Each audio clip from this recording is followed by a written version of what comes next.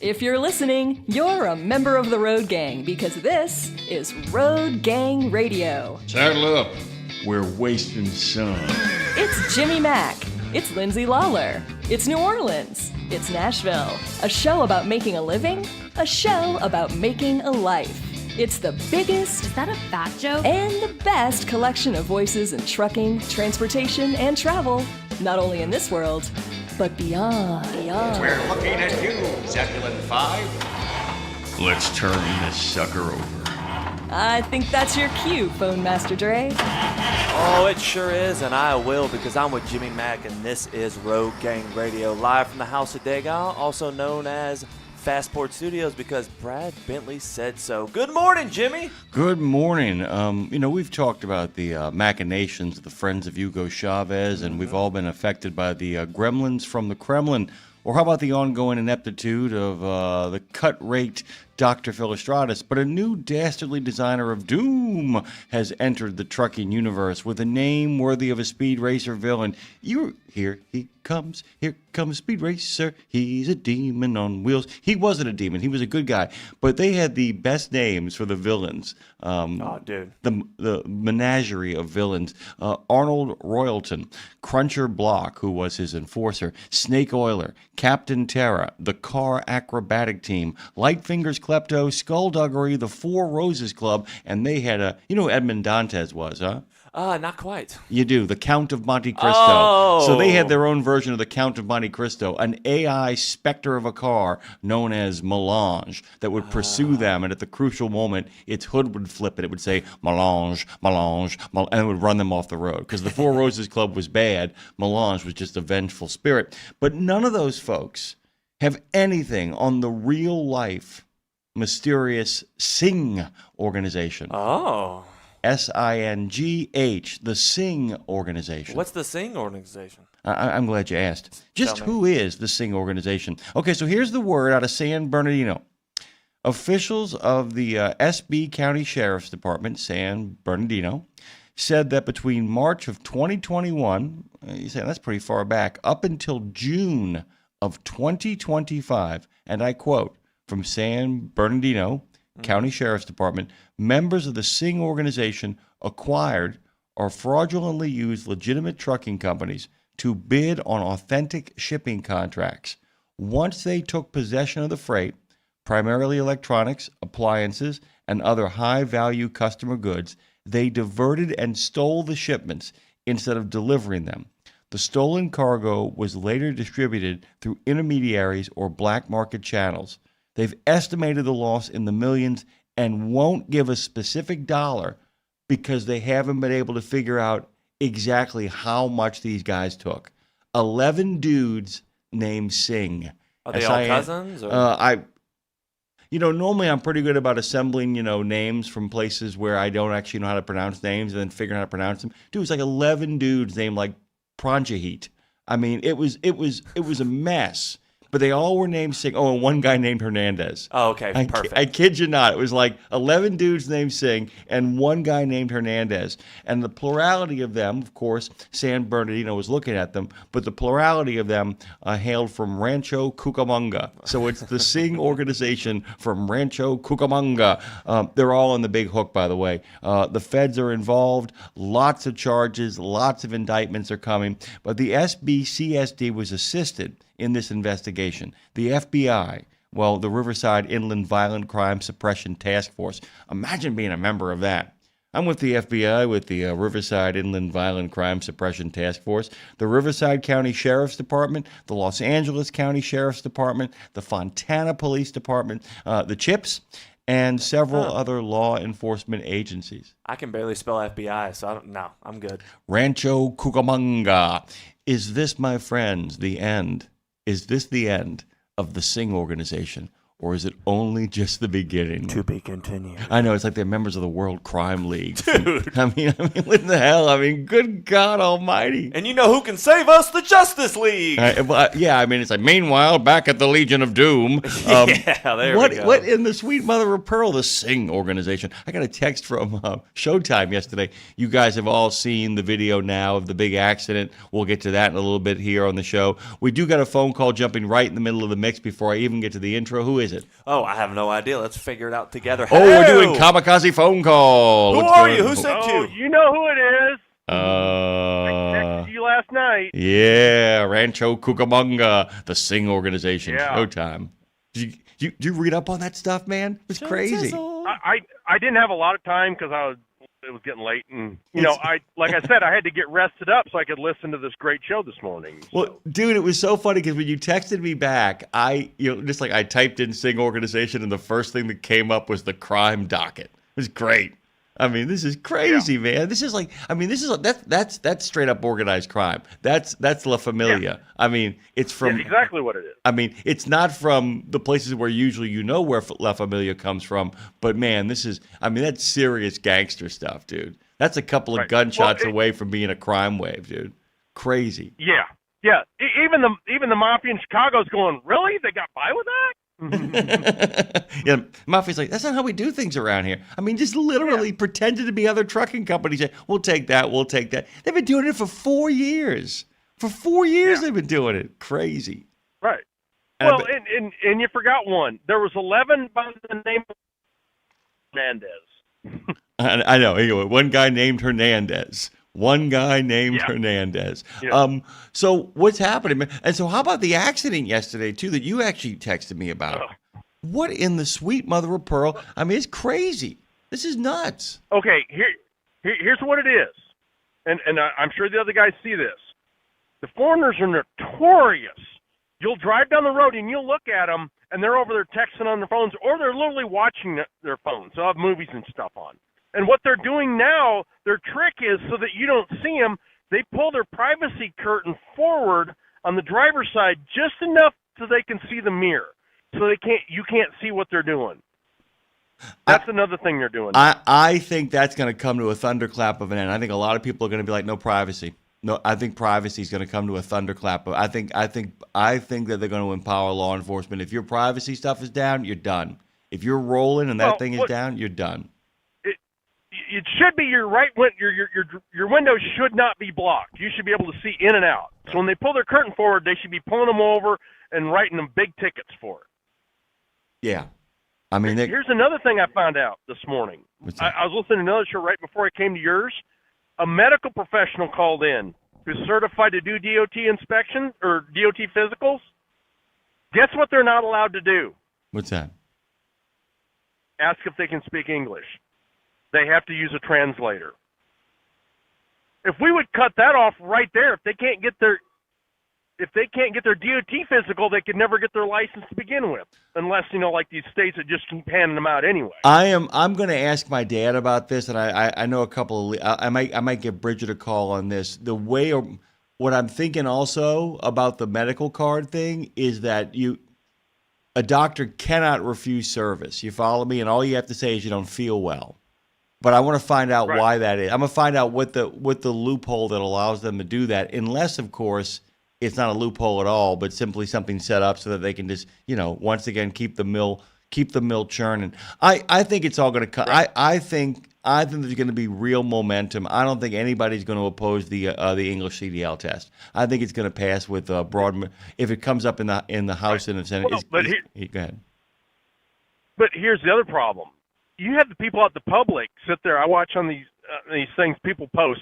They don't seem to have a problem with it. It's like, you people have no idea what it's like out here. And here's another thing. They said the driver was under the drug. Wait, they said the driver was what? I was sitting out under the influence of drugs. Oh, my God. Yeah. And remember, he's only 21. It's nuts. It's nuts. Yeah. And it's across the board. Like I said, I know that we've got a non-domicile problem, but the thing that's unfolding in Georgia too, it's just like, it's like who is, basically it's not just a matter of that. It's a matter of there are people who are just passing these things out, dude. I mean, it's like, I mean, I mean, now you know why Andy Polikoff wanted to come the moment after the U-turn accident, why Andy Polikoff wanted to be on first thing that morning. He's like, dude, I mean, I talked to Donnie Tulk about this yesterday too. These folks who are actually working in the legitimate CDL business stuff are literally tearing their hair out. They're like, we're trying to do everything right. We're trying to get some kind of accreditation. We're trying to get certification. And why would anybody argue with that? I mean, you can't just call. Here's the thing. If you call yourself a lawyer and you're not, or you don't go through the process you're supposed to go through, you'll just be disbarred. And you'll never get to practice law again. It should be the same standard. Right. It should be. But a CDL school, I would just change our name and start over again. Yeah. Just like the trucking companies. They get, and I laugh at these people that said, "Oh, we'll go after these companies when that happens." I go, you know what? When the accident happens, within a day, the company has already closed and changed names and is reopened. You'll never find them. You got to figure out, like I said, the tracking cannot be. This is one of those moments where you can't track the company. You've got to follow the money. This is where you have to actually follow the money. This is a follow the money. Okay, I got to get to some other news stuff here, but man, you kick things off right in the tuchus. Good morning to you. I try. You got it, brother. Have the best of mornings. You bet. Everybody have a good one. Be careful. Thank you, sir. I guess Punch a Hobo. I guess Punch a Hobo has been replaced by Smackdown on Grandpa Ranty Pants. What's going on with the phone over there, dude? Well, no, but we'll get to that after. It's someone we haven't talked to in a while, but he also has some pretty shocking news. But we'll talk to him in a second. But who's smacking down old people? A truck driver was found guilty in court on Tuesday after a parking dispute attack on an elderly man. So this is when it happened. This is a while back. In the summer of 2021 in Laredo, Texas, Liza Serrano Forte was found guilty on Tuesday, October 21st of 2025. That's when the incident happened, and that's when we finally got to it, okay? So according to KGNS, Salvador Arredondo arrived home to find a tractor trailer parked in his yard. He approached the truck driver, Liza Serrano Forte, and told him to leave because he didn't have permission to park on that private property. Serrano Forte then reportedly told Arredondo that he had been told by another man he could park there. Well, that's fine, but Arredondo, it was his property. Arredondo says that, no, you can't park here, and starts walking towards his own vehicle to retrieve his phone so he could call the police, but Serrano Forte began assaulting him. I guess he took a couple of things intravenously and put veins in his neck or something because police arrived later to find Arredondo lying on the ground. Serrano Forte was found guilty of injury to an elderly person causing serious bodily injury, which is a first-degree felony. The jury came back with a suggested sentence to the judge of 10 years probation for the parking dispute attack. He may be sentenced to pay restitution at a later date. No further information has been released. So what is up with these younger dudes? I mean, whether it's Mark Sanchez or Serrano Forte, putting old men in a hurt locker, dude. I think their one-a-day multivitamin was just coursing through his veins in his neck, and he just couldn't get it out. I got veins in my neck. Hey, I got veins in my neck. I want to hit an old man. Veins in my neck. Where they at? Oh, you're over 60? Here's a punch in the face. Well, exactly. Have you ever wanted this? Okay. Do it. Because I have a legitimate question. Have you, as an old guy, ever made you so angry that you just wanted to, like, literally, without him throwing the first punch, just clock him? Yes. I've told you my Trader Joe's story, right? Elaborate. I was in Dave and Cheryl's car, and I was backing out in the parking lot, and this old guy just comes running up in his, like, Lincoln Continental. I mean, basically it was a grandpa car. Yeah. And literally runs into me. Now, fortunately, because of the Dave and Cheryl's car, it's one of those, when you hit the bumper, it actually concaves the bumper, then pops back out. Yeah. But I get out of the car, and I'm full of piss and vinegar. And this old man gets out, and it's obvious. It's that thing old men do. I know I'm wrong, so I'm going to go absolutely on the offensive. Mm-hmm. And he gets out screaming, and I literally, I go to tell him something, and behind me, this lady in a Subaru with a couple of dogs, getting the picture, goes, "I saw it all. The old man's in the wrong." And he freezes, and I look at him. I go, "You need to be really careful what you say next." I said, because if you say you did this, if you say you're completely at fault, if you say you screwed up, if you say you messed this whole thing up, I will tell you to go and sin no more. But if you so much as try to tell me what I did wrong, I said, I'm going to get some veins in my neck, and I'm going to call the police right now, and they're going to drag your old shriveled ass off to jail. That's a respectful way to handle it. And I said, you say you were wrong right now. He goes, ha, ha, ha. And I can see it. He was like, he was caught. He was kind of, I'm not wrong. I'm not wrong. I was wrong. And I went, go and sin no more. Sin no more. I've had my fair share of bumping heads with the older man, but man, I remember the one time my dad, look, you're scared of your dad most of your life, but my dad's extremely older than me. And then right when I started working out and I started doing all my karate and all this different stuff, and I would get in street fights or whatever, being a rambunctious kid, he got in my face one time, and I was like, hey, Pop, I love you. I respect you. You're in the wrong for what you did, because he did a heinous thing. Heinous. I want to have a band called Heinous Anus. Oh, ooh, okay. Going back to that. Punk rock. The Pogues, Heinous Anus. In that moment, I was like, look, I'm going to leave. I don't feel like anything's going to work out right now because, honestly, you getting in my face is not going to end well for you. I know you're a very trained man, but you also are an extremely older man than me, and I will throw you through that door. I love you. I'm walking away. We didn't talk for a couple months after that, and if I told you the situation, you would understand. But, man, that was one of the situations my dad looked me in the face and was like, okay. Yeah. I have the strength of 10,000 men plus 2. Especially when you got adrenaline running, because you're like, man. Ooh, you did this thing. I have never had the urge to put my father in a hurt locker. But you've met my dad. I got a couple of uncles, though, where that moment when they realize, oh, this kid that was a kid is no longer a kid, and I don't have anywhere near the muscle mass I used to. Yeah. Go ahead, say the next thing. Go ahead, say the next thing. Go ahead, bring the energy at Thanksgiving down a little bit more. Oh, I'm daring you. We need Lindsay a little bit in the morning because we got too much testosterone. I know. But here's the deal. Here's some good news. The Swallows have departed. You know how the Swallows will come to Capistrano? Yeah. Well, the Swallows have departed Capistrano. Okay. Today is that day. Lose your heart on iHeart. Nice. Have the audacity to listen on Odyssey. I hope you guys are yakking it up on the tube of you. I hope people are making FaceTime on the Book of Face. Live your best life on Live 365 and be a free floating radical at RadioNemo.com. Ponder the possibilities why I cough of all of it on your favorite podcast platform. Oh, man. What's that noise? Who is that? Because this is Road Gang Radio. Forget the lies of Zebulon 5. We talked about the bumbling bloviator, Dr. Philostratus, the space proctologist of trucking. This is the full throttle Thursday edition. Thursday. Of the greatest live transpo show in the known universe. And you can be a part of it, too, with phone calls like Showtime's at 615-292-6366. 615-292-NEMO. And listen, we got one call, but we'll get him after all this stuff. All of it, by the way, is broadcast and recorded at the Fastport Studio at the historic Edgar Degas House, and we're only moments away from the birthplace of trucking radio, which means if you come down here, we'll actually take you over to where Dave used to broadcast at WWL 870. We're going to take a quick break here because we have literally been, amping up the veins in our neck kind of energy around here. We'll let that bring us down. A little bit of Lindsay, national anthem. Mm-hmm. A little bit of Pledge of Allegiance. A little 10 ring. A little 10 ring. A little bit of Pastor John to kind of put a little pep in your step. A little neuro pep with our good friend Pastor John. It's Java after this.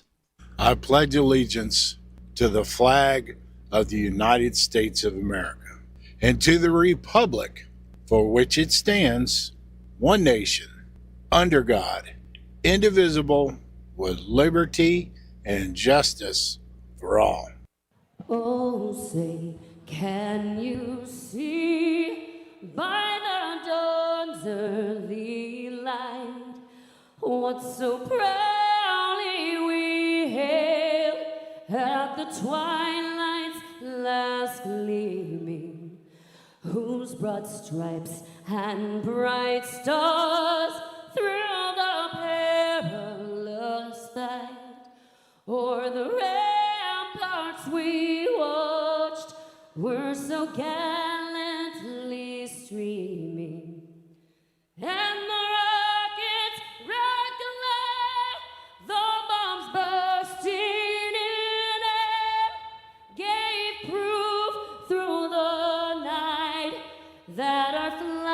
was still there. Oh, say, does that star-spangled banner yet wave o'er the land of the free and the home of the brave?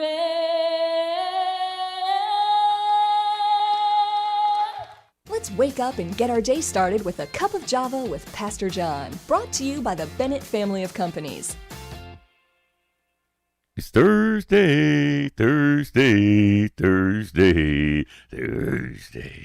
Good morning.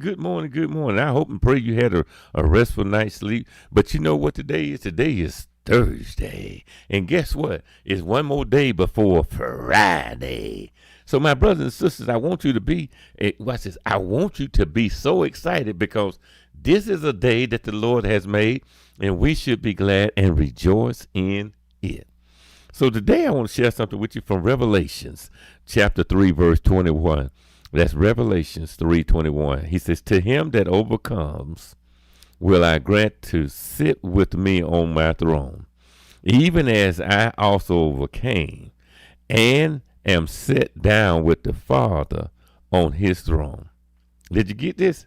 Jesus says, if we watch this, if we go through this thing called life and we don't throw in the tower on that situation, I want you to listen to him very carefully. He says, if you go through this, he said, at the end of the day, you're going to be sitting there with me. If you and I can navigate through all the trials and tribulations of life and be able to go through all those things, he said, at the end of the day, when we go through all that mess, he said, we'll be able to sit at the right hand with the Father, with him, and be able to celebrate. So, brother, don't give up. Hey, sisters, don't throw in the towel. Hang in there because there's a greater reward for what you're going through. God bless you, and hang in there. Java with Pastor John is brought to you by the Bennett family of companies, offering top competitive pay, industry-leading fuel discounts, and many more incentives. Visit drive4bme.com. Don't throw in the towel because I need you to watch this. Hey, by the way, throw the towel from the tower. Oh, nice. I got to say, we talked about muscular Christianity just the other day. I need to point this out. Is there anybody who's more of a muscular Christian than Pastor John? Explain muscular Christian one more time for me. Well, we did it. I mean, you actually hit the nail on the head. It's the guy at the CYO tournament. Yeah. You know, it's the basketball guy. It's like, how'd you put it? Yeah, it's just be like, oh, man, let me shoot this 3-throw. You want to talk about our Lord and Savior? Yeah, exactly. It's like, you know who could have made that shot? Jesus. Yeah, swish. All right, cool. How you doing? He crosses it between his legs, and then all of a sudden he's. But I'm doing telling you, layup. man. If we're gonna play this game, I mean, what would Jesus do? I mean, he would be like, there'd be two places that Jesus would be like at big time. Jesus would be at the VFW hall. Yeah. But Jesus would also be at the meth clinic, in the rural community. Same time. He'd be on the basketball court in the inner city. He'd be on the basketball court in the inner city, man. He'd be like, hey, guys, let's get some hoops going here, man. Yeah. Oh, I can't get across to you? I'm about to school you in this game. Well, and then the drug dealers would come by and he'd be like, you can be here, but you can't be doing that stuff, man. We gotta increase the peace. Come play some games, all right? Give yourself over to the game, man. He'd have a six-pack. He'd have veins in his neck. Trade the drugs for the pigskin, man. Exactly. Yeah. Exactly. Why did I make Jesus a stoner? I'm sorry. No, he's not a stoner, dude. Jesus is not a stoner. Jesus is everyone, okay? Jesus is everyone. Oh, speaking of everyone, should we talk to Michael? Michael is here. He's got some sad news for us. Had a lot of sad news the last couple of weeks, guys. Michael, hey, I'm sorry it's under such conditions you're calling, but it's good to have you. How you been? Sorry for the show. Hey, how you doing there, Jimmy Mack? I'm doing good, man. I wanted to comment before I give it to everybody the bad news. I want to comment on these CDLs and these. I have been watching some videos on Facebook where drivers have been taking one company sign off and have another sign up under that sign. These clone companies. I just think they need to really crack down on this and not trying to throw no shade out there against nobody, but all these started with the mega carriers by bringing these drivers in to replace us and everything, and the Congress and the T&I and the Senate subcommittees, they don't understand what's really going on out here. I just think myself to straighten trucking out, either they're going to have to put in some stringent rules where you can't have got too many brokers for one thing, not just them stealing the money, just have too many of them, because everybody's fighting for freight and they lowering the rates by when they're doing that. It's just going awry here in the trucking industry. Michael, I'm going to stop Yeah. you for 1 second before you get to your bad news. I am just going to simply say, on this particular issue, you and I see absolutely eye to eye. And until we can figure out, I've always said that my belief is that my immigration policy, what I'd like to see immigration-wise, is the same thing I want to see trucking-wise. I want to see a really strong border to keep out whatever is the problem, with a big enough door at a steady pace, not a fast pace, a steady pace, to get people on board and to start them early, but at the same time to make them go through extensive, and by the way, respect earning. If we put people through the kind of training they actually need, it would actually increase not only the pay, but the respect for the industry. Because it wouldn't just be people like you and all of our other friends who've gotten the training you need, but also continue to do continuing education. We've got to slow this pace down and let the people who know what they're doing and play by the rules, these community colleges, these people who have, 5-week courses and have intimate relationships with, legitimate carriers and legitimate small business owners. But until we do that, this is going to go on and on and on. I'm going to let you get the word in about Jerry here. It's really sad news, and I want you to be able to announce it to people. Yeah, I just want to announce that long-time listener, Jerry Fritz, he died Monday. His wife called me yesterday because I always stayed in touch with him. I was the number one person that she called and talked to me. He had been having a lot of health issues ever since he retired, and this time I think he had a heart attack or a mini stroke in July, and he just never recovered. Yeah. He never recovered. But he passed on. I just want to let everybody know. But me and him was real good friends. We talked all the time. Even when he was in the hospital, he would call me and let me know why he was and everything. But I wouldn't call him every other day when he was weak. I'd wait 3 or 4 days at a time before I call him back. Let him get some strength back up. But he wasn't eating and stuff. He just had lost his appetite and everything. Yeah. But he's going to truly be missed. You let me do him an honor, by the way, saying, Michael, I'm a big personality. That's what I am. And I'm not going to apologize for it. And here's the thing. You ever get that sense when you're on those milk farms that, you have to, I'm talking about old man strength here, Michael. I'm sorry. That's my Jerry Fritz. I'm sticking. Yeah, well, he's not going to have a funeral. He just told me and his wife talked extensively yesterday. He's just going to get cremated. Okay, I respect that. He was from New Jersey. A lot of people don't know that. Yeah, dairy farm in New Jersey, man. He was a dairy farmer. Yep, and he told his wife to take his ashes back to the family plot. Yep, wow. That's what he told her. No better way for But Jerry. another thing, on top of that, I don't know how much time you got left, but I'm gonna tell you something, Jimmy Mack. Go on.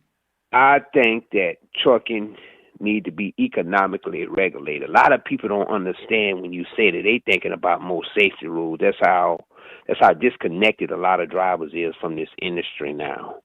I think that this industry need to be, reintegrated with rates bureaus and all that. It has to go back to that way. Yeah, because of how extensive the trucking industry is. That has to do with the economy of the United States. It needs to be regulated again. Michael, I'm going to ask you to give me a call back either tomorrow or next week at the top of the show like Showtime did, and that way I can give you a full chance to breathe and get your opinion out. Please do. Brother, I can't agree with you more, and a lot of people don't know what the word regulation actually means. They just think it means more rules.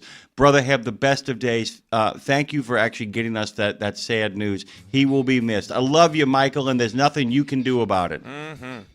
All right. Thank y'all, man. All right, man. We're going to be right back with Atri on the air. If I got it right? You did. I got it right. Ooh, he's a pro. And by the way, there's a reason why I brought up the Sing organization. Cargo theft is on the docket with Atri. Bring it up with Jeff. Get $25 off on your next preventive maintenance service. Stop by TA Truck Service and save when you choose Castrol oil and a Fleet Guard oil filter. Now through September 30, 2025. Enjoy premium performance with trusted brands. Castrol, protection for the long haul guaranteed. Fleet Guard, run cleaner longer with filtration science. Our ASC certified technicians are ready to deliver expert preventive maintenance and more. TA Truck Service, Castrol, Fleet Guard, your partners in preventive maintenance.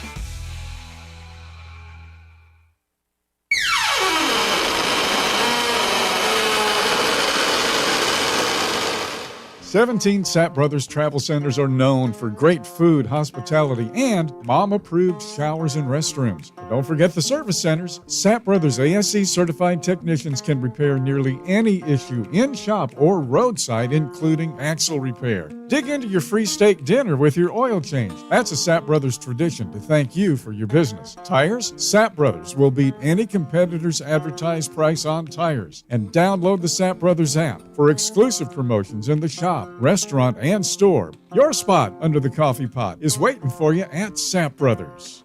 Welcome back to Road Gang Radio. Join Jimmy Mack and Lindsay Lawler's Gang of the Airwaves by subscribing to RadioNemo on YouTube. We celebrate all kinds. Make it official. After all, if you're listening, you're already in the gang. The Road Gang.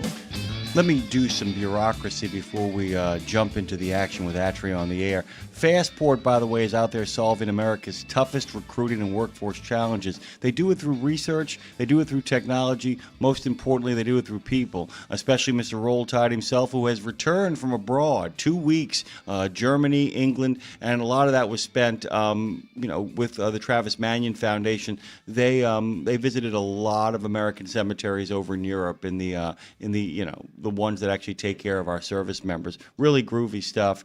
You can find out about them at fastport.com or nationalapprenticeship.org. And in just under 2 months, we're going to be joining them in Washington, D.C. for the Vet Ready Summit.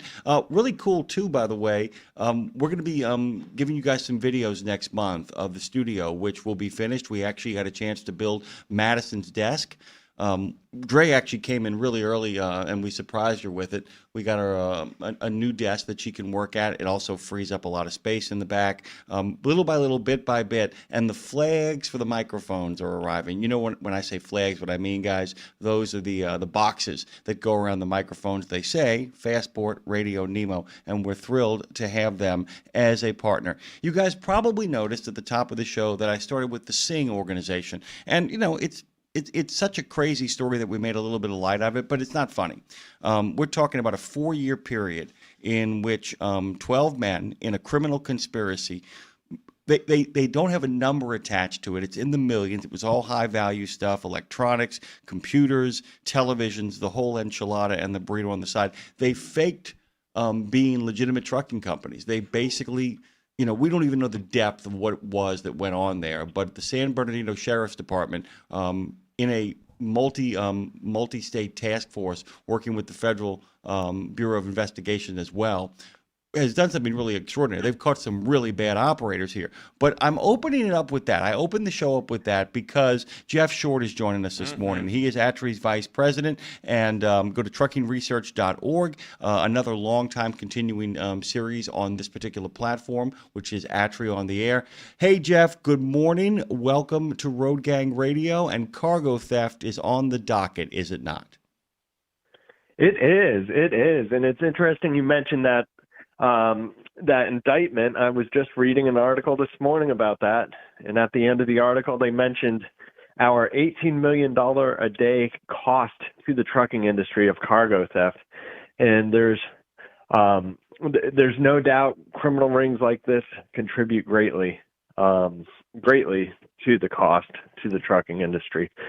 Yeah, and the thing is, when I first started reading the indictment, when I first read the task force conclusion, and I mean, it was a multi-state, a lot of people were involved in kind of doing this properly. I don't know if people know this, but when the I-10 insurance corridor scam happened, I mean, when you read the number of people involved, it went all the way to Houston. So it had Lafayette, NOPD, the Houston Police, Texas Rangers, Louisiana State Police. fighting this stuff at this level, once it gets to this point, requires a lot of moving pieces because this involves moving. You're talking about interstate commerce. You're talking about RICO. You're talking about a lot of stuff.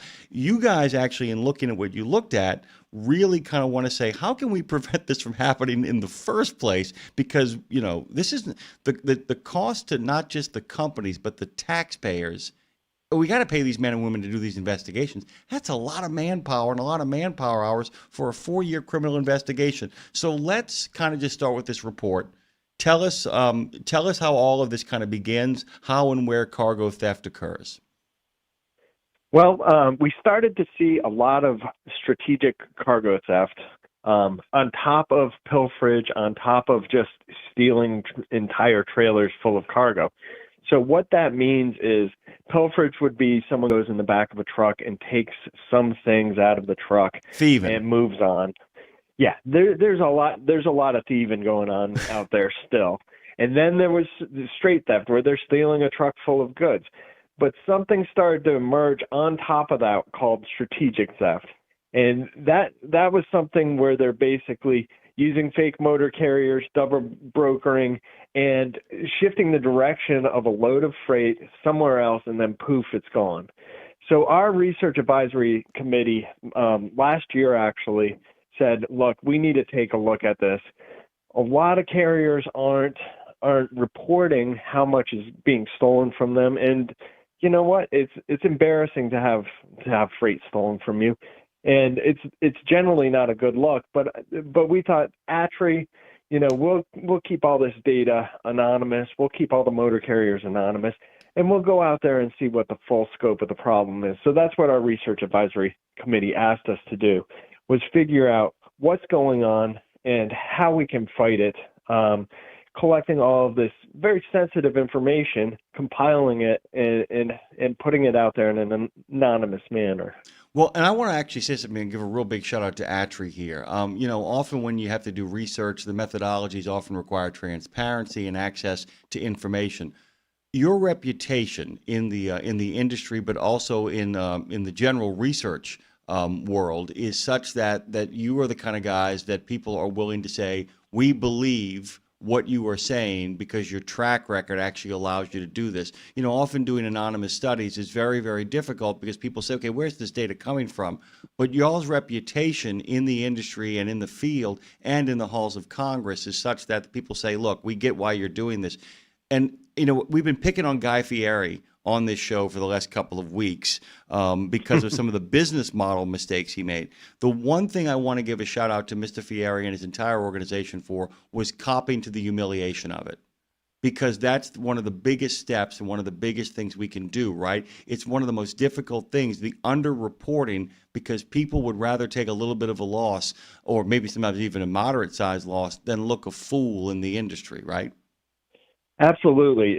It's easy to go ahead and say, all right, let's just kind of move on quietly, not discuss it. But that really, at the end of the day, helps the criminals. Just like the nature of cargo theft helps the criminals. It's interstate cargo, moving across state boundaries, moving through possibly hundreds of local jurisdictions, and who tracks this? It's very, very difficult. There are a lot of things on the side of the criminal in this case, and the embarrassment of it all is certainly one of those. Being able to hide in plain sight, really, across the supply chain, because there are so many trucks out there and there are so many jurisdictions. It's really to the advantage of the criminals.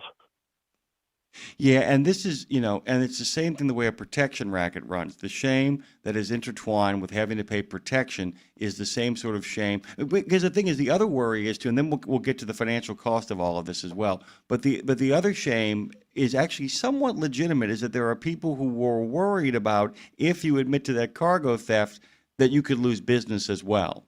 But this is where y'all's strategy comes in, that if we begin to figure out routes of which we can protect ourselves, and then you take the necessary steps afterwards, you can then maybe make that a strategy as a business model, saying, look, a long time ago, we got ripped off. Here's how it happened. Here's what we've done to prevent that, and it's why we're the safest in the industry now. But let's talk about what this is costing people, because this study is in depth, and it really kind of focuses on, we were saying this morning, follow the money. And this really is the story of what's happening here, right? Yeah, that's correct. So what we did was go out to motor carriers, and we also went out to logistics service providers, brokers, 3PLs. We went out to those folks separately because they have a different kind of problem, but they're still losing a lot of money. And we went out to those groups separately through a survey. We did case studies, and we did interviews with them and just talked about what was going on, of course, all anonymous. And what we came up with were some numbers that kind of tell the financial scope of this problem. So at the motor carrier level, thefts from motor carriers cost the supply chain $6.6 billion a year. That comes out to about $18 million a day. For motor carriers, our average motor carrier loss per year for those who took the survey, over $500,000 per year. They're having loss to pilferage, strategic theft, straight theft. So it came out to about $29,000 per incident. For the LSPs, for the logistics service providers, it was much more. It was $1.8 million a year being lost. And it came out to almost $100,000 per incident. I'm going to repeat this because I want this to land on people. 1.84 million in annual losses. That in regards to individual kind of situations, the annualized cargo theft cost to the industry $6.6 billion, and that literally. And by the way, guys, take 18 million and divide that into minutes. 18 million a day and divide that into minutes and think about what that number is. Every minute that passes by, that's how much money is bleeding out of the trucking industry through basically criminality, racketeering, and hijacking, in all of its forms and kind of fashions. And it's just, it's staggering. And when you put those numbers, because even, as you said, $29,000, right? Each time it happens. Per incident, for motor carriers. Each time it happens, it's $29,000. And by the way, that's the same thing as talking about detention time, a little bit here, a little bit there, and suddenly we're talking about real money. So, okay, so now we know the cost. We know how it happens, and we know the cost. So what are you guys thinking in regards to, based on what you've seen and based on the data you're looking at, what are the best prevention strategies? So that was one of the things we went out to motor carriers and said, what are you folks doing to prevent thefts? So there are a number of strategies that they gave us. We compiled all of these to come up with a list of basically best practices to prevent cargo theft. So first, there were driver-based strategies, and this involved general driver training. And there are some basic things in here, some basic things like do not leave the keys in the truck. Even if it seems like a safe place, do not leave the keys in the truck, because that's often how trucks disappear. and obviously, there's a lot of experience coming into this kind of very simple advice, but it's very important advice. Situational awareness and reasonable suspicion. Drivers need to understand that they are a big piece of the line of defense. If there's something looking strange, they've got to be able to keep an eye on it, report it if necessary. Another interesting thing was that, especially from a shipper with high value, highly targeted goods, you're going to want to drive a couple hundred miles before stopping, because folks will follow the truck out of that shipper facility and possibly break into the back of the trailer the first time you stop. If you're going 200 miles, though, they might not want to invest that kind of time. I want to actually say something. Here's where doing good actually can make a difference. And I'm going to go to left field here. Bear with me, Jeff. I know I do this sometimes. Okay. We know our friends from Truckers Against Trafficking, from TAT, right? This is where, developing a culture of safety and a culture of, do unto others while you're on the road can really make a big difference, because the exact same things that they train in regards to TAT for looking for signs of human trafficking actually give you the situational awareness that while you're looking around for that stuff, you actually become aware of a lot of suspicious activity. So that actually, if you actually on board what TAT is trying to do out there into your company, it is going to create drivers who are more situationally aware. If you're because what you're really looking for there is suspicious behavior. And if you, in fact, have a culture that is based on safety in regards to really doing pre-trips properly, really looking for people in distress, really keeping your eyes for awareness of every moment of what's going on around you, that culture becomes pervasive. It becomes connectable, as it were, that everything is interconnected simultaneously. How to do? That is correct. That is correct. And that actually leads to one of our recommendations out of this report is developing a security culture across the supply chain, but of course within trucking companies as well. So just like with safety culture, it's a leadership-driven support of security. There's got to be investment there. There's got to be training of all staff, not just drivers, because a lot of the times folks in the office are getting duped as well. So training for what to look out and have that resolve, very important, involve all employees across the company in cargo theft awareness. Certainly a company needs to have expectations and put those expectations out there to their employees. And also there needs to be a little bit of accountability. If something is absolutely egregious, there needs to be accountability there. And then finally, I think the most important one is to provide support for your drivers. Allow them to be vigilant, encourage them to be vigilant. If something looks really strange, if there's something on a bill of lading that looks really odd, or all of a sudden you're being redirected to deliver somewhere else, you need to check back in with your company and whoever else might be involved in the transaction, the shipper, the receiver. Check with everyone before you go and deliver a trailer full of goods to, let's say, some strange warehouse that you were just redirected to. Jeff, I know you work for the best people in the world and with the best people in the world in regards to Rebecca Brewster and everybody else over there.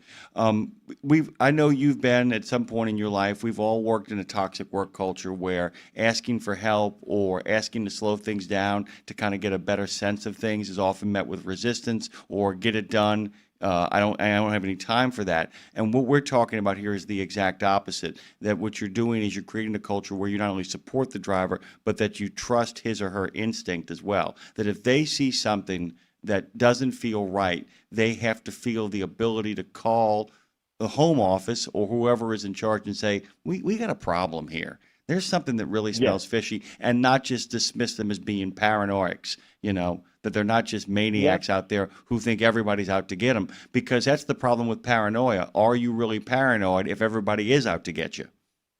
I mean, that's really what it kind of comes down to, right? I mean, you really want to create a work culture where a phone call from a driver with suspicions is met with immediate investigation, correct? Yes, that's correct. And there's got to be someone on the other line there to pick up, there to talk to be able to start checking on these things. And that applies also to safety culture. This is very much the same idea as safety culture. The driver needs to be able to say, wait, this load might not be safe to carry, in the case of flatbed carrier, for instance, especially. So for security culture, yes, they need to be able to, the driver needs to be able to say, hey, I'm the eyes and ears out here on the road, and this looks funny. Let's double check everything.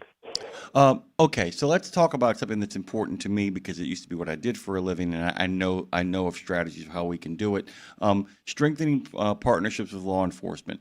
One of the things about the story that we did this morning, the one that you read, I'm always telling people, when you see those task force, the idea of the San Bernardino County Sheriff's working with the FBI, working with other local law enforcement, it means that those organizations have good relationships. That if a sheriff can pick up the phone and tell the guys over at the FBI, we may have a bigger problem than my guys can handle, it really becomes a model for how trucking should kind of do this as well, too. You need to have ongoing relationships with the law enforcement community so that you know when things go sideways, you have contacts and people you can get in touch with immediately and not just be waiting on the side of the road for the investigating officer to arrive, correct? That is correct. The more attention we can put out to law enforcement on this, the better. There were carriers that we talked to, and they were kind of up in arms in some ways, saying, "Look, we have some thefts that we just don't report to law enforcement because it's too much work on our side, and usually the freight doesn't get recovered. Certainly with motor carriers, our statistic is that 73.5% of freight stolen is never recovered. Only 2% is fully recovered. It tends to be just gone. So getting law enforcement involved is very important, getting all the law enforcement agencies together to work together. That's certainly part of our recommendations, coordinating that through information sharing in particular. One of the things that I've actually, in the times that I've actually been asked to consult just from time to time, I tell people if you have a regular route that runs through a series of the same counties over and over again, it doesn't hurt, even when nothing has gone wrong, to make a habit of supporting your local sheriff. And what I mean by that is head on over there and be like, hey, I run this company, or hey, I have a prominent role in this company, or I drive this route on a regular basis. I just wanted to introduce myself. I am moving through your community on a regular basis with my trucks, and I just want to make sure that you know who I am so that if anything goes sideways, there's a human face and a human factor. People don't realize the accelerant that actually when the police or any law enforcement agency knows the people that got hit, I know it shouldn't be like that, but you've got to look out for yourself. And if they know you, they're more respondent. They really are. If they know that you're a valued member of their community or their economic well-being, or that you're delivering goods and services, they tend to be more there for you than if you're just another stranger rolling through their world. And that's the kind of stuff that people can really do. There's a lot of great stuff in the study, by the way. Before we run out of time here, too, and we'll go back through some other stuff as well, can you talk a little bit about the role of insurance in shaping cargo theft risk management? Yes, absolutely. Insurance is a tricky area, and as you know, as many of our reports have documented, the cost of insurance continually goes up. It is becoming a serious cost center for trucking companies, and they're obviously going to do whatever they can to avoid rate increases. So we asked motor carriers, what percent of cargo theft incidents do you report to insurance? And it was only 56%. Only 56% of motor carriers report everything to their insurance company, and 31% report nothing to their insurance company. And there's a reason for that. If it's low, below deductible, obviously they're going to avoid turning that into their insurance company because they're afraid of insurance premium consequences. They're afraid of their insurance rates going up. They're afraid of being marked in the system as someone who is vulnerable to cargo theft. So at the end of the day, this is a real problem. A carrier may be insuring their cargo for cargo theft, but they're not using that insurance because they know their insurance could go up, and they know the rest of their insurance might go up as well. Yeah, and by the way, I don't know if you guys realize this, Jeff just articulated part of the strategy here. Jeff just articulated part of what the strategy of the bad guys is. Well, we know they're not going to report it. That's the best part about it. We're talking about, in some cases, if these guys have done their work, and as we saw over a period of 4 years, I've always said, Jeff, that one of the things that always makes me laugh is you look at like the Sing organization that we were talking about earlier. They pushed their luck. I mean, they actually thought it was a living. That was the problem. But let's say they only do it for 2 years. If they had only done it for 2 years, they'd have gotten away with it. If they had I guess what you would call the long form version of a hit and run kind of operation, they'd have pulled it off. I mean, it takes a long time because they are banking on 56%. They're banking on 31%. They're banking on people never reporting this stuff. And, you guys actually recommend to develop a centralized cargo theft reporting agency, which in many ways would be another organization that could help collate data and information and get an even broader sense of this, correct? That's correct. You can start to see patterns in data. So at the federal level, a centralized reporting agency collecting information from everyone would be a great idea. You would have the data collection piece, and analyzing that data, you start to look for patterns of theft, cross-jurisdictional cargo theft information sharing, just pushing all of that data analysis out to law enforcement agencies after you've collected is very important. And then just sending that intelligence out to supply chain stakeholders, letting stakeholders know, all right, this is going on. This is a trend that we've seen happening out there, and you need to be on the lookout for it. Or these are the kinds of goods that have been stolen lately. Be sure you're extra vigilant when you're moving this type of food, electronics, that sort of thing. Be sure you're vigilant if you see changes like this to your bill of lading, et cetera, et cetera. By the way, guys, this full report is available on the ATRI website.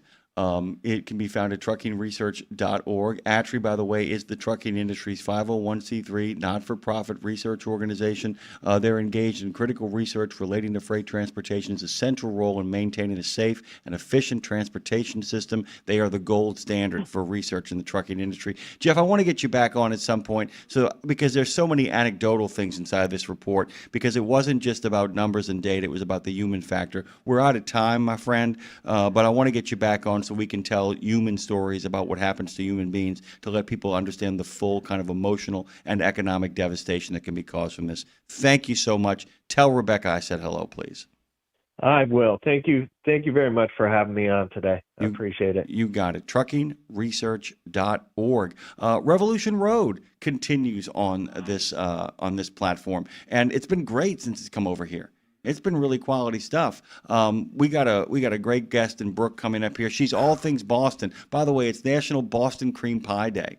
Oh, no. Did you know that? She could not have picked a better day to arrive lean and mean and on the scene. She is all things Boston. She loves Boston so much she gives tours of Boston. BBBB, Boston Cream Pie. By the way, it is Slap Your Coworker Day. No. Stay over there. Stay over there, by the way. But if Madison, come here. If that's a bit too much, you know what you can always do? You can always just grab a Boston cream pie and put it in somebody's face. They might thank you for it afterwards. It's the absolute truth. Washington Trucking Week is also going to be talking about non-domiciled CDLs, English proficiency. It's the story of the days. We'll be right back after this. It's Road Gang Radio coming at you. Lawler's going to be here in about an hour. I'm excited about that. That's a full guest lineup, too. We will be right back after this.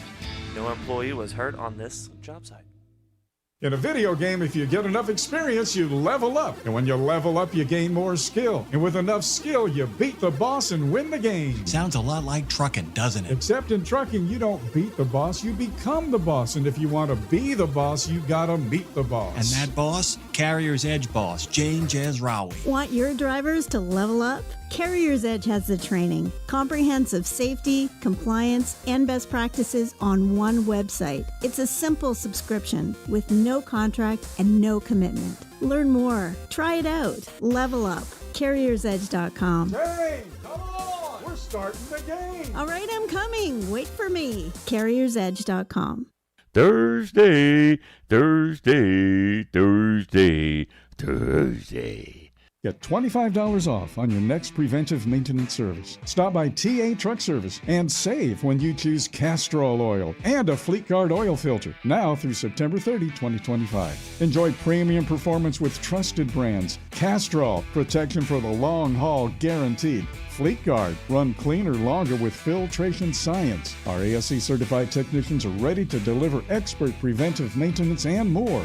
TA Truck Service, Castrol, Fleet Guard, your partners in preventive maintenance.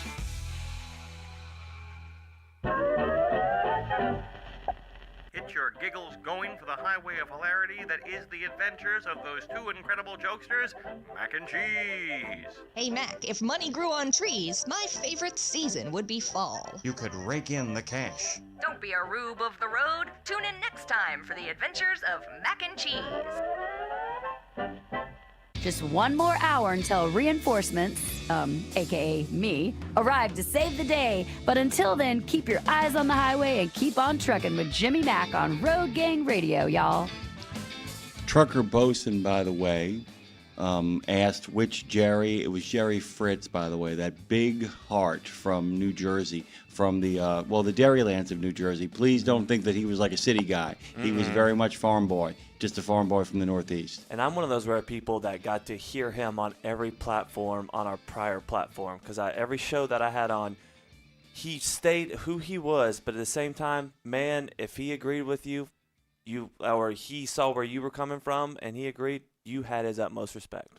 Yeah, the weekend was an interesting kind of place for Yes. Jerry to be as well too. And I'll kind of tell you the story. When Dave first started that, one of the things that was so important to Dave and so important to us and so important to so many of you guys, by the way, is that, and Joanne Ritchie talks about this all the time. We get people who say, like, literally we would have people who would get angry at us for not just talking about rules, regulations, and rates, like on a nonstop, free-floating kind of situation. And people would call in to complain, like on a Saturday, about that. And it was Jerry that said, this show is about having a good time and actually sitting on the porch. You guys shouldn't be making these phone calls. Now, let me tell you about the topic. Exactly. And whenever he called, he never got too aggressive. He never got... He had his opinions. He had his opinions. He had his opinions, but he was one of those great agree to disagree kind of guys. Exactly. And he loved these shows. And he will be missed. He will be missed, and our heart goes out to him and his family. Well, he's fine. By the way, he's fine. Jerry's fine. Jerry's on the wintry shore. There are people who are welcoming Jerry home right now. It's the people that he's left behind. I want to make that really clear. By the way, what's the great line that it's like, it's us that we're worried about. Jerry's fine. Yeah. It's the rest of us who are going to miss him. Are you going to be buried or cremated, Jimmy? I am going to be buried, and the reason why I'm going to be buried is because it was a gift. I am a member of the Firemen's Association here in the city of New Orleans, and if I want to, if there's enough space, and we won't know for a couple of years because some relatives of mine have choices, I have a guaranteed space. If Claire decides to be buried, I'll be buried with her because Claire doesn't have to pay for a plot either. We both can be buried together. I'd really like us to be buried with my grandparents, my mom's parents, who I just adored, who were there for me as one of 32 grandchildren. It's a long story, but I'm going to be buried with them in all probability. That's beautiful, and I'll let you get to our guest here, but my mom made a comment about her wanting to be cremated, and I was like, absolutely, I respect that. Where would you want to be spread? She gave me some ideas and stuff, and I told her, is it okay if I get like a stained glass vase and put your ashes in that? Because you love plants. Oh, and that's she was really like, awesome. She was like, that's an amazing idea, and we'll keep that vase in the family forever. Yeah, how about the people actually have when their dogs get cremated, actually have their dogs painted? People will paint portraits of their dogs, and the ashes will be inside the paint. Thank you. That's we actually beautiful. had one of those guys on the show once, by the way. Okay. This is really fun, by the way, and this feels like a fall situation. Well, first of all, let me tell you guys, Brooke Barbier joins us this morning. You can find her book, King Hancock, which is a paperback that's on sale now. Cocked and Boozy, which is available for pre-sale. And if you guys go to Brooke-Barbier, BARBIER.com. I mean, by the way, we don't have problems pronouncing that kind of stuff down here, I'll Brooke. tell you what. I tell you what, Brooke, because we are down in southwest and southeast Louisiana. We never get those pronunciations wrong. You can subscribe to her free newsletter over there at Brooke, and Brooke is with an E at the end of the Brooke-Barbier.com. Subscribe over there. There's some really great stuff. We talked about muscular Christianity earlier. There's muscular history as well, too. And it's what Brooke practices. And we're so thrilled to have her on Revolution Road. Good morning, Boston specialist, because it is National Boston Cream Pie Day. How are you? BBB. Good morning, Jimmy. Thank you. It's such a pleasure to be on with you guys on Boston Cream Pie Day. Okay, so let's talk about King Hancock, the radical influence of a moderate founding father, which, by the way, I love that title. I love, what is it called? The radical middle. We talk about that. That's very much missing these days in our own country. But let's kind of talk about this book, and then we'll talk about your deep love affair with the city of Boston. Dre and I feel the same way about the city of New Orleans, so we totally know of what you speak. Talk about King Hancock. Why that nickname? Set him up, and then we'll kind of go from there. Sure. We all know John Hancock. Every American knows John Hancock for his famous signature on the Declaration of Independence. That's what you think of, right, when you think of John Hancock. But he was so but Americans know little else about him. But he was so popular in the 1760s and 70s in Boston that he earned the nickname of King Hancock. Because, and this is from people who are rejecting rule by a king. So that's telling you how popular he was. The nickname, there's a great story behind it. It originally was an insult from British soldiers who were criticizing Boston for saying the best you all can do for a king is this guy, King Hancock. But then on the day the Revolutionary War began, April 19th, 1775, during the battles of Lexington and Concord, British troops needed to retreat 20 miles from Concord back to Boston. And British soldiers could hear them, the colonists, cry out, "King Hancock forever." So what had been an insult was appropriated into this literal battle cry on the day the Revolutionary War began. And few know that about John Hancock. By the way, I'm going to leap forward in history. There's that great thing from the presidential election where Grover Cleveland was reelected, and there was all kinds of nasty things being said about him, and the cheer against him was "Ma, Ma, where's my paw?" And when he won it, his supporters would scream back, "Gone to the White House, ha ha ha." And it's the same. This is a really American tradition. It's got a few roots, of course, over in Great Britain, but there's a real American tradition of what I call turning things into either a college campus or a football game. And I've once heard it said that Boston of this period, because of its age demographic and because of the radical nature of its energy and because of all the ideas swirling around, it is the best replication of a college campus in colonial America, in that it is a hotbed of wild ideas, egalitarian energies, often violent, radical impulses. And you could not have asked for a better human being to be standing in the middle of it as a giant moderating factor. The one person that could often walk across, I guess, cultural lines between the people's, the people's Judean front and the Judean front of, basically he could cross lines and talk to almost anybody. That's a fair assessment? That's exactly right. He was really wealthy. He was one of the wealthiest men in Massachusetts.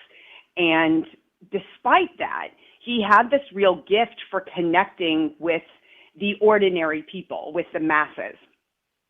And he did this in a couple of ways. He had lavish parties. He rolled out alcohol for people. He hosted events in taverns and visited apprentices and hat makers in their shops and would exchange jokes with them. And you might think, oh, of course, that's the most natural thing for a politician to do, but not in the 18th century. At this time, most leaders, if you think of George Washington, who was considered quite aloof, and someone like John Adams, who really had no gift for socializing with people. These are just a couple of examples, where Hancock had a real ease about him with other people, and it allowed him, exactly like you said, to sort of bridge this gap. It's interesting too because Bernard Bailyn's great book To Begin the World Anew kind of talks about America as the original kind of laboratory of democratic models and models of what universal suffrage looks like, of what representation looks like. You can make a case, and I don't mean this in a negative way, that rather than saying King Hancock, that a different era might have called him Boss Hancock. That there is a model of a ward healer that goes on here. There's a model of, like the alderman. There's always one politician in the city who holds an office that isn't quite the mayor, but is like the councilman at large or the alderman at large, that he really did have a sense of, this kind of independent at-large operator, buoyed by his own finances. Where did that money come from, by the way? So what is the foundation of that wealth?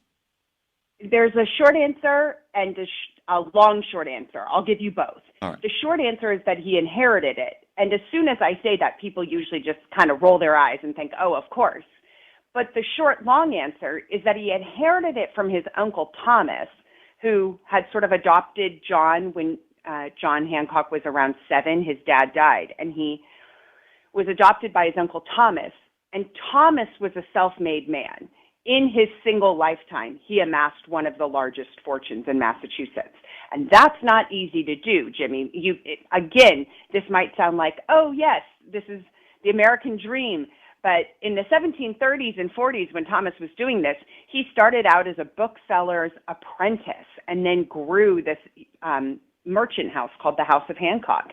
And that was so unusual at the time. Yeah, and it's interesting, too, because once again, there's a model for this that has actually brought its way up to the present day. And I will give examples from both sides of the aisle so that people don't think I'm picking sides here. But there are people like Governor Pritzker in Illinois and like the Koch brothers who have been what we would call exceptional stewards of their family's fortune. Because there are plenty of people who inherit money and basically the wealth doesn't grow, it goes. It evaporates. And at least my understanding, but you're the expert here, is that Hancock was not only the receiver of the inheritance, he was also a faithful steward of what that money represented and the ability to kind of manage it as well. Is that fair?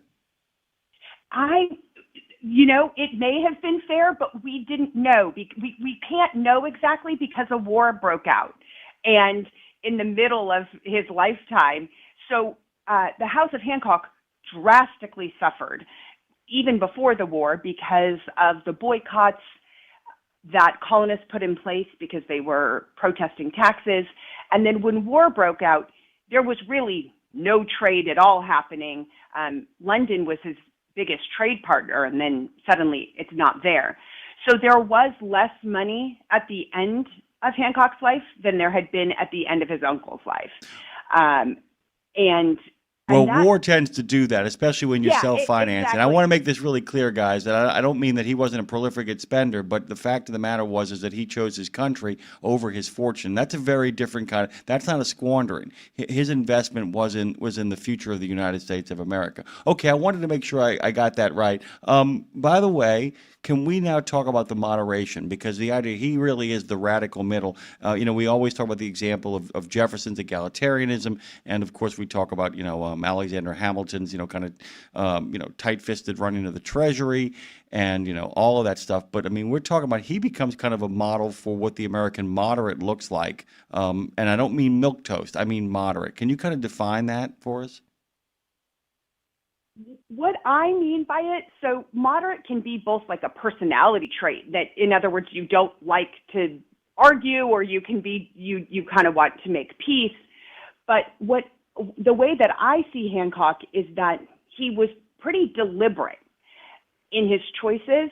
He took a while to get there sometimes. For example, we know that he's known for signing the Declaration of Independence, but he had been reluctant to declare independence, like many other members of the Second Continental Congress. He gets there eventually, but Samuel Adams and John Adams were furious that Hancock wasn't putting his significant political and social influence behind the cause of independence because they'd been ready a couple of months earlier.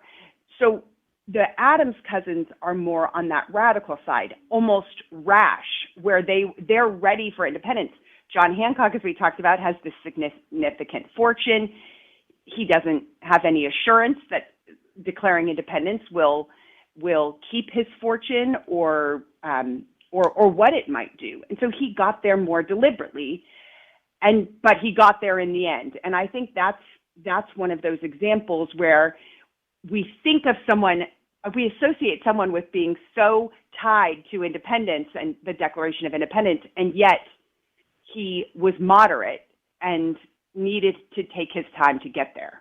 No, and by the way, that is once again a very distinctly American example of watching people over the course of their lives slowly have to kind of deliberate because, for the first time in the history of mankind, individuals who are not royalty have fortunes, have money, have property and position and place based on what they have and not so much of who they are. And there's a lot of stuff at stake, and so this is a very uniquely American story that plays itself out. Slavery is another place where he actually kind of grows and changes as well. Correct? That's exactly right. So his family had benefited from enslaving Black men and women for decades. Uncle Thomas had owned at least 7 enslaved men and women, and they were passed down to his wife when he passed away. And then Hancock's aunt passed them on to John Hancock, sometimes with conditional emancipation. And so when John Hancock, in the late 1770s, we don't know exactly when, he emancipated any enslaved person that was under his care, under his previous care or ownership. And that's pretty remarkable. We don't see a lot of members of the founding generation do that. But then what's even more remarkable is more than a decade later, he hosts a party at his house, and it's attended by Black men and women, and it was derisively referred to as the Equality Ball because Hancock hosted this party in the name of, quote, liberty and equality. So that's really remarkable, to go from enslaving people to emancipating them to then saying liberty and equality. That's big language for someone in his high position. But what I argue in my book is that Hancock, and this goes back to him being sort of moderate, he doesn't write a political tract or an emancipation essay about the importance. He does it with hospitality. He leads by example. He leads by entertaining. And so while it's unfortunate for a historian in some ways because we don't get his thoughts on it, you see it in his actions. Well, and the other thing is too, then you're suddenly digging for primary sources that involve like reporters, if in fact there are reporters who do this kind of stuff who might have covered the event, or looking for journals where people who actually were in attendance there, who actually kind of reported. It makes it much more difficult rather than just laying out, your beliefs in one sort of manifesto sort of way. That kind of sets up things really nicely here, by the way, because along with being all things Boston and all things John, Hancock Brooke is also a specialist in how the Founding Fathers tied one on. And I think it's a really cool thing. Cocked and Boozy is the name of her next book, An Intoxicating History of the American Revolution. I'm buying this. And my dad and I are going to read this together. This sounds like an absolute blast. It's a discussion and an investigation of the influence of alcohol on the American Revolution. And also ties into a lot of your own. I'm not suggesting you're a drunk here, but it ties into a fact that you're a person. If you go to her website, you'll see that she's actually holding up a mug and making a toast to anybody who makes their way over there. Brooke joins us this morning. Talk about this as well, because a lot of people don't realize that these kind of history books, the kind that you actually got coming out in the spring, are the kind that often people don't get a chance to really enjoy it. That people had a good time back then, and sometimes a good time is a really great political device to kind of advance the cause of whatever it is you're trying to advance. You can get a lot of people with a great speech. You can get a lot more people with a couple of kegs, and that's the truth of the matter. So talk to us a little bit about Cocked and Boozy, but also talk about drinking culture in general, both in Boston and across the colonies. I own a tour company in Boston called Yield Tavern Tours, and I founded this company in 2013, and we see historic sites on Boston's Freedom Trail, and we stop in historic taverns to have a beer in each. And we talk about the influence of alcohol on the American Revolution, but specifically to Boston. And then over the years, I've started to zoom out on that research, and it's obvious how prevalent drinking was throughout the 13 colonies, how vital it was to the economy, to politics, as you suggested earlier, and to the social and cultural life of the colonists. So much happened in taverns. There were few other public buildings, usually in a small town or one of the bigger cities, except for taverns. And so this is where people gathered to talk about politics. This is where they gathered to have leisure and play cards or whist. This is where they gathered to hear the newspaper read aloud, and that helped those that couldn't read, that they could still hear the news. It's where travelers would stay overnight, and so it's where you got gossip from other colonies, and all while enjoying yourself with a glass of a mug of beer or cider. There are some really wild cocktails from this time period, and at the end of every chapter in Cocked and Boozy, there's a historic cocktail that you can make, and I give you a modern way to do it, but some of them are quite delicious. So we might think of an 18th century tavern serving up this very simple fare, but in fact, some of these cocktails are really fun to make, and they're pretty labor intensive. By the way, Dre, do me a favor. While this is going on, just send Claire Marie, who actually was responsible with Don Haggis for booking Brooke Barbier here on the show. Send her an email saying we'd like to get Brooke back for Christmas to give us some of those recipes so people can have a colonial cocktail during the celebrations. Brooke, by the way, is a public historian who received her PhD in American history from Boston College. I'm sorry your Eagles lost their quarterback, by the way. It's going to be a rough season. Researching Boston social and cultural life during and after the American Revolution is her area of specialty. While earning that graduate degree, she taught history at Boston College and Stonehill College, and her two favorite things as you're learning are history and beer. But let's talk about those cocktails a little bit here. Can you just give us one or two examples, and then we'll get to a whole bunch when we get you back on the show in a couple of months.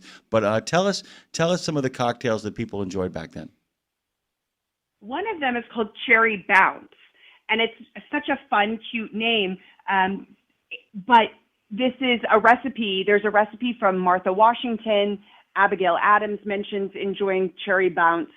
And it's a drink that you make in the summer, and when the cherries are at the height of their freshness. And you combine those cherries and all their juices with whiskey. You could make it with whiskey or rum or brandy, but I typically make it with whiskey. And you add some sugar. And Jimmy, that's it. All you now need is patience, because you put it in a cellar if you have one, or a coat closet in my case, and then you open it up in November, late November, early December. So it's a really nice holiday drink because it's this very deep red, like cherry juice. And it's this lovely drink that really softens the usual bite of whiskey.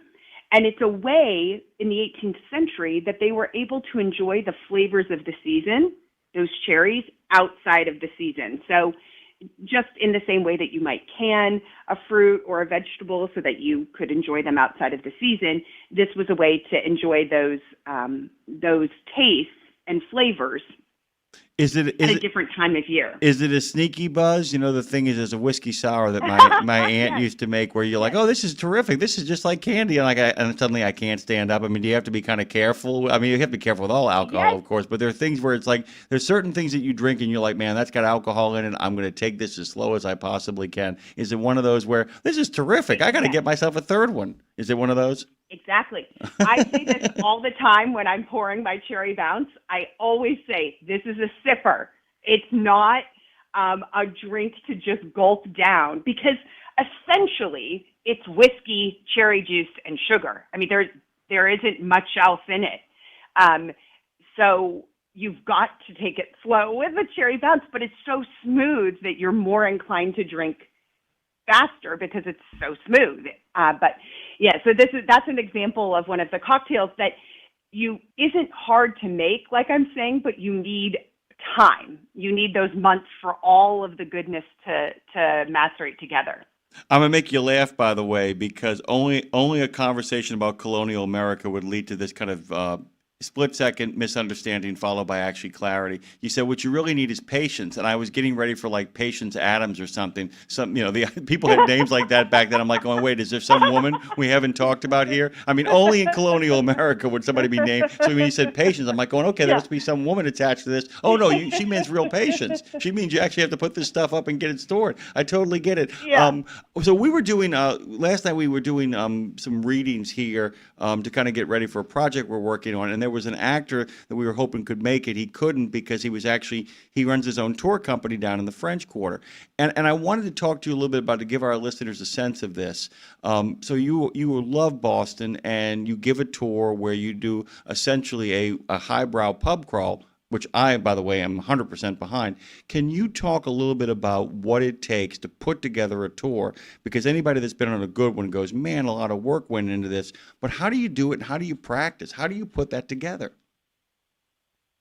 It came really naturally to me. When I finished my PhD, I hosted for family and friends who were flying out to Boston to help me celebrate, some to attend the graduation ceremony and others to also just help me celebrate. I organized a Freedom Trail pub crawl, and this got pretty out of hand, Jimmy. But while we were doing it, we stopped at many taverns. But I had written up this little pamphlet for the guests, and I said, we're going to stop here, and here's the history. And then as we're walking, we're going to stop here. And it wasn't in anything other than my graduation party from getting my PhD. And a couple of guests, including my older brother, who's not impressed by much, he said, you should do this for other people. And that planted the seed. So I never intentionally set out to start a tour. It came like really just naturally from the way that I celebrated. By the way, there's no way I could ever have done any sort of party for my PhD like that, because I don't know if there's any really appropriate way to kind of stage authoritarian spectacles of theater. It's probably not a good idea for me. I mean, I don't want people goose stepping down the street in celebration of. Although there are moments when I have these Walter Mitty moments where I'm saying to myself, I need some people just marching in the streets on my behalf. But by the way, Brooke Barbier has joined us this morning. We're going to get her back on the show. It's another edition of Revolution Road. So thrilled to have you. So thrilled to make your acquaintance. By the way, just tell us one thing on this Boston Cream Pie Day that you just love about the city of Boston to this day. Boston does an amazing job of combining its colonial past with its very modern, cutting-edge present and future. It's such a special city, and if anyone hasn't been, it's an amazing trip because you will see buildings from the 17th and 18th century. You'll be walking the same streets that John Hancock did and Paul Revere did, but you're going to be able to do that in this very modern city. And so it's just such a special place. By the way, just a big, watch me do two things at once. We love Boston here, too, because the people that actually support this studio, the sponsors of the studio, Fastport, have their tech headquarters in Boston. And by the way, we are thrilled to welcome Brooke Barbier, and we're going to get her back on the show to talk about cocktails. Ye Old Tavern Tours is her tour company in Boston. King Hancock, which, by the way, you guys should read, is on paperback now. Cocked and Boozy is coming up and is available for pre-sale. And you guys can go to brooke-barbier.com. And that's BARBIER.com, and that Brooke has an E at the end, and we are excited and electric about your presence here. Thank you so much, Brooke. Thanks for having me. I loved this discussion. Thank you so much. Guys, we'll be back on the other side with Washington Trucking Week. Big thanks to Brooke Barbier for making time. Non-domiciled CDLs are on the docket, and also English language proficiency. It means that Colin Long is coming. Look busy. He's got information. Guys, go to truckdown.com. Get out of that ditch.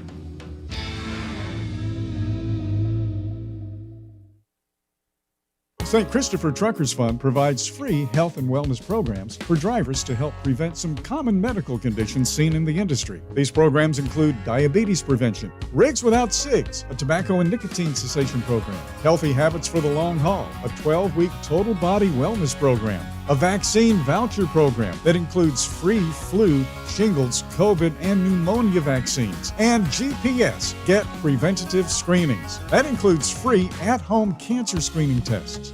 These programs are available to Class A over-the-road semi-truck drivers. For more information or to register for a program, visit the St. Christopher Fund website at truckersfund.org. It's one simple act that helps Wreaths Across America fulfill its mission to remember, honor, and teach. Sponsoring a wreath, one more wreath. Means one more adoring father, one more loving mother, one more heroic son, one more brave daughter, one more beloved family member, one more dearly missed friend, one more American, one more wreath upon the gravestone of someone who served the cause of freedom, honored for their sacrifice, never forgotten, always remembered, through one simple act. One simple act. Go to wreathsacrossamerica.org/RadioNemo and keep the mission moving forward. Exceptional value and exceptional values. That's Bennett Trucking. A core commitment of faith, family, and freedom has driven Bennett to being the leading provider of innovative, integrated transportation solutions, both at home and abroad. Bennett's values are not just compatible with providing high-paying jobs and unmatched customer service. They're inseparable. If you're looking for an employer or a partner who believes the best business model is being a model citizen, then Bennett Trucking is the place for you. Go to BennettIG.com and find the folks who share your values. Back to Road Gang Radio with Jimmy Mack, Lindsay Lawler. Give me a minute, y'all. I'm coming. And you, because if you're listening, you're in the gang. Take it away, founding member Phone Master Dre. Oh, it's Thursday, and this is Road Gang Radio with your host, Jimmy Mack. Brooke was terrific, wasn't she? Oh, fantastic. You know, normally when Colin arrives on the scene, it's always like, you know, it's Colin. He's going to be great. He's got, you know, he ain't got nobody can top him.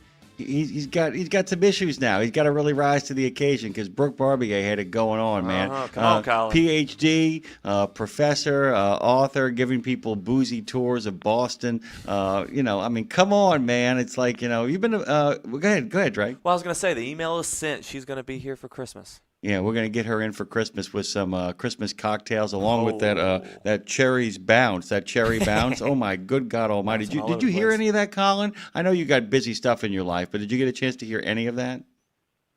I didn't, but now I'm very interested. She's got a book coming out called Cocked and Boozy, where she is writing stories about how how the founding fathers and all the people around them were a bunch of tipplers. So she has a whole bunch of colonial booze recipes, one of which is a thing called a cherry bounce, where they basically can it. And then at the holiday season, you take out this cocktail that doesn't taste like anything other than like, you know, a really great kind of cherry drink. And she says it's a sipper because if you down it, you'll get to your third one and wonder where the hell your legs went. I'm really excited about the possibilities. I'm excited. It's great to have you back. That's a brown liquor? Sorry, I'm asking questions. Yeah, no, she said you can go with, what was it? She said whiskey, rum, or rye. And she said, although I'm preferential to whiskey. Yeah. It's a kick. It sounds like a kick in the teeth, I'll tell you that right now. And we're going to get her back on to give a whole bunch of recipes for the holiday season, which will be really groovy. The holiday season is not yet with us, although it kicks into high gear the moment November shows up. We all know what happens in Washington, D.C. and all that kind of stuff. Colin, you live in interesting times, to say the least. I have never remembered this segment. Like I said, 10 years ago, Rod Knopfler and I were talking just the other day about it was, will Ray Martinez be confirmed, number one? Number two, will they get a continuing resolution? And while some of that has remained the same, have you ever seen this much action on the Hill in regards to trucking? No, and it's funny because we were all in the office yesterday, all the guys, and at one point we had all convened around the conference table, and everyone just kind of looked at each other, and we were like, we are exhausted. we're all just getting burned out because it's kind of it messes with your mind a little because you think, well, there's a shutdown, so everything in D.C.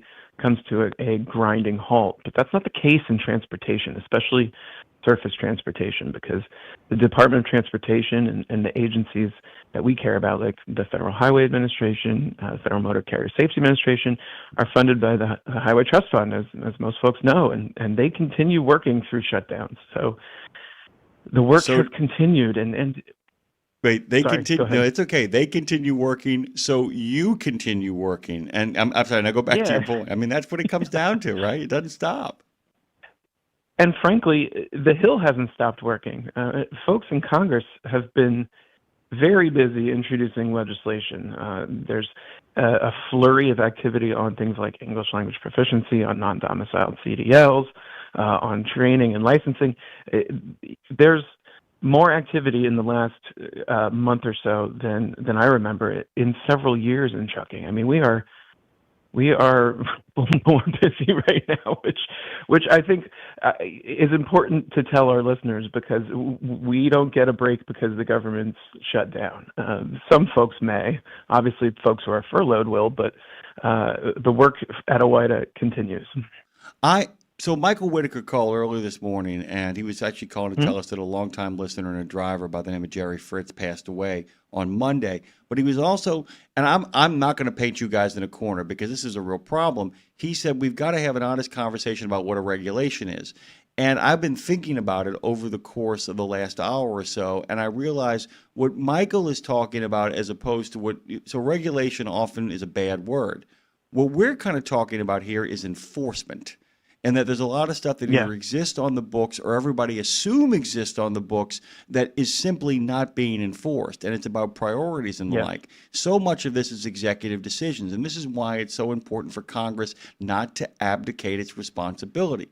The whiplash that goes on of, we're supposed to do that, but that's not a law. That's just, suggestions and where we choose to prioritize. So much of what you're talking about today with non-domiciled stuff, English proficiency stuff, is a real attempt for Congress to finally do its job and get involved and tell the FMCSA and any other enforcement agencies, no, you have to do this. This is no longer a matter of a suggestion or, a policy. This is no longer policy. We're talking about making this stuff law, right?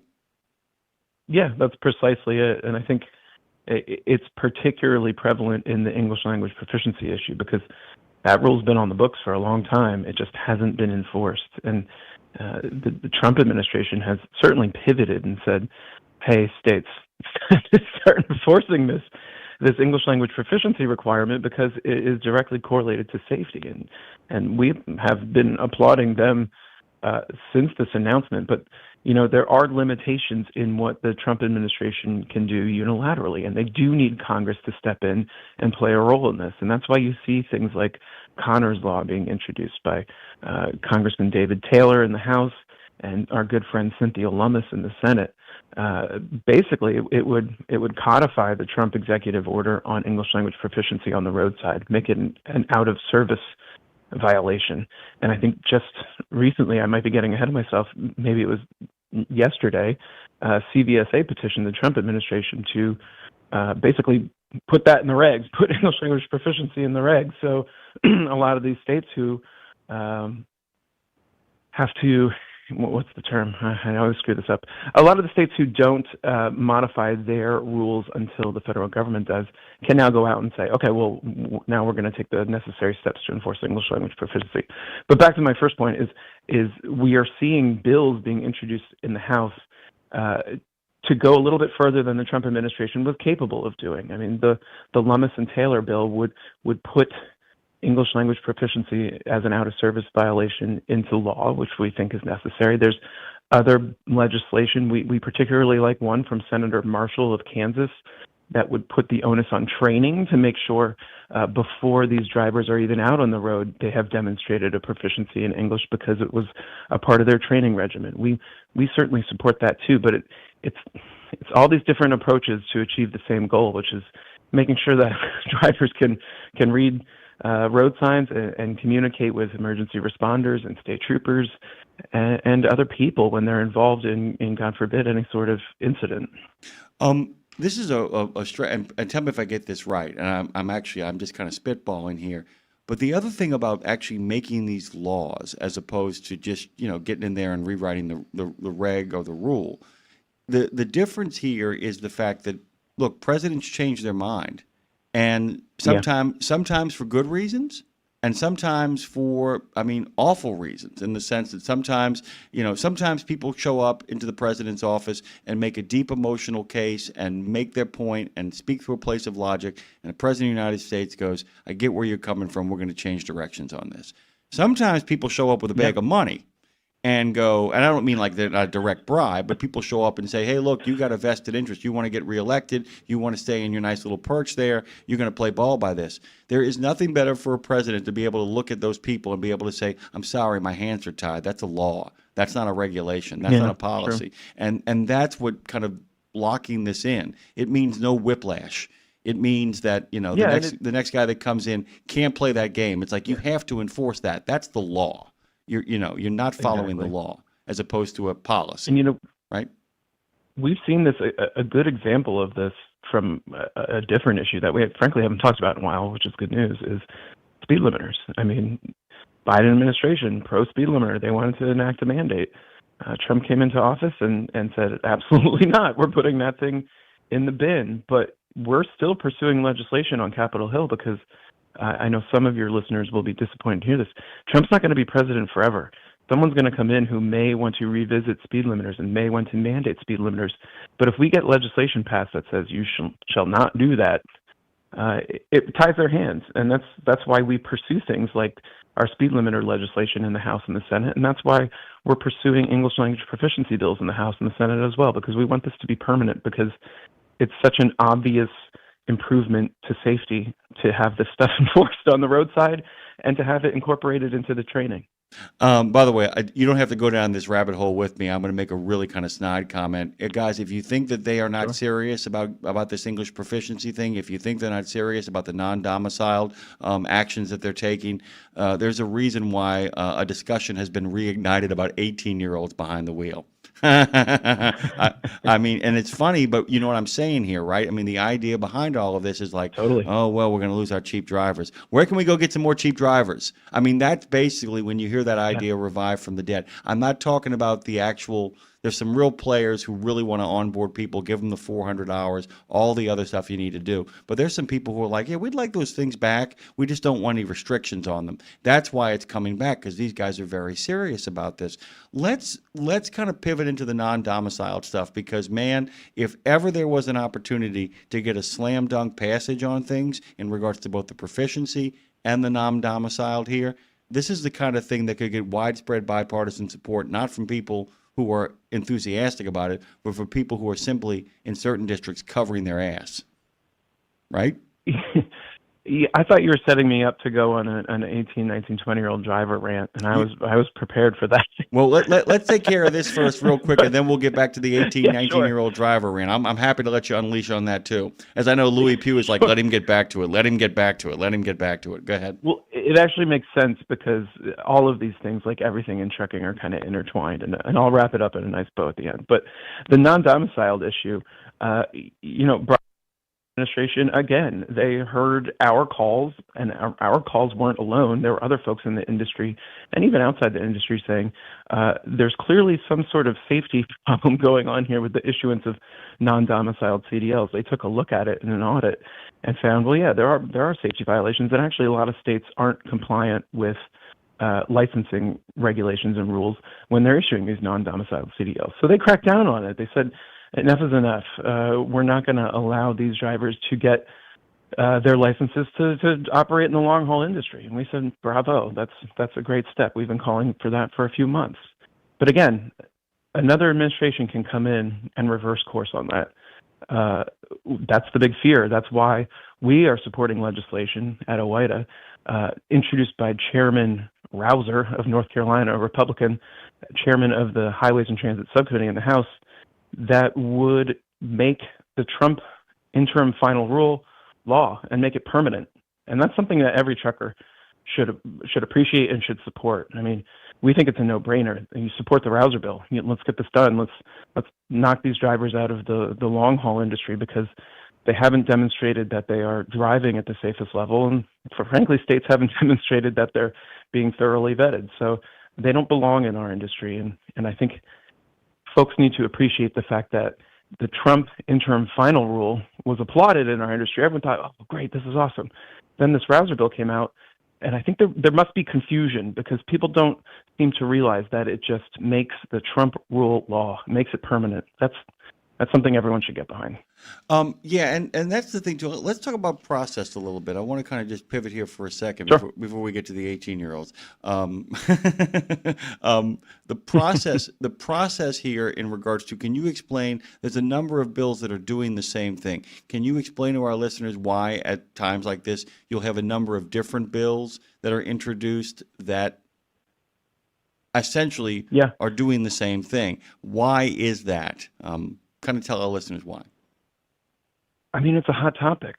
People want to get attention for it because it's an issue that resonates with a lot of their constituents back home who are drivers, and frankly, they can get some headlines off of it because everyone in the industry is talking about it right now. And I'm making it sound a lot more diabolical than it is. It's not at all. I think people appreciate the fact that there is a clear safety concern involving non-domiciled CDLs and want to help be a part of the solution. And, there are several bills. I feel like every week we're like, all right, so what new non-dom or English proficiency bill do we have this week? And what do we have to review with a fine-tooth comb because they are just a little bit different in the way they go about skinning the cat. But we've been reviewing them all. Our favorite is Chairman Rouser's. It's the most straightforward. It just takes the Trump rule and says, let's make this law. We think that is simple. The fact it is being introduced by the chairman of the Highways and Transit Subcommittee leads us to believe it may find its way into the highway bill that he is currently drafting. It's got a great opportunity to become law, and that's why we've kind of hitched our wagon to it. I think folks need to appreciate the fact that the bill achieves what we've been trying to achieve all along, and it's got a great opportunity to become law, and let's show support for it. Let's put aside differences. I think there are folks who say, well, I like this bill. Oh, I like that bill. The one show in town is this Rouser bill. It's going to get done, we believe, and it's got the most responsible approach to doing it. So I encourage folks to visit fightingfortruckers.com and let their lawmakers in the House know that they support the Rouser bill.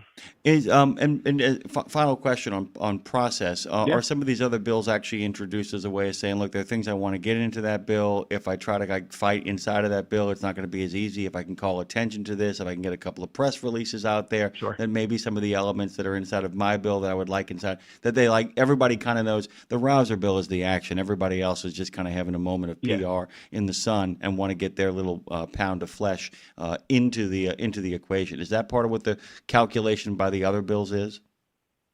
Yeah, but I still feel like I'm casting a bad light on folks who have introduced their own legislation beyond Chairman Rouser because we appreciate. Don't get me wrong, we appreciate the fact you're not casting a bad light. I'm a cynical guy. Wait a second, you're doing fine, man. You're leaving lots of love. Like I was. You got a lot of love for people out there. Colin Long loves everybody. I'm the one that actually thinks everybody is a no good, scheming, conniving ward healer. I mean, these are good people, right, Colin? Yeah, and in this case, I mean, the more the merrier. The more lawmakers are paying attention to how drivers are licensed and what their performance is and how we can improve highway safety, how we can make the career more appealing and more sustainable. We welcome that. But we really do think this Rouser bill is the way to go. And I think you can see that in the number of co-sponsors he's racking up. And it's got co-sponsors who know a thing or two about trucking. I mean, Mike Bost is on there. Troy Nails is on there. I believe Brian Babin is on there. These are all lawmakers who have stood up for small business truckers and professional drivers over the years. And they appreciate the fact that this Rouser bill is probably the best approach to solving one of the problems that our industry has been voicing concern about for a long time. Okay, so now we've now given a very, very kind of, we've laid it out. People understand what the stakes are and that the Rouser bill is where the action. So now we take a moment to let Colin kind of breathe into the idea of there are a couple of ways of doing this, and only one of them is right, and it's the one way they don't want to do it, which is onboarding 18-year-olds into the industry. So why don't you kind of talk about what the problems are? Because like I said, it almost feels like a football game where, we get to halftime, you've made your adjustments, they come out in the third quarter and they try to run the non-domiciled stuff, and Kirby Smart's in charge of your defense, and you shut it down. So now they've got to make an adjustment, hopefully the fourth quarter adjustment that Jim Harbaugh was such a specialist in. I'm saying that to kind of goad Louis Pugh a little bit there. But the idea is that the next thing they're going to throw at you, it's always looking for cheap drivers. Is all of this stuff, I always feel like, is how do we find the cheapest drivers? What loopholes can we drive through? Totally. And it feels like the next pivot we're going to see is people trying to take existing programs that onboard 18-year-olds and make them a whole lot easier to get some meat in the seat. Go on. Yeah, it's happening now. I mean, there was a bill introduced this month called the Drive Safe Act. I think they need to revisit that title, but it basically achieves exactly what you're talking about. And we've been very vocal on Capitol Hill saying, thank you for your focus on English language proficiency. Thank you for your attention to non-domiciled CDL holders. But you need to look at the bigger picture here. And the same folks who were pushing for laxed enforcement of English language proficiency and the issuance of non-domiciled CDLs at the rate some of these states were doing are the same folks who are now coming to you and saying, we need 18, 19, 20-year-olds.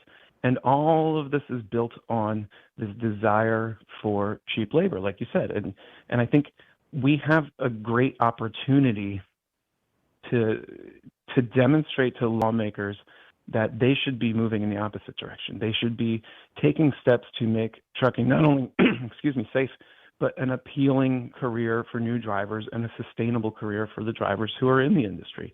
And the way you go about doing that is you start enforcing English language proficiency, you cut down on non-domiciled CDLs, and you don't allow 18, 19, 20-year-olds to join the long-haul industry and crisscross the country when they've only been driving a passenger vehicle car for maybe a couple months. It's bonkers to us. But like I said, I think we have an opportunity to link all of these things together and say, look, the same folks who are pushing for all of this policy to keep their supply of cheap labor coming are the same folks who are still on Capitol Hill telling you there's a driver shortage, which has been so thoroughly debunked with data. I can't believe they're making the argument now. That's the thing that makes me the craziest. That is the thing that makes me crazy. There are times when you can kind of run that hustle, and I don't agree with it, but I get where the hustle is coming from. When it's an overheated market, when everything is moving, I do understand. I don't agree with it, but I understand where the argument's coming from. But of all times, given the economic indicators we're seeing, given what we're seeing out there in the market, given the capacity situation, to make that argument now is basically giving yourself away. Essentially what you're saying when you're arguing that now is, I can't find cheap labor. That's really the subtext of what they're saying, correct? Absolutely. Totally. And we love to highlight that on Capitol Hill because when it comes to the 18, 19, 20-year-olds, the driver shortage is all they have left to justify it. I mean, no one's going to believe that they're going to produce super safe 18-year-olds when they don't even want the trainer to be in the passenger seat alongside them while they're training. I mean, it's easy for us to expose what's really going on here. It's whether or not lawmakers and other folks in our industry are paying attention, or do they care? They clearly care about English language proficiency. They clearly care about non-domiciled CDLs. If we can demonstrate that the 18, 19, 20-year-old driver issue is linked to both of those, because the big picture is, again, cheap labor, ready supply of it, I think we can prevent bad policies from advancing, policies that are built on this myth of the driver shortage. And that's what we're really kind of sinking our teeth into on Capitol Hill right now, because we have this great opportunity. Nemo, by the way, has a terrific thing that he has said in one form or fashion or another. So you and I, let's just say we're going to go to Reads Across America, and I come over and, and we're going to, we go up to Columbia Falls, Maine, and then you and I jump on over to Portland to go catch a plane back to Washington, D.C. If the captain came out and told you that he was 23 years old, the captain of that airline, would you be a little nervous? I mean, Yeah. totally. Yes. Yeah, Yes. I mean, I will tell you, I'd be like, well, this is either the whiz kid, a war hero, or we're really in trouble here. And I'm saying 23, which, by the way, is completely legal. The fact that there are people out there who are 23 years old makes a lot of people nervous. And one of the arguments I hate, by the way, it makes me crazy is, well, these kids serving in the Army. I'm like, yeah, but if they're serving in the Army at 19, trust me, they're not going to be on the road as a truck driver for 2 more years because they got to, at minimum, fill out their obligation. I've never bought that argument. And by the way, if they're driving a truck in the military, they're doing it in convoy with a commanding officer. There's somebody who can actually jump up in the cab and be like, you need to slow down right now. I mean, those guys the military is duplication central. There are people inside of trucks. There's no way this argument floats. And we had an extraordinary man on just a couple of weeks ago, 20 years old, part of an apprenticeship program, an amazing driving record. But I'm telling you, Colin, when he talked, I'm like going, this is the exception that proves the rule. If you're rolling this guy out as your poster boy, he married his high school sweetheart at 17. He worked on a farm his entire life. It's like, are you going to guarantee that every single 18 and 19-year-old is going to fit his profile and going to follow all the 400 hours that he had to do? I mean, it feels like they're using examples of effectiveness and then saying we can do that without any of those elements in there. Is what I feel like the argument is sometimes. Sorry, this really pisses me off. We're joined by Colin Long, as we always often are. I thought I was going to go on a rant. But oh, dude, see, here's the thing. I get licensed to do it. You've actually got to moderate your opinions. Okay. Not on this. Yeah, not on this one. So let's kind of talk really briefly. We've got about 2 or 3 minutes left here. What are we looking at this week in regards to the shutdown? I did hear rumors rumbling that a number of Republicans have stepped forward to Mike Johnson and said, dude, if we don't get these subsidies, we're going to be in trouble. Let's just get this thing done. Is there any news that you guys are getting? No. Good answer. Smart man. No, I mean, no one knows how this is going to end. We obviously talk about it all the time in our office as a lobbyist. I talk about it with my lobbyist friends because they might have better info than I do. And everyone's just kind of looking at each other thinking, no one knows what's going on. No one knows how this is going to end. Who's going to blink? Both sides appear pretty dug in. I guess the silver lining for truckers is FMCSA continues to do work because they're funded by the Highway Trust Fund. But that doesn't mean you're not going to feel the impact of a shutdown sooner or later. I mean, economically, you might be feeling it now, but no one knows exactly how this is going to end or when. I think a lot of folks in D.C. see this going another couple of weeks, and that's when it starts to get pretty destructive, and that's when I think you'll start to see pressure mount on leadership in both chambers and in both parties to come to some sort of solution. But I don't know how that gets done, and I wish I could. It makes me feel like a bad lobbyist not knowing that. No, it's a bit. You can talk to any lobbyist. I'm going to actually defend you on this one because at the end of the day, the people you have to talk to, their offices are still open.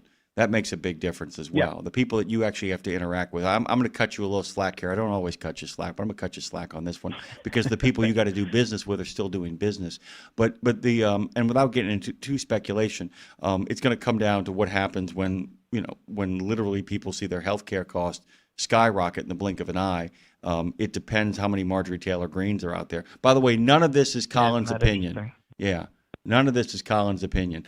This is just me kind of talking with my good friend here who has joined us this morning for Washington Trucking Week. Anything in particular for next week we have to look at? Anything? How is Mr. Barr doing now that he actually has the gig?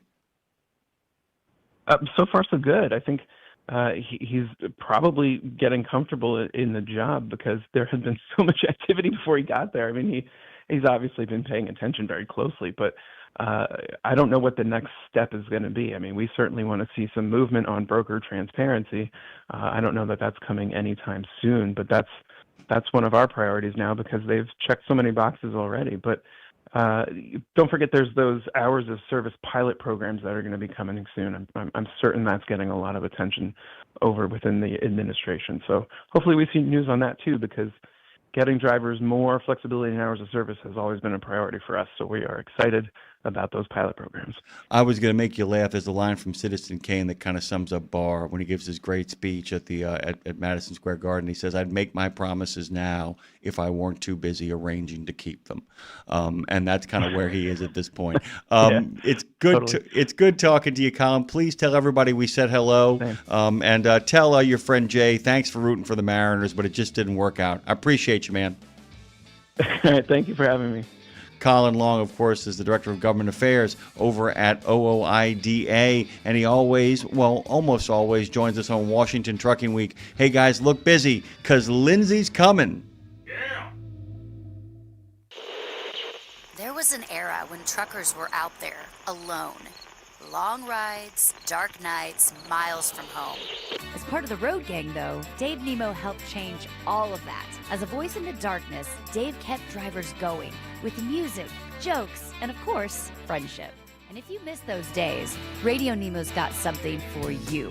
Nemo's Night Beat puts the gang back together with an hour of trucking tunes and road songs, classic comedy, and those fun factoids that you came to expect. Nemo's Night Beat is Dave at his very best every Monday night at 7 in the Center on iHeart, Odyssey, and Live 365, as well as Tuesday night at 9 on Reese Across America Radio. So head on over to RadioNemo.com and join the gang on the beat. Nemo's Night Beat. It's the first day of autumn, a time of hot chocolatey mornings and toasty marshmallow evenings, and best of all, leaping into leaves. There are precious few nonprofits in the trucking industry, and even fewer that make a tangible difference in the lives of professional drivers. So thank goodness for the St. Christopher Fund. Since 2008, over 4,000 over-the-road semi-truck drivers have turned to the St. Christopher Truckers Fund when a medical issue took them out of work. The SCF steps in and pays necessary household expenses such as mortgage, rent, utilities, insurance, and vehicle payments. The SCF also provides free health and wellness programs for drivers. So find out how the SCF can help you, or help the SCF yourself. They'll turn your dollars and cents into that tangible difference for the professional drivers who need it most. Support our highway heroes with a donation at truckersfund.org.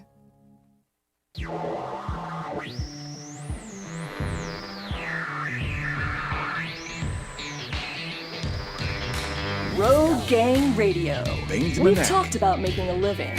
Now let's get a life. It's Jimmy Mack and Lindsay Lawler with the best stories, the ultimate road trip, the concert of a lifetime, and a home when you're not at home.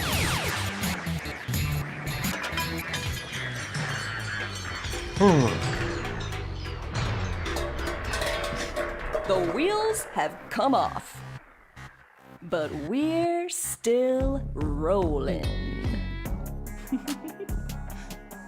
So sinister yet likable.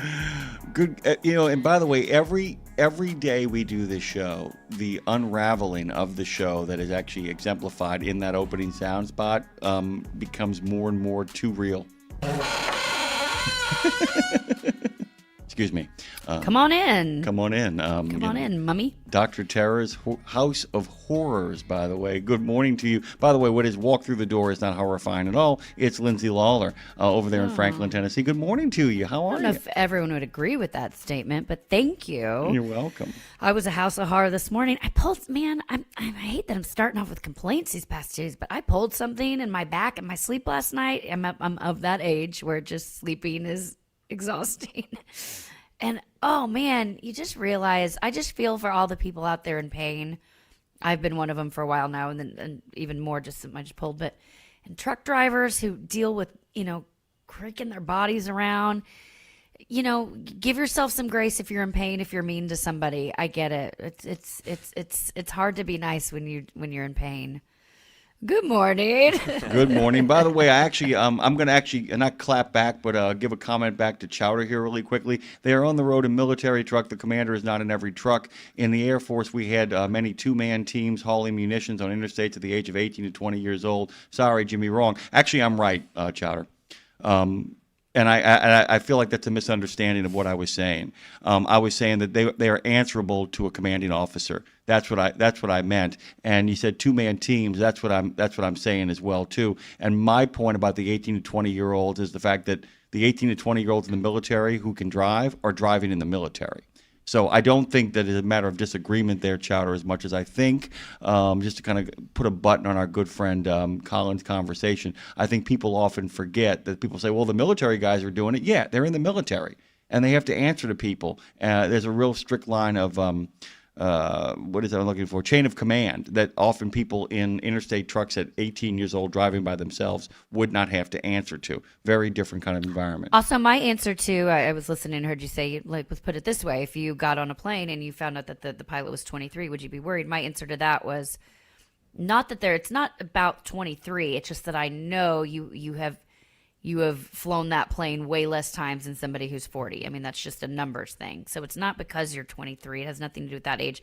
Just because I know your actual experience could never, knowing what age you're able to fly a plane and what age you are at that point, you don't have as much experience should something happen to think quickly on your feet. That's all. It's not about your age. It's about it's about what's under your belt, absolutely. And like I said, I'm not disagreeing with Chowder. I think that Chowder simply misunderstood what I was saying in that moment. Like I said, and my point is exactly your point as well too. Is that I'm always deeply troubled by the idea that it's like the people who make a case for this very rarely are making the case from gaining experience. The young man we had on from TCA when we were talking with our friend Tim Krolsky, is that as he laid out what that young man had done to get himself into a position where at 20 he was an interstate truck driver, these companies are not asking to replicate that. They just want to put an 18-year-old behind the wheel, and that ain't right. That just ain't right. I will not be moved on that argument, Lindsay. I won't be moved. I get it. I just and don't. Again, not necessarily. I mean, yeah. I know some 18-year-olds that are more responsible than me. Extraordinary. And I know others that I would not trust with my coffee cup. Yeah. So, but that's also for any human of any age. So. Yeah. And like I said, I mean, if you could tell me, like I said, yeah, if you tell me that kid's 19, that kid also grew up on a farm, that kid also, but that's the other thing to be said, well, he's in the military, but it's like at 19, he's already driving a truck in the civilian world and he was in the military. So how did he get out of the military so quickly? There's a whole bunch of stuff that those are real. Like I said, if I'm told it's a 24-year-old driver and I say he looks really wet behind the ears, yeah, well, he did a 4-year stint in the military where he drove trucks. He married his college sweetheart at 18 years of age. He is a responsible citizen. Okay, I'm suddenly with you. I get it. I understand that. I don't understand the term wet behind the ears. Can you explain that to me, why that became? Oh, it means you just came out of the womb. Oh, I get it now. Thank you. I don't mind asking the question. That's Somebody else listening didn't understand. No, it's a great question. It's like really funny because a lot of people would be like, I have no idea. I knew that because I was like saying it at some point. I went, why am I saying this? And then of course I went. Kind of gross, actually. It is very gross. But the idea that it's wet behind the ears is the idea that it's a calf having come out and it's wet behind the ears. All that kind of groovy stuff. We got to see calves two baby calves just being born over at this Gentry farm in Franklin, Tennessee. Last weekend, speaking of just being born, like the umbilical cord was still hanging out of the mom and the baby, and stumbling, walking around. It was so beautiful. We had some forced family fun, as I like to call it, Jim, with pumpkins and hay bales and babies being born. God bless. I tell you what I love, by the way. I love the fact that when things that used to be gross stop being gross and become beautiful. Yeah. And you know what I'm talking about here, right? I mean, it's the idea. Circle of life. It's the wheel of fortune. Sorry. Terrible duet. But we embraced it. We embraced it. So rather than a duet, how about a trio? Let's do it with one of our favorite monthly guests. Yay! Monthly guest. He's a monthly guest. What's his name, Lindsay? Oh, Matthew Holbert. Boots on the... Wait, what is that song? Looking like a fool with your... Oh, that's Pants on the Ground, not Boots. Shoot, that didn't work. Pants on the... I'm going to go boots on your feet. Boots on your feet. Dying in the field with your boots on your feet. Matthew Holbert's joining us next for our monthly segment of Beyond the Bushwhackers. No, we are not talking about the drink that's like a Frosty with alcohol in it. We are talking about the actual bushwhackers of the past, Jim. How did you and Matthew connect? Matthew wrote a great book about the Lost Cause. Right. A wonderful book. And he came to us as he is now, as an Elliott Associate Professor of History at Hampton-Sydney College and series editor of American Wars and Popular Culture at LSU Press. His research, which revolves around 19th century America, he's got a special interest in the American Civil War, which is how I got to know him, because that book is about how the propaganda machine of the Lost Cause kind of got going with its focus on one particular guy who really was responsible for rewriting the story of what happened during the Civil War. But he also loves guerrilla warfare in the western borderlands, and that means hiding out in the bush and whacking people when they come Well, by the out. way, let's say it's not that he loves it. He loves it. He doesn't love he loves guerrilla it. warfare. He does. He's intrigued by studying it. He's No. not like a promoter of it. No, he's a big fan of it. I love guerrilla warfare. He kind of does. Come on. kinda Matthew, does. do you love guerrilla warfare? It depends on who's listening to the show. Okay, Three-letter agency listeners, no, I only study it. Okay, fair. Right on, right on. This is my friend Matthew. He loves violence.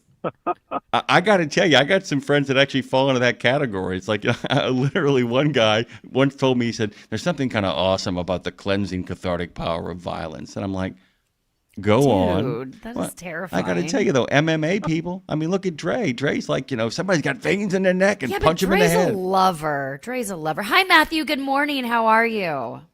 I'm doing good. How are y'all? We're good. Are you ready for another morning of absurdity? I'm ready, but I'll preface this, I don't sing, so there will be no trio with me. That's okay. Do you dance? Not well. You know Elaine from Seinfeld? Yeah, okay. I could probably do that for you. Well, listen, the duet is not going to be good, so the Elaine dancing probably makes the most sense. So you've come to the right place. Helplessly hoping. Helplessly hoping. Can we just start really basic, Jim, for Yes. dum-dums like myself and perhaps any other dum-dum listening? Because Matthew, we're focusing on Boot Hill today, and when some folks like me might hear that and just picture dusty cowboy cemeteries and scenes straight out of Hollywood. But what, at its core, what was Boot Hill really, and why did these places become such a part of the American identity and mythology, really? Well, so the simplest answer to your question, and it's not a dumb question, because nobody actually knows the answer. If you ask somebody, hey, do we know definitively why these cemeteries were called Boot Hill? If they tell you yes, they're lying. We don't actually know. There are a few different explanations that are all kind of plausible in their own ways. Most of them have to do with poverty, though. So for your listeners, if you've seen a Western, a lot of the Western TV shows in the 60s, especially like Gunsmoke, there was always a Boot Hill, and there was always sort of like a poorly carved sign that even said Boot Hill, like on the fence of the cemetery. In reality, this was really sort of a pauper's field or a potter's field. So some of the explanations for this are, we called it Boot Hill because you were sort of itinerant or you were a vagrant and you didn't have family to come claim your boots, which would have been one of the most valuable things you had, assuming they were worth coming to take when you died. Another explanation for why this might have been called Boot Hill is that when you died, you were so poor, you had no other shoes to be buried in. Like, you didn't have church shoes. You didn't have formal shoes. So they just had to leave your boots on. Now, what pop culture picks up is this third explanation where real cowboys die violent deaths. They die with their boots on, so we bury them that way to sort of honor how wild and violent the West was. But for the most part, if you have anybody who cares about you, or if you can help it, you don't end up in a place like Boot Hill, which, sort of deteriorate over time and are largely forgotten. So this is not quite as romantic. Sorry to, be the Debbie Downer today. This is not quite as romantic as Gunsmoke would have us believe. This is really for unknown or poor people. It's interesting, Lindsay, because They Died with Their Boots On is the name of a movie. that actually kind of exemplifies the spirit that Matthew was talking about, the kind of mythologizing of the Old West. But I don't know if you guys know this. Dimitri Tompkin and Ned Washington, actually the song that opens up the Burt Lancaster and Kirk Douglas Gunfight at the OK Corral is called Gunfight at the OK Corral. It's sung by Frankie Lane. I will not sing it. Oh, don't do this to me, Jimmy. I did my research on walkout music, and you're spoiling it. Wait, okay, yep, stop. Then I'll no hold. More, then no I'll more hold. talk. Then I'll hold. Then I'll hold. I wrote a song called "Woke Up with My Boots on My Bed," but that's about being drunk, so that's different, I guess. That's hungover. Well, that could be the path to Boot Hill, though. We don't know. Oh, there you go. See. So my thought about this is the fact that it is from an academic standpoint, from a narrative standpoint, that Boot Hill becomes kind of a liminal space, becomes a space where anything is possible, because it's an imaginary space that people can then kind of put in, not their hopes and dreams, but it's kind of like the landscape of where the nightmares actually conclude in this world. And I'm kind of wondering, is there a most famous Boot Hill? There are a lot of Boot Hills, because the first time I heard it in the song that I will not mention now. I found my thrill on Boot Hill. You could do that too. By the way, I want you to actually sing this Gunfight at the OK Corral, Lindsay. I think you do a great job with it and get some laughs at the same time. But is there a most famous Boot Hill, Matthew? I mean, so Hays, Kansas has the first documented Boot Hill, but most of your listeners probably aren't going to know where Hays, Kansas is. Tombstone and Dodge City are probably the two most famous Boot Hills. We could probably throw Deadwood in there. They're not necessarily famous because of their Boot Hills. They're famous because of the other things that happen in those western towns that they're attached to. But to your point, in some ways, people in the 19th century would be baffled by how we look at and mythologize Boot Hill, because to them it was the place, if you ended up there, something had gone very wrong in your life. Nobody wanted to come get your clothes after you died, or you just didn't have anybody, or you couldn't afford anything, or no one knew who you were. But in pop culture today, Boot Hill is almost like, it's a prop in a way for how we depict the West. It's the tumbleweed that goes across every Western soundstage. It's the swinging saloon door. It's just, if you don't have a Boot Hill scene, you probably don't have a classic Western. We've totally co-opted this and turned it into something that tells us about a West that, as you mentioned, in a lot of ways didn't really exist.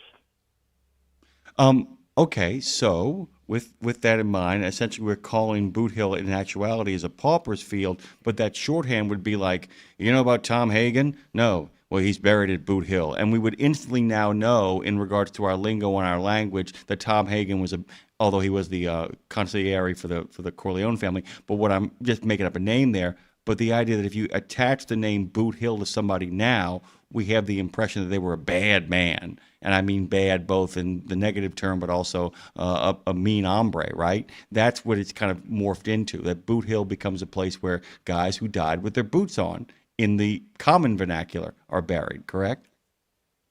Yeah, well, I think that's one of two options. So Boot Hill is either where bad guys go, or it is where the helpless person who is going to be avenged by our hero goes. So think of like Sons of Katie Elder, right? Their mother is so poor, she ends up in Boot Hill, and John Wayne has to go kneel at her grave before he starts to take vengeance on the town and the people who did it. So there are really sort of two default narrative options there. Bad guys end up in Boot Hill, or really good but unfortunately destitute people end up in Boot Hill, and then we have to go kill bad guys because of them and put them in Boot Hill. Okay, so in a fictional example, one I'm just kind of making up on the thing, and it kind of ties in with Katie Elder as well. So I ride back into town because I haven't seen my friend Lindsay in forever, and I find out that she is no longer with us and that she was gunned down by a gang of desperados, and then somebody said, and Jimmy, yeah, they buried her at Boot Hill. Then it becomes I have a cool death. This massive weight is now put on my shoulders, not only to avenge her, but at the end of the movie, we're then disinterring her body and burying her with her people someplace over in Oklahoma. But I'm already dead. So I was alone when I died. I know, but we're going to put you with your people. Okay. The idea comes at the end that we're gonna disinter the body and move you over to Oklahoma, where you will actually be with your proud fathers and mothers. So that's how it's going to end. And I got to go out and event it. That's the kind of thing where. So that's the first one. The second one is where the bad guys are buried, right? Or the tough guys are buried. Correct? Yeah, it's a gunfighter who's killed, or somebody that a bounty hunter finally catches up with. If you don't want to put them in the churchyard or in a respectable place, you would kind of put them up with the other people that you didn't want mixing with polite society. And then your third option, since we're creeping up on Halloween, and I know you guys love the Twilight Zone, is the grave with Lee Marvin and Lee Van Cleef, who is the most underrated Western actor of all time. All time. By the way, where Lee Marvin is the bounty hunter who didn't catch up with the outlaw. The town ambushes this guy, puts him in Boot Hill, and then his ghost maybe kills Lee Marvin when they're trying to. It's a test of bravery. Will you go up to Boot Hill at night in the middle of a storm? Because it's this place where bad people go and bad things happen, and they're sort of, I don't want to say haunted, because I don't think people in the 19th century would have said that, but there are not good vibes around this place. It wasn't somewhere you went if you could help it. So we can throw in the supernatural too. Thank you. We love that. We love a good supernatural moment. Hey, real quick over on the chat, Matthew Holbert, who we're talking to right now, 4 out in the chat says, oftentimes money, correct, tell me if this is true or not, money was hidden inside the boots or rolled up in a cylinder of their pistol for the specific use of pain for the burial. Yeah? Again, I don't want to be the one that spoils everybody's ideas of the West. I could see potentially if you had money sort of hidden on your body, but what a lot of people don't know about revolvers, and even, this is a problem that the 1873 Colt single-action revolver doesn't have a lot of, but occasionally revolvers have mechanical issues, and multiple of those cylinders can go off at once. So if you had your life savings rolled up in one of those cylinders and you had an issue with sort of powder jumping the cylinder, that would probably be how you ended up in Boot Hill, because you wouldn't be able to afford clothes or a better funeral. Plus, we like to imagine the people who ended up in Boot Hill, they're not saving money. They've got to get drunk. They've got to gamble. Wyatt Earp's got to be popping them over the head with the butt of a revolver. We got to keep this story going. All the cliches that are true. So at the beginning of the show, we joked that you love guerrilla warfare, Matthew. Obviously, you love you're fascinated by the history of the West and everything that surrounds it. But, along with both guerrilla warfare and Western frontier. So did those fighters, do you think they saw themselves as soldiers or outlaws? Or did we even have the word outlaw then? Did we make up that word later? Oh, no, we have outlaw. If we're talking specifically about, like, Confederate bushwhackers, they absolutely saw themselves as soldiers. This is definitely politically inflected violence. They just don't necessarily want to do it the way Eastern society expects them to. They want to stay close to home. They want to fight in a way that they think is smarter, right? Why line up and let some guy with a rifle shoot at me from 100 yards away when I can run around in the woods and hopefully kill him and not get killed myself? So that they do understand themselves to be a military force. We would consider them probably more paramilitary today, but I think that's more their lack of affiliation with the state than it is with their tactics. Gotcha. I wanted to ask this really quickly, too, because, we're essentially, you're kind of overall, my takeaway from what you're saying is that Boot Hill is a pauper's field for gunfighters and for those who are broke and simply can't afford to kind of get buried at the time. But I'm wondering, given the fact of the anonymity that often went around a lot of Boot Hills, is there anybody really famous who was buried in a Boot Hill? And are any stories about famous occupants actually under the earth at Boot Hill?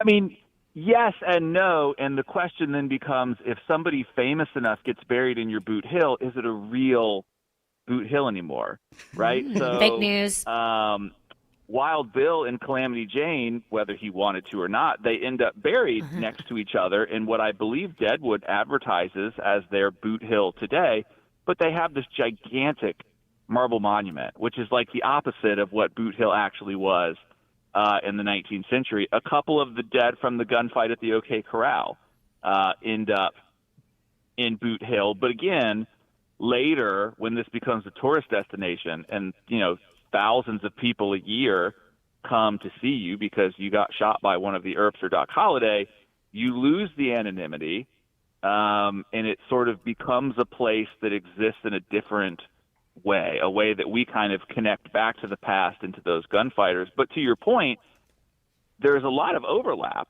between gunfighters and people who are impoverished. Think about the opening sequence of, oh my goodness, I cannot believe that I am blanking. Help me, Jimmy. Yul Brynner, Steve McQueen. Magnificent Seven. Oh my goodness, need more coffee.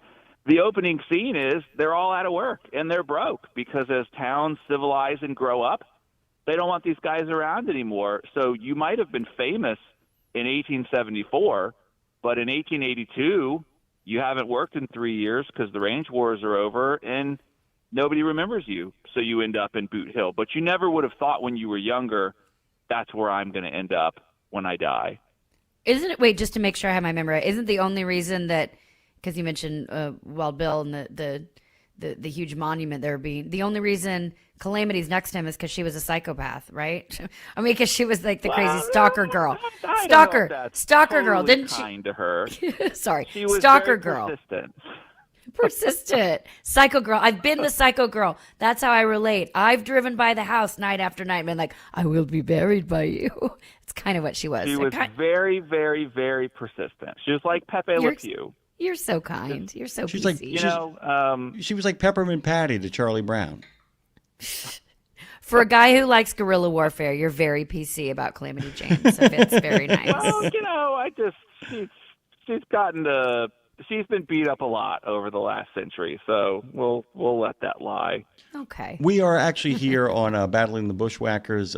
We are actually fighting against the urge to kind of transform Boot Hill. It gets transformed when Wild Bill shows up from a hipster, from a dive bar to the kind of dive bar that hipsters go to, where they ban smoking. Is kind of what you're talking about here. The idea is like, the moment somebody famous shows up, it transforms it, and that's a really kind of interesting thing too. The gunfight at the OK Corral is interesting as well too, because you're talking about burying a lot of people over there, and you're talking about burying a lot of people over there, and in the aftermath of that particular struggle, did that tombstone Boot Hill transform almost into a cowboy? And I mean the capital C cowboy, the gang, the Cowboys. Did it turn into like a cowboy cemetery because of that battle? In a way, but this is also, this is a really complicated topic the more we sort of work through it for your listeners.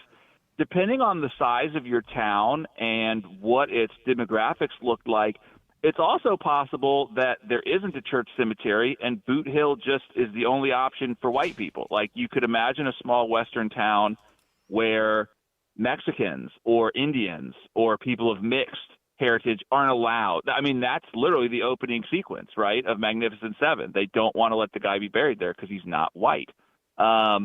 So even in Boot Hill, they don't want him there because he's not white.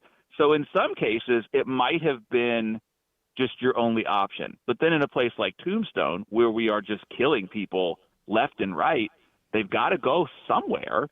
And you probably don't want them in your churchyard. You might not have an established family plot because these men are employees. They're hired guns. They're cattle drovers / rustlers. So yeah, in a way, that sort of becomes the official place where we're going to stash these corpses. Now, as the Europe's go on their vendetta ride and, the Cowboys are sort of dispersed, I think some of them just end up buried in random places if they're even buried at all. But that's definitely the highlight now, to go see dead from the gunfight at the OK Corral. We were talking with Matthew Holbert. The OK Corral, we should say.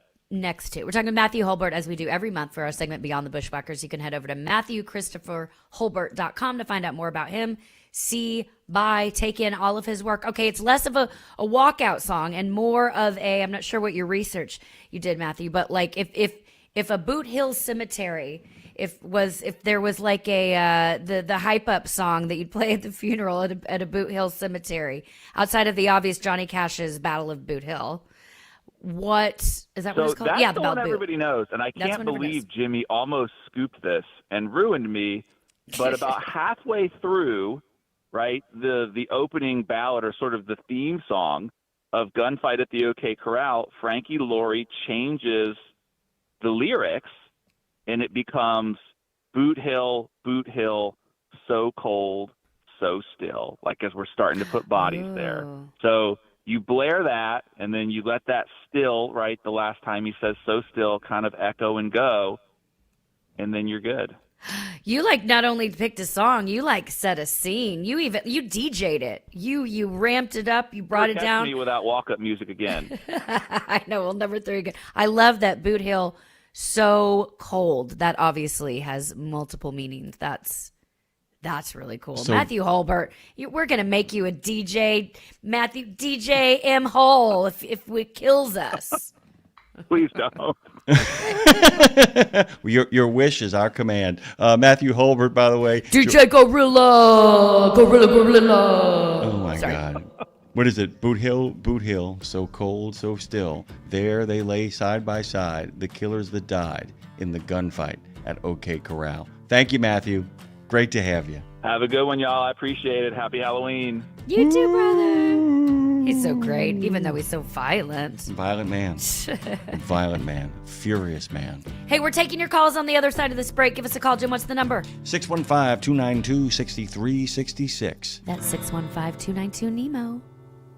17 Sapp Brothers Travel Centers are known for great food, hospitality, and mom-approved showers and restrooms. But don't forget the service centers. Sapp Brothers ASE certified technicians can repair nearly any issue in shop or roadside, including axle repair. Dig into your free steak dinner with your oil change. That's a Sapp Brothers tradition to thank you for your business. Tires? Sapp Brothers will beat any competitor's advertised price on tires. And download the Sapp Brothers app for exclusive promotions in the shop, restaurant, and store. Your spot under the coffee pot is waiting for you at Sapp Brothers. There was an era when truckers were out there, alone. Long rides, dark nights, miles from home. As part of the Road Gang, though, Dave Nemo helped change all of that. As a voice in the darkness, Dave kept drivers going with music, jokes, and of course, friendship. And if you miss those days, Radio Nemo's got something for you. Nemo's Night Beat puts the gang back together with an hour of trucking tunes and road songs, classic comedy, and those fun factoids that you came to expect. Nemo's Night Beat is Dave at his very best every Monday night at 7 in the Center on iHeart, Odyssey, and Live 365, as well as Tuesday night at 9 on Reese Across America Radio. So head on over to RadioNemo.com and join the gang on the beat. Nemo's Night Beat. We're going where you want to go, so you can be where you need to be. It's Road Gang Radio with Lindsay, Lawler, and Jimmy Mack on RadioNemo.com. Boom, boom, boom, Hey guys, it is Road Gang Radio. You can head over to RadioNemo.com to find out about all of our shows like Nemo Night Beats, Nemo's Night Beat, which is on, that keeps you company at night. Of course, Nemo Nation, that's every Monday. Road Gang Radio, that's every Tuesday through Friday. And We Should Write, that is every Wednesday. And a new episode came out this morning on a podcast. I listened to it this morning. Listened back to Autumn McIntyre. It was, as you said, Jim, very... How did you put it? It was the most laid back episode. It was the most low key and intense at the same time. It was really, really, and when I say low key, I don't mean that as any sort. I mean that literally as just like two people, just kind of who know each other, who are comfortable with each other, just kind of talking. It felt the most like a conversation between old friends to some degree. Even with Kevin, because there was some when you and Kevin were talking, there was a real sense of, I don't want to say enthusiasm, because there was enthusiasm yesterday too. It just was a different energy. It just felt like, I made a comment about pressure behind people's voices. There was a certain pressure behind her voice that really kind of lifted the entire thing. But there was a real sense of just two people kind of going back and forth, talking. We felt like we were flies in the wall on that one. Oh, good. Well, I think I'm getting more comfortable too. There was a real nervousness around it for the first few episodes because there's been such a buildup. It's been bubbling 17 for so years long. in the making. Yeah. And when I think I've finally settled into this is, I keep saying it's a conversation, not an interview. I think I finally settled into that yesterday. Now, listen, there's going to be people I get on who I'm going to be very nervous or excited about and probably have a different kind of energy sometimes.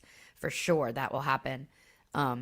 But Autumn is such a comfortable, wonderful place. Her aunt is Reba McEntire. She comes from a very musical family. You would never know that. She's one of the most humble, down-to-earth, just good humans, a killer songwriter and champion of anybody who wants to hone their craft. So I encourage you to check out that episode. You can listen anywhere. Just search on any single platform where you'd get your podcast. Just search We Should Write and check that out. And, check it out. So, Jim, tonight I will be heading down. Mr. Nemo himself is also flying in to meet me in Nashville. Tonight is the NASTC kickoff. The conference is happening this week, the National Association of Small Trucking Companies. So we will be there tonight. I'll take some video and make sure we send it over.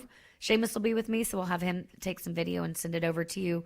I'm very honored to be receiving the honor of the first transportation ambassador for NASTC tonight, so that'll be very cool. Dave Nemo will be here to make the opening remarks, and we're going to get to commune with a lot of our former and future trucking associates. So it's going to be a cool night, Jim, and I hope to bring back some news to the show for next week just about what we see happening in the world of small trucking companies. I'm really kind of interested to kind of hear what you kind of gather with the information you get on the ground there. There's a lot of the action is going on over there. Some of our friends from TA Petro are going to be there as well. This is interesting. I got a couple of things to talk about here, Lindsay, and they are both bureaucratic, while at the same time there's stuff I want to kind of talk about in regards to We Should Write. It's all kind of mixed up together. First of all, I'm going to ask everybody listening right now to head over to Facebook and find the video that we just posted of Dave. He's actually walking through Lafreniere Park, and he is encouraging people to get involved in Project 61.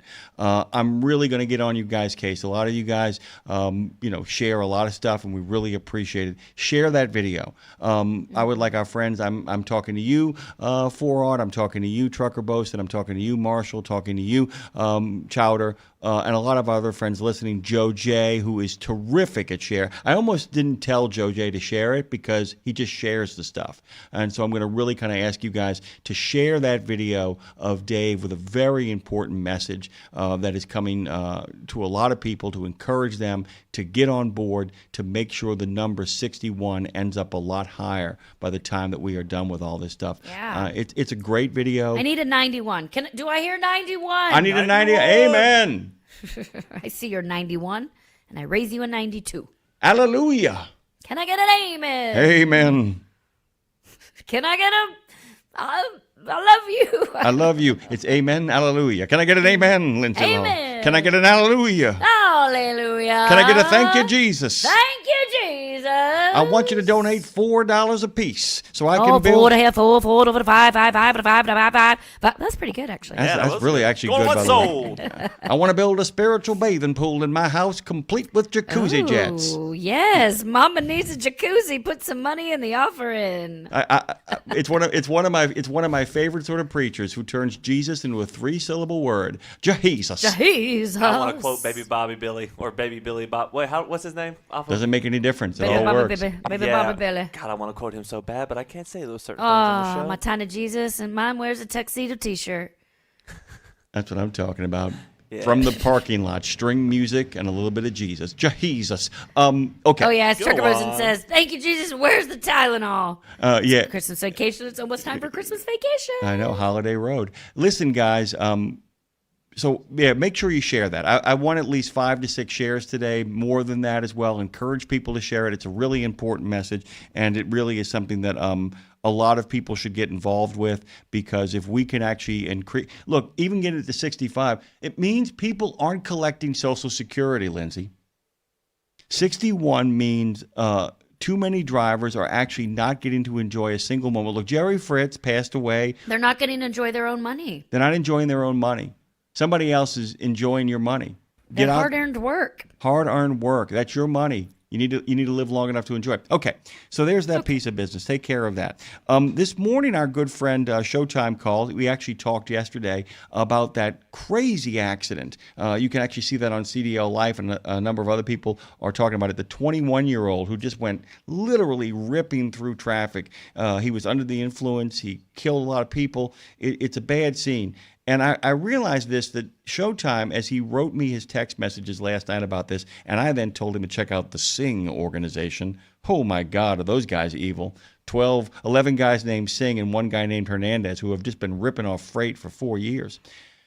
One of the things that makes Showtime such a good caller, I have to think, and a number of you guys do this too, is that he writes a really good text message, Lindsay, which means he thinks coherently. And part of what your show is up to, by the way, is encouraging people to write. And I was thinking about this yesterday, that people who write speak better, straight up. That if you really want to be a people person, if you really want to be the kind of person that holds people's attention, that really kind of gets people focused on what you're saying, it's a really great idea to start writing. And you've made this point all the time. We don't need you to become a famous songwriter. We don't need you to become a famous novelist. That would be great if it happened. We'd root for you. We'd come to your book signing or your song debut. But what we really need you to do is start writing, because one of the therapeutic things for me for writing is it helps clarify thought, meaning that I will often talk about stuff and I will watch people struggle. I will watch you work it out. It helps you work out the so that when you always say you're rehearsing it. It helps you work stuff out so that when it's actually time for the conversation, or actually time to put on your big boy pants and get down to the point, you've already worked out sort of the clutter and kind of organized it better and outlined what your thoughts actually are. Yeah, and there are people who can do it charmingly with the whole, like, start to say something and then go back and rephrase it, start to say something, go back and rephrase it. When you hear somebody doing that, what it means is they're figuring it out loud. And sometimes you want to do that. That can be really charming and a good way to kind of talk. But for a lot of people, it ends up really kind of muddling them up. If you sit down and take the time to think about what you want to say, you also will say it more reasonably. And when it does get angry, it means that you've thought about it and often have a right to own your anger in it. And I think that's so important. And I love the fact, Lindsay, on your podcast, that you continue to remind people that the show ultimately is about writing. And the irony of it is, because it's about writing, we end up getting people who are more honest about their own personal lives and their internal lives than they would be if it was about an interview about what they're promoting. Yeah, or the fact is, when you walk in and you know the questions are going to be personal, you often tend to be guarded and listening for them. When it's about writing, I'm giving away the story here, but when it's about writing, it's like, well, okay. And then they open up and it means that other things come out because you're thinking about writing rather than thinking about being defensive or being guarded or being slick in your answer and all that kind of stuff. So the power of writing is immense in regards to kind of getting your thoughts clear and being in a position. I promise you, the best phone calls are people that either write or rehearse in their brain what they want to say. And with the with We Should Write, and then we've got a call we're gonna hop on. With We Should Write, it's if you notice, Jim, and I know that you have, because thank you for listening each week. We've touched on at least one pretty deep topic in every single episode, but it's never been like, okay, now let's talk about the heavy thing. It's come out so naturally because, to your point, it's just like in conversation. It's come out very naturally. Like, yeah, we touched on being bullied, divorce, HIV, death. You name it. We separation, infertility, being left at the altar. Being left at the altar. Yeah, we've touched on so many life kind of hardships that people have gone through, but it's been thrown out in the best way. It's like, yeah, that happened. Yeah, and my parents got divorced, and it was when my whole life fell apart. But here's what happened. It's a very quickly, but then, and I love that we're able to throw these kind of what should be really heavy, throw the thing out, and then be like, but here's what I did. I wrote about it and I worked through it. And that's, to me, what's every time. It's like, we don't even like, oh God, did they just say that? It's like, oh, cool. Now I feel more comfortable. So I hope that's what other people are getting when they listen to it as well. I want to throw this back to Dre for a second, but one of my delights in listening to the show is it's happened more than once, is people will tell you that kind of really deep personal stuff and then realize they said it and be like, I've never said that before. Yeah. It's one of my favorite moments when it lands on them. They're like, oh my God, I've never really shared that. And I feel better for having done it. Dre had something. Well, I was going to say, I love that every type of person that you've had on the show, it's been the same thing where you make them feel so comfortable that it segues so naturally each time. Because each time I listen to Cool. it, you just go right into it to the point to where they're having fun, they're having a good time, but at the same time, they just open up and they feel comfortable. And they're not even there at your place. They're at their house or they're on camera, and it's like it's still an awkward feeling, but at the same time, you give them exactly what they need to feel like they can just open up. And I love listening to that. Oh, cool. Well, I love watching you listen. It happens, and by the way, it happens on phone calls to this show as well. I'm going to say the number one more time. We do have a call we have to get to, but we remind you guys, if you want to ever work anything out here on the air like Michael did this morning, we are more than happy to let you do that at 615-292-6366. That's 615-292-NEMO. You dial the number, Dre will say hey, and then he'll put you on the air, and we'll say good morning. Who are we talking to? Marshall! Hey, Marshall. Oh. Good morning. I just had an event while I was on hold here. I wound up coughing, sneezing, and trying to drink coffee all at the same time, and I have a little bit of a mess to clean up in here now. Perfect storm. That was not fun, snorting coffee. So, anyhow, Jimmy, Project 61. I will go look up the video. I don't think I've ever been to your Facebook page, to the Dave Nemo Show. We couldn't change the name and not lose all of our followers. It's the Dave Nemo Show. I don't think I've ever been there, to be honest with you. But we have Project 61 here at work. And I'm already 11 years past that, damn near anyhow. So I think I found... Yeah, come on. Let's take a moment for that. Bravo. And the reason I don't really push it is because I don't like our health and wellness guy. Not that I don't like him, he bugs me. You know, you got a person that you don't dislike him, but they just kind of get on your last nerve every time you're around them or hear from him and stuff. And our health and wellness guy, he gets on my last nerve every time I'm around him. So that's why I haven't pushed it. But I will. I'm a loyal fan, so I will go share that video. Now, Lindsay, I want you to know, I've been making notes, and I want you to know how difficult it is for me to read my own writing when I write names down while I'm driving down the road. So. Well, don't write while you're driving down the road, first of all, but okay, go on. You could also just voice memo into your phone. That counts as writing in my book. You could, but I can't. Okay. All right. Tell me what you got. All right. The one that I was on, that I thought was on the show with you, and I still think, is Miranda Lambert. Was she on the show with you?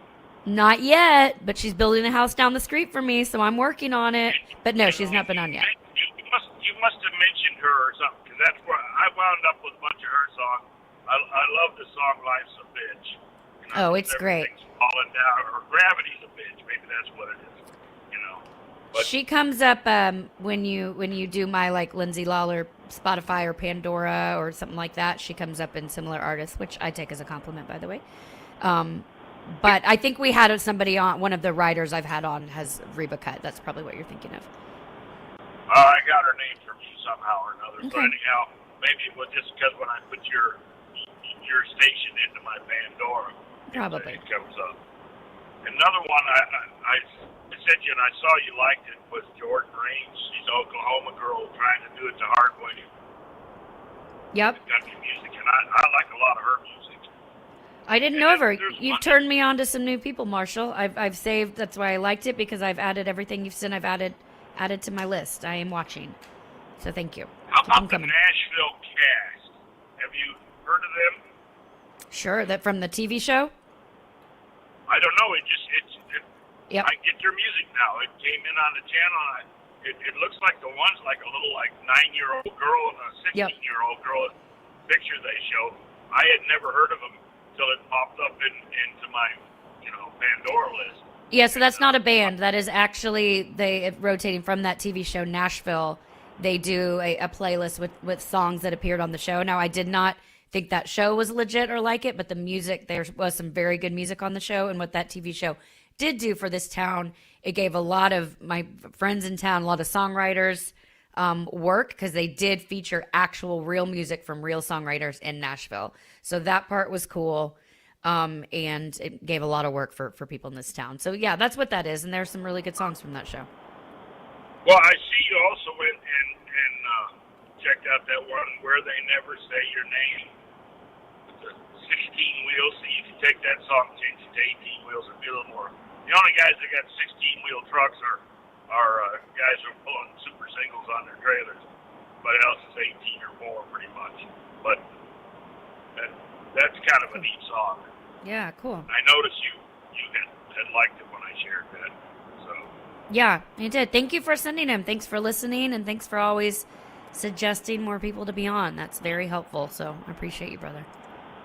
well, I share it every day when I'm on. I was a little late getting up today. I was on a killer run trying to get from Laredo up to Roseville, Minnesota, 7 miles from the Canadian line. And then they wanted me out Monday afternoon in Glamis, California at the resort out there for people with side-by-sides, sand buggies and all that. And it was like 4,000 miles altogether. And it can be done, but I don't know if I can log it legally. But anyhow, they dropped the Glamis part of it, that part of the load canceled. So now I'm not having to work so hard. I got up yesterday at 5 o'clock in the morning in order to try and make this happen. But I slept till almost 8 and missed the first hour of the show. So, Well, we forgive you. As long as you show up, we're happy. So thank you for being here. Thanks for always supporting, and we're doing the same back for you. And by the way, 72, still driving a truck, still looking fine. So Still looking mean and lean and on the scene. Come Thank on, you, baby. Marshall. Thank you so much, brother. motor safe, friends. I'll talk to you later. motor safe. I like that term. I like that expression. I had some fun last night, by the way. Hey, girl, let's talk about it. Yeah, I'm working on bringing back our good friend Snake Pontchartrain, Trucker Boast, and actually I'm going to be sending him in the next couple of days a description of what Snake's truck looks like. By the way, Snake's truck, the Big Trouble, was designed by Tom Bray. I kid you not. He actually came up with like. Does it have a snake on it? It does. It Cool, does. good. It has a snake on it. But he actually came Does up. it wrap all the way around? It does. It actually goes from the side of the driver's side and then makes its way across to the top of the engine. Very cool. But like Tom actually, we went and found all the new technology that Snake would actually like and didn't have the stuff that he wouldn't like automatic braking systems. Snake wouldn't like that. But he does have he has a see-through dashboard, which actually is a thing. It's really expensive, but it's a real thing where you can actually move the stuff on your dashboard around. It's all kind of computer enhanced. Tell people real quick that not everybody knows what Snake Pontchartrain is, obviously, Jem. So tell them what it is. Many years ago, when Claire and I were doing the show, we did a thing called Snake Pontchartrain's Places You Wouldn't Want to Go Unless You Were with Snake Pontchartrain. And people like Flag Waver, God rest his soul, but also Forod, Huck, a number of our regular listeners would email us a place where Snake should go, and Snake would join them on these adventures. Meaning, like we would come up with. It's a made-up character. Yeah, these fictional. What do you mean he's made up? Fictional. Sorry. But he is made up. He is made up. And Snake would go to like the Ohio Reformatory, Crybaby Bridge, the headless motorcycle rider of Ohio, and the like. A lot of really kind of cool stuff we would do. Well, we're making something different with Snake, more like a narrator of other stories that are kind of going on that he and Claire are tracking across the United States, and we just got a chance to get some people together last night and kind of read the first couple of episodes. And it was so much fun, Lindsay, because hearing your words read aloud, another reason you should write, by the way, if you decide to do playwriting or screenwriting, it's really kind of wonderful to hear other people say the words that you've written. And that's why a lot of songwriters do it too. They love writing the song for somebody else. There are songwriters, as you well know, who they don't want to sing their songs. Many of them do, but some of them are just like, this would be perfect for Willie. This would be perfect for, Lindsay. This would be perfect for Reba. And one of the really fun things about playwriting and podcasting is that you get to write things for other people to say. And we had a friend of mine who is he basically just retired last week. He was NPR's radio host in New Orleans for the better part of a decade. And so, of course, he's got this wonderful voice. And he came in and played the villain last night. And I swear to God, at one point, my friend Matthew had to get away from the table and walk away. It was so creepy when he's like, that card you have in your hand is the last time I will ever give you that card. the next time we meet each other, it won't be my offer. It'll be my final offer. Just having real fun last night, a real blast. And I would encourage people to do that, to write things that you want other people to say out loud, to try to write in the way you think other people might talk or sing. It's a really great thing to do. A lot of fun. 615-292-6366. That's 615-292-NEMO. Speaking of writing, we have two more great guests coming up here in just a bit. We're going to be joined by Jeffrey Himes, who's been a music journalist and writer for over 50 years, or for about 50 years. And he's got a new book out on Willie Nelson that goes through all of Willie's albums over 70 years, over 7 decades of Willie's work. Let that sink in. Willie's been making music for like 77 years. So he's got this book called Willie Nelson, all the albums, the stories behind the music. Beautiful, too. And we're so beautiful. We're going to Did you get a copy of this book? I got it on PDF. Okay. Did you get a copy? No, I did not get a copy. I didn't get a copy. Did you get a copy? No. And you know, I did not get a copy. Trust me. Oh, by the way, Dave has a copy of a book for you when he gets to Nashville, the Martin Scorsese book. Okay. I was sent a second copy. I got 2 copies here at the studio, and I said, well, one of these is for Lindsay. And so I gave it to Dave. So when he gets off that plane, you look at him and you say... Accost him? Accost him. Accost him when he gets off the plane. Got it. Check. Give him the ferocious business. He's got it coming. He absolutely deserves it. I'm really. So then the guest after that. Oh, sorry, Jim. I'm looking forward to this. I love people writing stories about songwriting storytellers. I love it, and it's a really great analysis of a lot of this stuff. Another great thing to think about for Christmas. So many musical things that we're adding to this show. Go on. I'm sorry. And our last guest, so excited about this. Yeah, Bobby Hoffman. He was supposed to be on last week, and New Orleans shut down, so we rescheduled him for this week. Talking about his new The Paradox of Passion. You can go to paradoxofpassion.com, which is his new book, and he's using neuropsychological evidence to reveal why traditional views of motivation are outdated, and how these societal pressures. How we're societally pressured to find our passion. I love this because it's almost like that, Jim. What's the toxic positivity? It kind of has that same vibe about it, doesn't it? Well, yeah. And by the way, as I've gotten older, there are certain football coaches that I follow, religiously in regards to when they talk about success. And Nick Saban's kind of anti-toxic positivity, where he is a cynical optimist to some degree. And I have to tell you, the thing that was deeply moving about the book is following your passion is literally a recipe for setting yourself up for heartbreak. And the more you think about that, the more it lands. It really has landed with me in the last couple of months that, following your passion, my passion project, because what it also does, people don't talk about, it means that you don't bring any passion to anything else either. Do you follow me? Mm-hmm. I've always said this, that it's like, you need to treat other people's passion projects the way you treat your own, but that's exhausting. Passion is exhausting. And there is a much more incremental, sane way of going about succeeding with the life that you want to lead. And he does a really great job in this book of kind of showing an alternative way to burning yourself out and blowing your heart out too. And it's just, toxic positivity drives me crazy. Yeah, we're gonna dive in to that with him. We might have a call coming through right now, Dre, if you look here in a second. We grab it real quick. We'll just take it for 1 second before we go into the issue. Hello? There. Hi, my friend. This is Autumn Sizemore, who's my current guest from We Should Write. We just have a couple minutes left, but I shot her a text. I'm like, this is so last minute. Would you be up for calling in? I just wanted this audience on Road Gang Radio to hear your sweet voice. And I listened to our episode this morning, and it's really good. I'll be posting and promoting it today. But thank you for joining us yesterday on We Should Write. Tell people a little bit quickly of what you got out of the conversation and what they can expect when they tune in to hear the podcast.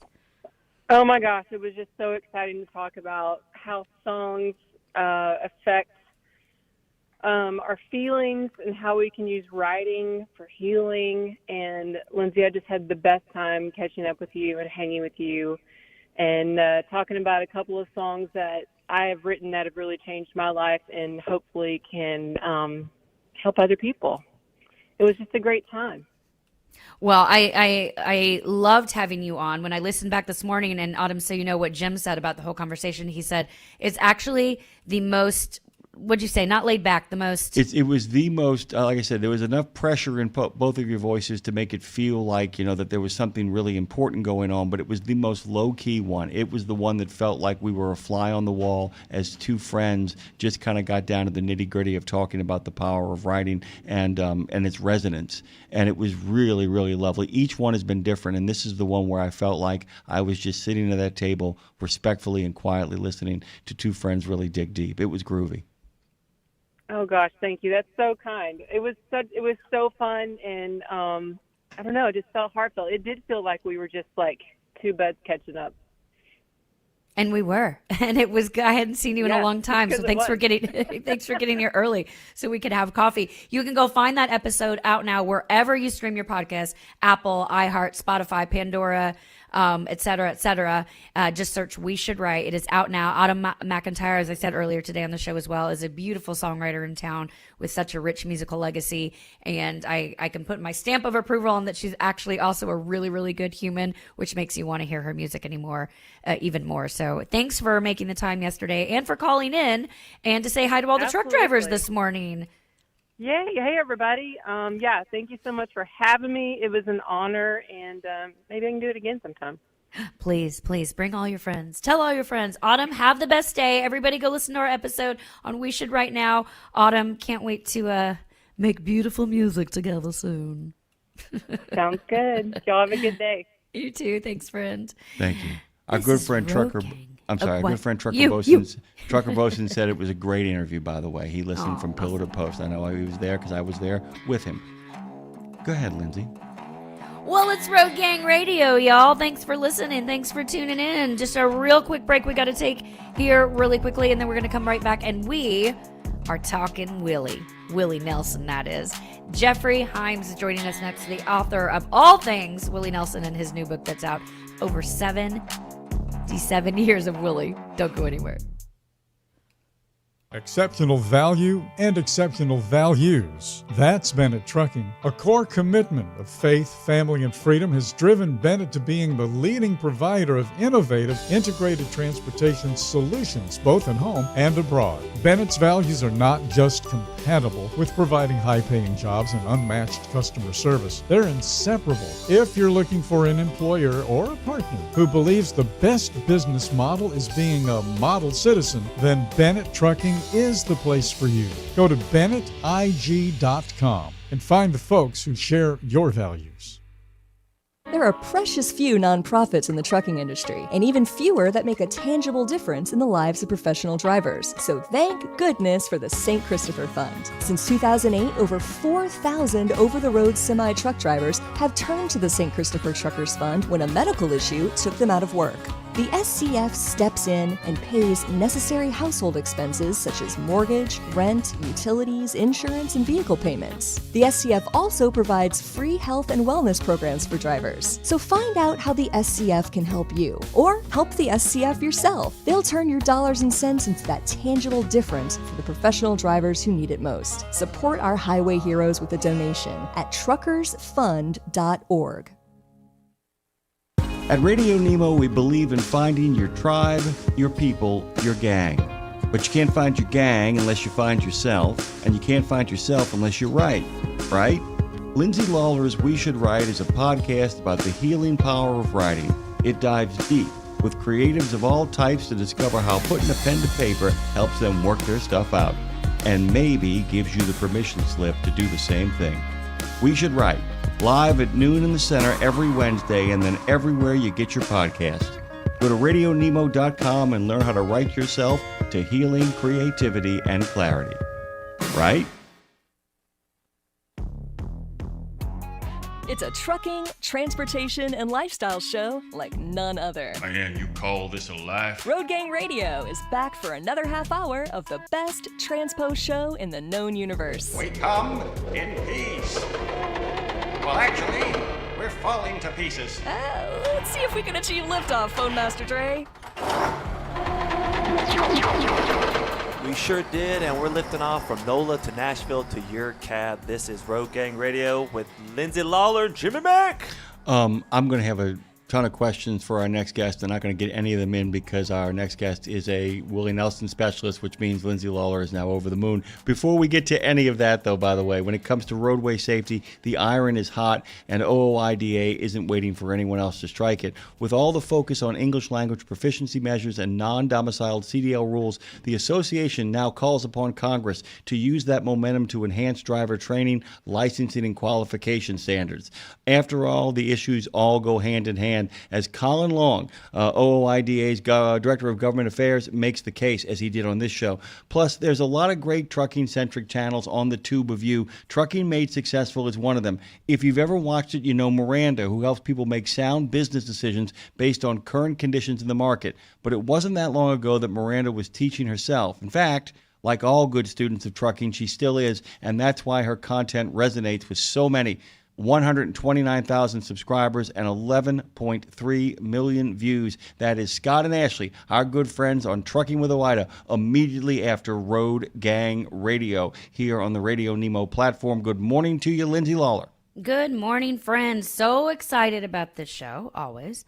So excited about this next conversation. We've been getting having some really cool music journalists on the show, Jim, doing deep dives into not only just artists, but events and history, books, so many different things, but the music that has shaped our life and our times. So this one is probably one of the most, the book we're diving into today hits one of the most iconic artists of all times across all genres, and certainly a big part of my life, certainly a big part of Music City here, where I live in Nashville. And Jeffrey Himes, who's joining us, he's someone whose writing has shaped the way many of us really think about music, whether you know it or not. You've probably seen some of this man's work.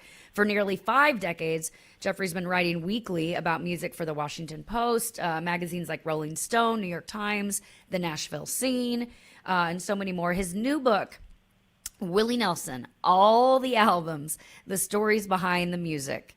It's a remarkable, guys. It's a chronicle of Willie's astonishing 70-year recording career, which is just mind-blowing. 152 solo and collaborative albums from 1954 to 2025, mapped out album by album with context and stories and chart data and, well, heart, because the heart is all Willie, of course. And this book really mixes the logistics with the legacy. I think it's a cool balance of it.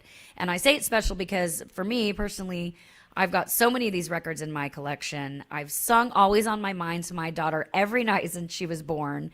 And Willie is the soundtrack of so many nights on the road for both myself, for our drivers. So this is going to be a fun conversation with a man who really knows what he's talking about more than anybody except for maybe Willie. Please make welcome to the show, Jeffrey Himes. Glad to have you. I'm glad to be here. Jeffrey, I just want to kind of start off with one of the kind of core principles of the book. This is not so much a biography as it is a look at an artist through the soul of his works. And you could make a case that Nelson, like Johnny Cash, like Nina Simone, like Sam Cooke, has a voice that is so distinctive that it ends up inhabiting songs in a way that very few others can do. And the term that I always feel like when I hear a Willie Nelson song is relief, but it's hard-won relief. It feels like a man who has come out the other side dirty but intact. And I wanted you to kind of start off by just talking about how his voice matches up with the lyrics often that are his, even when there's somebody else's, that he's able to kind of make a song uniquely his own, and the kind of merger of form and content, if that makes sense. Yeah, that's one of the things I sort of track through the book is that I think one of the hardest tricks to pull off in popular music is to sound like you're in real pain and sorrow, but also to maintain a sense of dignity at the same time. And, sometimes, people wallow in their pain and sort of lose sort of self-respect, or, they're so, macho or whatever that you don't really feel the pain at all. But Willie lets you see both sides of that equation in sort of song after song after song, whether it's a song he wrote or a song he picked. It's a way of, I think, demonstrating for all of us how when you have losses in your life, whether it's romantic or somebody dies or your career goes sideways or whatever, is that you need to sort of acknowledge that it hurts and that it's definitely a setback, but you can still carry yourself with pride and move forward. Well, I love that was as a songwriter myself. I love how you just put that about, because we always think about why are we drawn to these kind of the sad songs and the old country when they just said such hard things, but you felt seen. You didn't feel necessarily heavy when you listened to him, like it. And Willie's one of the greats that has a way of saying something so deep and heavy, but delivering it so conversational and so beautiful. Will you just dive into that a little more? Just why, I guess, how it from the listener standpoint, you as a listener, anyone else listening, is there a method you think actually to Willie's madness, or is that just Willie being Willie? Yeah, no, I think there is a method to his madness. I think that there's, people always remark on Willie's unusual phrasing. So he's not always on the beat, sort of slipping and sliding around the beat, but always sort of staying in time at the same time. And I think that sort of conveys to us, the listeners, that life is uncertain. It's not predictable. It can come at you in a lot of different ways, and yet we move forward. And in his songs, he's never predictable. He can rush a bunch of syllables, or he can drag a syllable out, but it all comes out in the end, and that's reinforces the lyric message I was talking about a minute ago. I think. Yeah. I wanted to tell you guys both something. I didn't even tell this to Lindsay. I was a big Robert Redford fan, so you probably both know where I'm going next. And when Redford passed away, Lindsay, the first song that I put on was "My Heroes Have Always Been Cowboys," which of course is an Electric Horseman. And the thing about the way he sings this stuff is that he always feels like he is choking back a tear. And you kind of talked about it as well too, but I always feel like in his songs, even in the best of them, there is defeat but with honor. And I'm kind of curious as to at what point you feel like he's inhabiting them.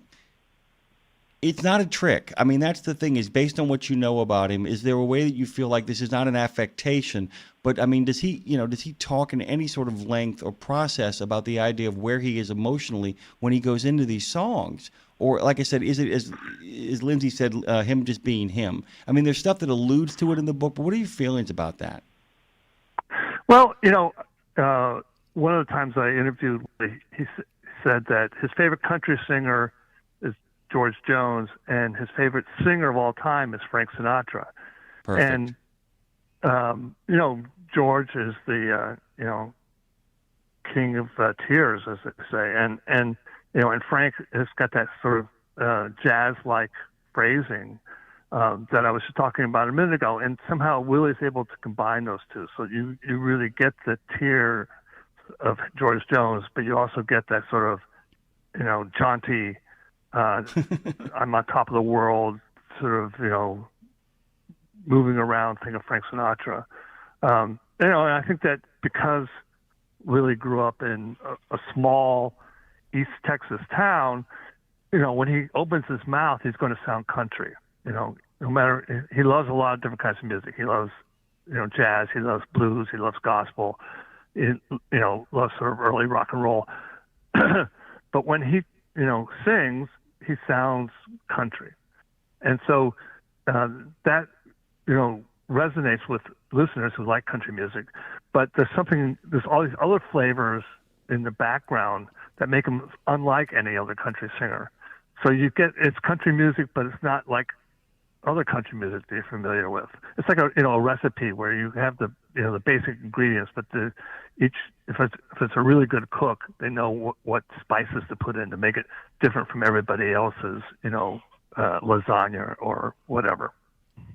Well, and Willie, obviously, he's like you said, he's like no other, and he's been doing it longer than anyone. That we really still have alive as far as the legend that he is and that kind of caliber. And Jeffrey, I read several years ago, It's a Long Story, My Life, Willie's autobiography. And the thing that I loved the most about that book is that it wasn't linear. Like, he bounces all over.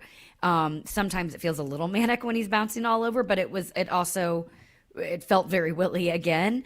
So from that perspective, given that he's still recording well into his 90s, how do you see the latest albums?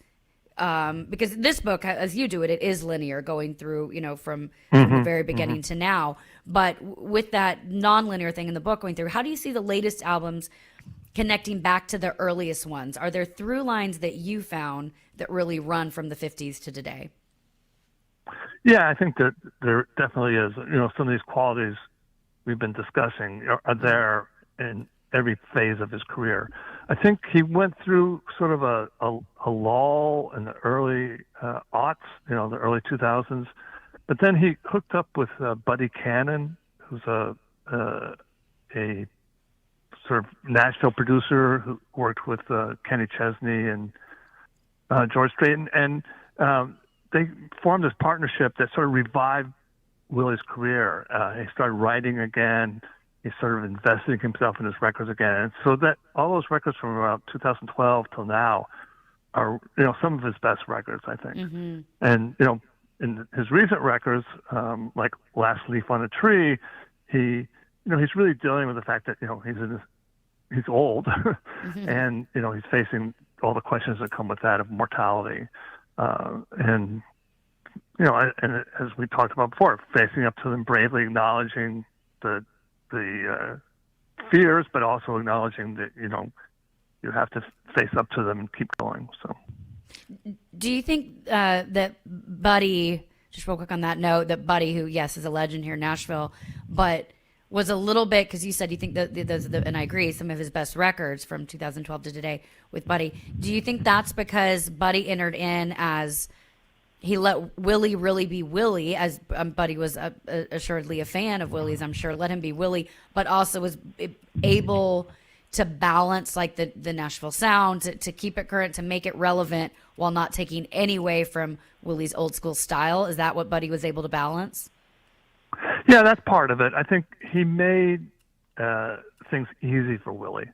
Willie would send him song ideas, and Buddy would,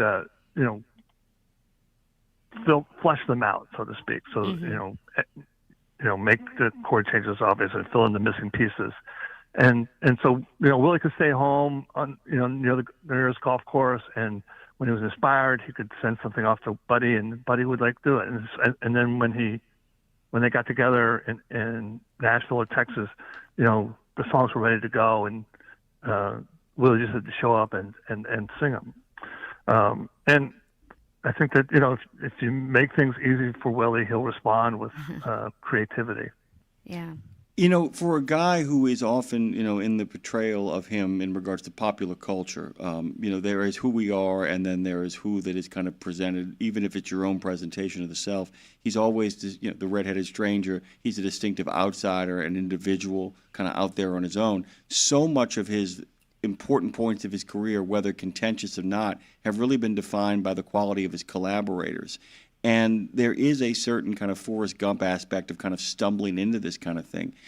Do you think in many ways that he was able to kind of at the same time recognize the people who came into his life, whether he had a contentious relationship or not, based on the sound they wanted to help him create, to understand that he needed those folks in order to continue to be Willie? Well, I think that his best work, was started in the early 70s when he was recording for Atlantic. And part of the reason is he was able to use the musicians he wanted rather than what the record company wanted him to use. And as you said, that he needed those sympathetic collaborators to make things come out the way he heard them in his head, I think is a good way to say it. There's a famous story about, in his early records, he used Jimmy Day, who was the legendary steel guitarist in Nashville. who was a great musician, but had a drinking problem and was cantankerous. And, Willie would always fire him and then take him back, fire him and take him back. And finally one day, he said he had enough. He said, but now I got a problem. How can I find a steel guitarist as good as Jimmy Day? Well, it's almost impossible. And then he stumbled across Mickey Raphael on harmonica, and he had this brainstorm that, the harmonica, which has a sort of sustained, fluid lines that, like a steel guitar does, that could take the place of a steel guitar. And that's sort of an example of how he finds solutions to his problems. Let's put it that way. He makes lemonade out of lemons. Oh, Willie Nelson. Right. We're talking with Jeffrey Himes right now. The new book out, which is beautiful. Willie Nelson, all the albums, the stories behind the music. You can find it wherever you get your books. Came out just earlier this month.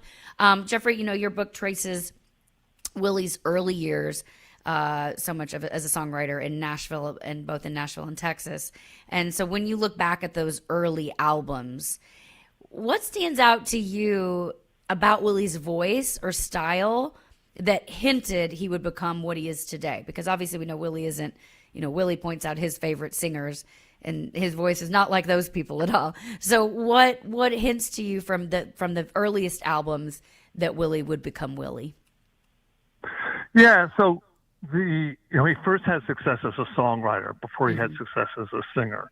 A lot of his greatest songs were written in those, what he calls the hungry years, of like the late 50s and early 60s, when he wasn't a star of any sort, but he was writing songs that other people were having hits with. So like Hello Walls for Farrah Young, and Nightlife for Ray Price, and Crazy for Patsy Cline, Funny How Time Slips Away. So he was already writing songs of that caliber back then, early as 1959 when he was in Houston. So, that element was always there.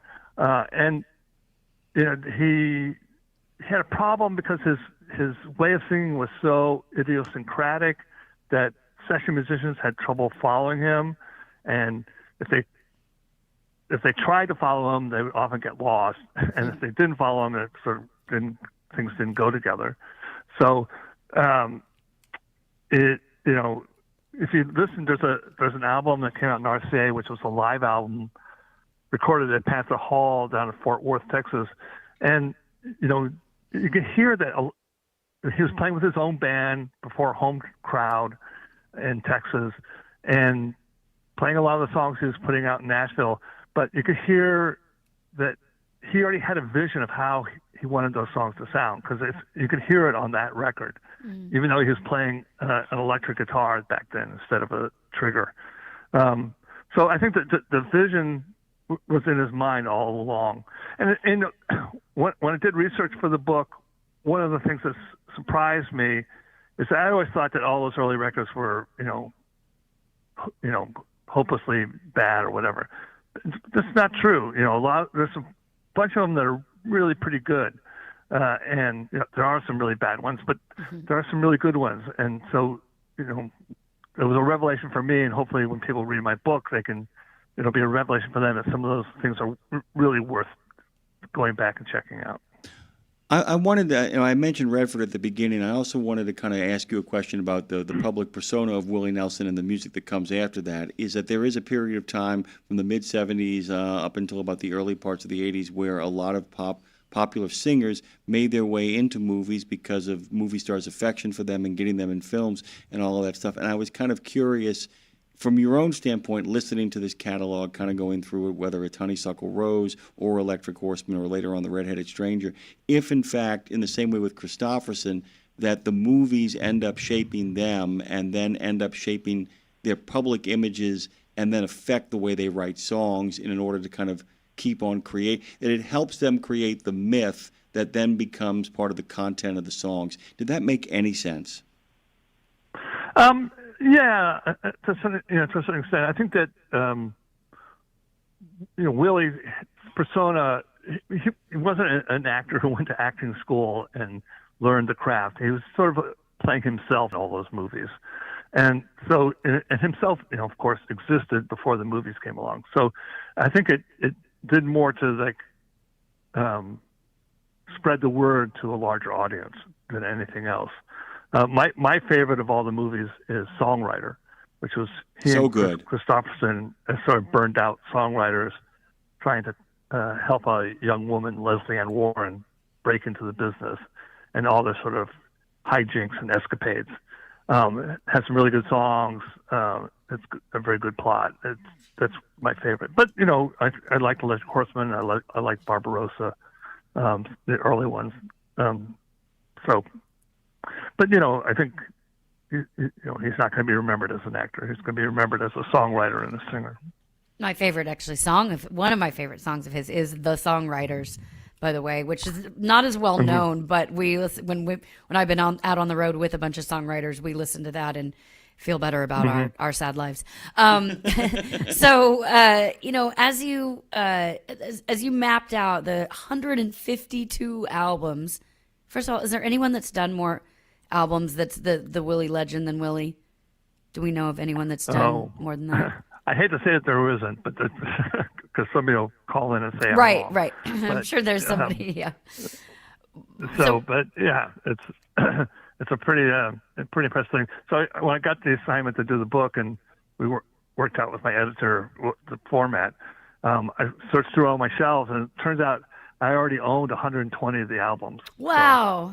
So I was well on my way to getting there. Wow, that's amazing. So as you mapped these out, for you personally, was there an album in the middle of his career that felt any place like a turning point? And I'm sort of contradicting what I said earlier, saying that they all really have this, cohesive thing, but there is evolution and experimentation in here. So is there an album like in the middle of his career that felt like a turning point where you thought, okay, is this the new Willie? Well, I think at the end of my book, there's an appendix, and I list all 152 albums in order of quality according to my judgment. And the number one album is Phases and Stages, which is from the early 70s on Atlantic.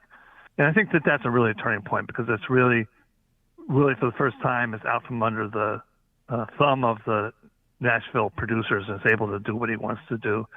And it's a concept album like Red-Headed Stranger, which tells a story.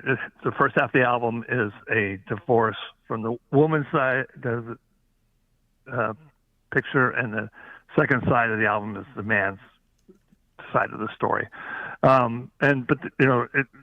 It really paints a picture of their relationship, and the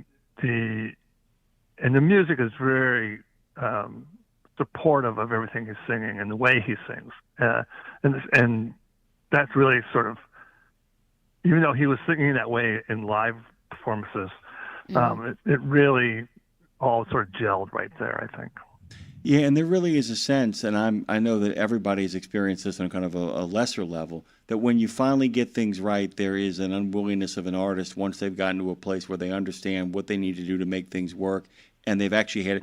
It's a confirmation, as it were. You know how, Lindsay, when you sometimes feel like if I could only have the following things, I know I could make this work, and then you get the following things and you make it work, you never want to give that up. And it then becomes, it's like almost like that album becomes like a baseline, doesn't it? Where it's kind of like, this is what it has to be. This is what it has to be moving forward. Might not always get here, but we're always going to fight for this kind of, that's where we need to be in order to kind of go any further. Is that the sense you get from that album?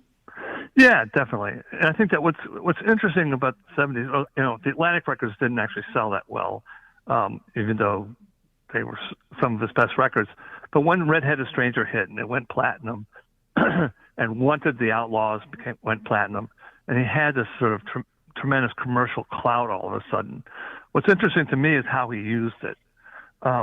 He used it to make to explore the American songbook, all those songs he grew up with on albums like Stardust, and he used it to duets with all the older performers who inspired him, whether it's Farron Young or Ray Price or whoever, and he saluted songwriters he really admired: Chris Christopherson, Cindy Walker, Harlan Howard, so on and so forth.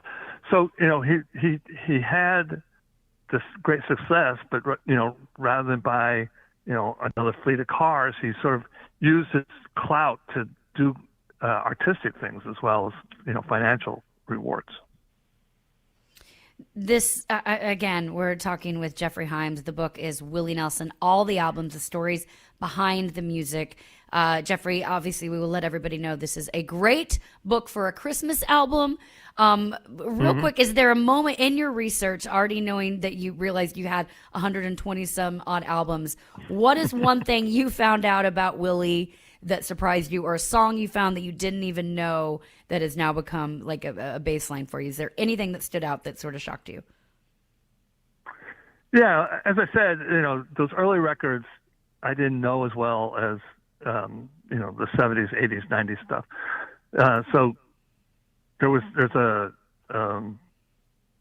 he made some singles for RCA that never made it onto an album. There's an anti-war song that's really powerful. There's a song about a convict on a chain gang that's really powerful. Very sort of dark and folk-like, which he didn't do very often, but these singles were really powerful. So I guess that was the biggest surprise for me. I can't thank you enough for making time for us this morning. And guys, by the way, I'm not as familiar with this catalog as Lindsay and our guest are, but I will tell you, as a big fan of Christofferson, I was so thrilled to see that you gave Willie Nelson Sings Christofferson an A+ and ranked it number 3, because it is a matter of fact, it's one of those things. Poor Chris. Somebody always does Chris's songs better than Chris does, but it's Willie Nelson that does it. So, perfect, isn't it? Great. It's a perfect marriage of a great singer and a great songwriter. I'd like to, before we hang up, I'd like to mention one other thing. Last winter, I released a book with the Country Music Hall of Fame it's called In-Law Country, and what it is, it's about that group of artists, Emmylou Harris, Rodney Crowell, Roseanne Cash, Guy Clark, Steve Earle, Ricky Skaggs, who all sort of were a gang who played on each other's albums, wrote songs for each other, often married each other and divorced each other. And it's a really important movement in country music that's never been recognized as such, and so I gave them the name In-Law Country. So I love that name. I'd actually, Let's bring him back. Love to have you come back and talk about that book if you'd be open to it, because we love that in between. Anytime. Sort of the music we know, but we don't really know the real deep story behind it. So please come back, and if you will, we would love to have you. Your answer is yes. yes, I'm sorry. I'm just kidding. Perfect. Jeffrey Himes, thanks for taking time. Willie Nelson, all the albums, the stories behind the music. Jeffrey, have the best day, and we will talk to you very soon. Thank you, Jeffrey.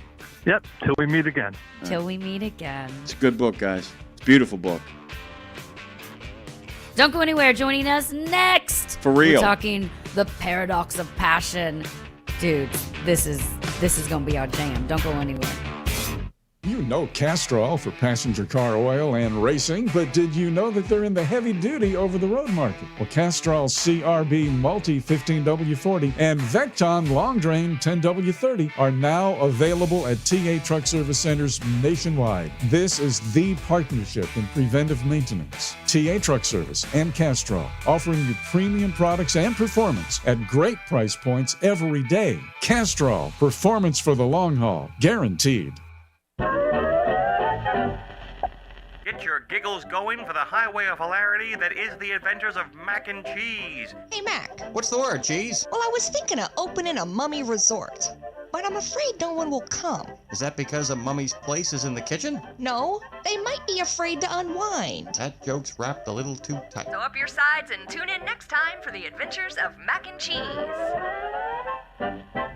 Exceptional value and exceptional values. That's Bennett Trucking. A core commitment of faith, family, and freedom has driven Bennett to being the leading provider of innovative, integrated transportation solutions, both at home and abroad. Bennett's values are not just compatible with providing high-paying jobs and unmatched customer service. They're inseparable. If you're looking for an employer or a partner who believes the best business model is being a model citizen, then Bennett Trucking is the place for you. Go to BennettIG.com and find the folks who share your values. If someone tells you they need to get a life, tell them to join us here at Road Gang Radio with Lindsay Lawler and Jimmy Mack. Let's seize the day with Phone Master Dre. Oh, we can from Fast Sports Studios in good old NOLA with your hosts, Jimmy Mack and Lindsay Lawler yet again.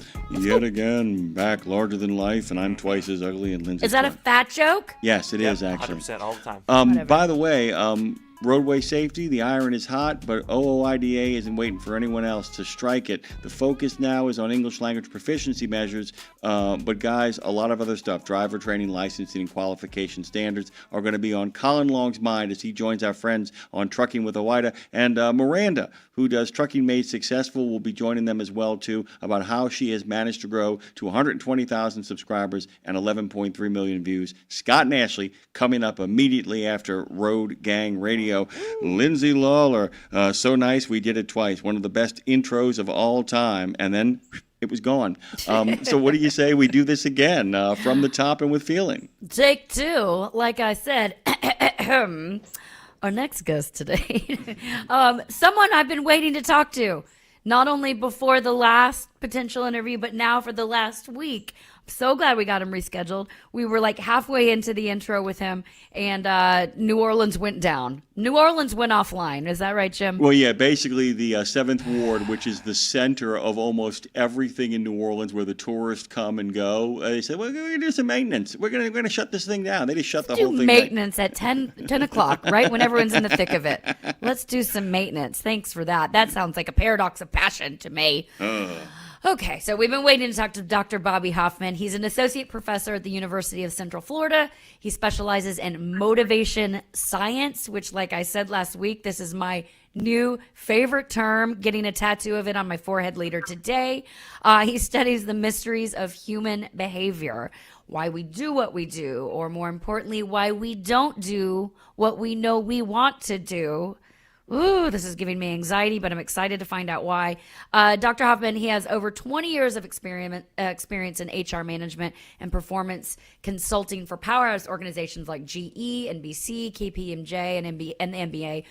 He's authored more than 100 publications in education, psychology, and leadership. He also writes the very popular Motivate blog for Psychology Today, which has over 1.2 million and counting views. And his brand new book, Paradox of Passion, just came out recently. It dives into how our culture is obsessed with finding our passion. But by the way, finding your passion, guys, might actually be holding you back. What? So it makes us feel less accomplished, more anxious, and often paralyzed by perfectionism. He uses neuropsychological research to show how the brain's reward system actually works and why chasing passion can sometimes do more harm than good if, capitalize if, we don't understand what truly satisfies the mind. Okay. So for me, as someone who has never lacked passion, but often struggles with procrastination, I have to say that this might be the most important conversation, Jim, we've ever had on the show. So please make welcome to the show. We're going to find out what really makes motivation work. Glad to have you this morning. Dr. Bobby Hoffman, thank you for rescheduling and finding time for us. Welcome back. It is good to be here. Please don't hang up on me this time. Okay. Just kidding. But, it was National Mulligan Day, so it only seems appropriate that we defer to a better time. It made sense. I was, and by the way, when you talked to Dre about it too, I started off the morning by celebrating it, and I said a man who actually knows what the stakes are is always worth spending a little bit of time with. So we are so thrilled that you're back here. Let's kind of talk about a kind of foundational thing here, and let's get a baseline definition of the word passion here as it applies to your book. I think that's a good place to start, and then we can start blowing jazz. Yeah, well, the conventional definition of passion is pursuing something strictly because we enjoy it and it makes us feel good. So from a textbook point of view, we'll say you love what you're doing. It's meaningful for you. It's very important to you. It's kind of how you identify yourself. For example, Lindsay and Jimmy Mack may identify themselves as passionate broadcasters bringing information to that people need. you spend a lot of time doing it and you put in a lot of effort. The only problem with that is it's more of a synthetic, idealistic kind of description, because in real life, how frequently can we be passionate? And those opportunities are pretty limited if you think about the day-to-day jobs that many of us have. And even if you have you're a lawyer, or you're a doctor, or you're a professor, or you're a radio broadcaster, there's a lot of crap that goes along with the exciting and enthusiastic parts of your job. So even in those situations, it's really hard to sustain the motivation and the drive that goes into a passionate motivation. Ooh, Jim, as you, Dr. Huffman, as Jim always likes to say, find the part of in your job or that you don't want to do, and then that's the job. That kind of fits in here, I think, as well. Yeah. But I'd be curious your take on. I talk a lot about flow over force. And I'm also a musician and a songwriter, and that has been, for me, I realized looking back, really, there's been a lot of force in that and a lot that I didn't want to do around it. And I had to wake up one day and say, okay, well, it's almost like we make that graph, and it's like, here are all the things I want to do. Here's what I'm good at. Here's what comes naturally. Here's what gives me money, whatever. And then now figure out kind of where they meet in the middle and what comes easily. So how much of, when it comes to passion, if we're forcing something, is that maybe not our passion? Are we incorrect in our passion? Can we be incorrect? There's sorry to interrupt you. No, you go ahead. Excuse me. There's the very practical side of life where we have to meet some basic needs, and those needs could be materialistic or financial, but we have some basic psychological needs that we need to satisfy as well. So it's kind of a combination of things. But here's the real problem. The problem is that passion is not sustainable. And what happens when we get into these situations where we have a motivational lull? Because motivation goes in a cycle. Sometimes we're really excited to come to work. Other times it feels more of an obligation. And not everyone has the strategies or even the awareness to deal with the valleys of motivation and what to do about it. And in the worst cases, well, what happens? And this typically happens after not only a motivational low, but in typical life, a relationship ends. Your job is about to go away. You've come to maybe even a positive milestone, like having the birth of a child or consummating a relationship in a marriage, and then you get deflated. And people don't know how to work their way out of that deflation. And when you don't have the strategies, that deflation can give you a lot of anxiety. You start to doubt who you are. Like, why am I feeling this way? And in some cases, it can get so bad you get frustrated, and it turns into depression. So there's a lot of consequences to the peaks and valleys of motivation. And from a practical perspective, the passionate view or the ideal of passion doesn't always work. You know, one of the reasons I love this book so much is because there were things that you said in very different ways and from very, very grounded studies of things that I have taken with me in my life that have stayed with me. And I remember I had a guy I worked with over at a middle school who would often, deal with parents of children who had disciplinary issues, and they would be at their wits' end. And he said, "Have you tried bribery?" And and they would be like, "What are you talking about?" He said, rather than setting up a methodology of punishment, he would tell them, "You need to set up a methodology of rewards." He said, "You need to kind of put this together in such a way that there are incremental victories to be had all around." He wouldn't put it that way, exactly. but and there's a line from the book after you get through a whole bunch of studies and looking at the way the brain functions, and you say, if nothing else was garnered from the previous chapters, the fundamental message advanced is whatever the brain perceives as rewarding is what motivates us to act.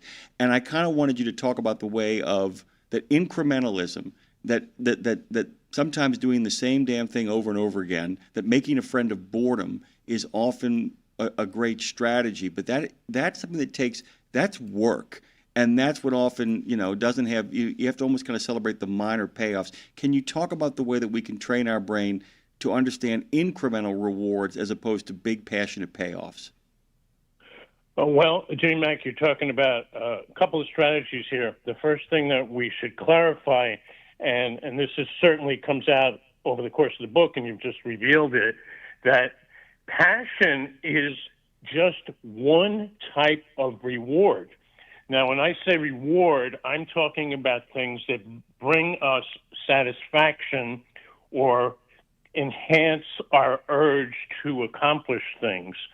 So we're really talking about inside the brain, the neuromodular system and dopamine and all that kind of stuff. But on a practical basis, our brain wants to be satisfied, just like our stomach wants to be satisfied when we're hungry.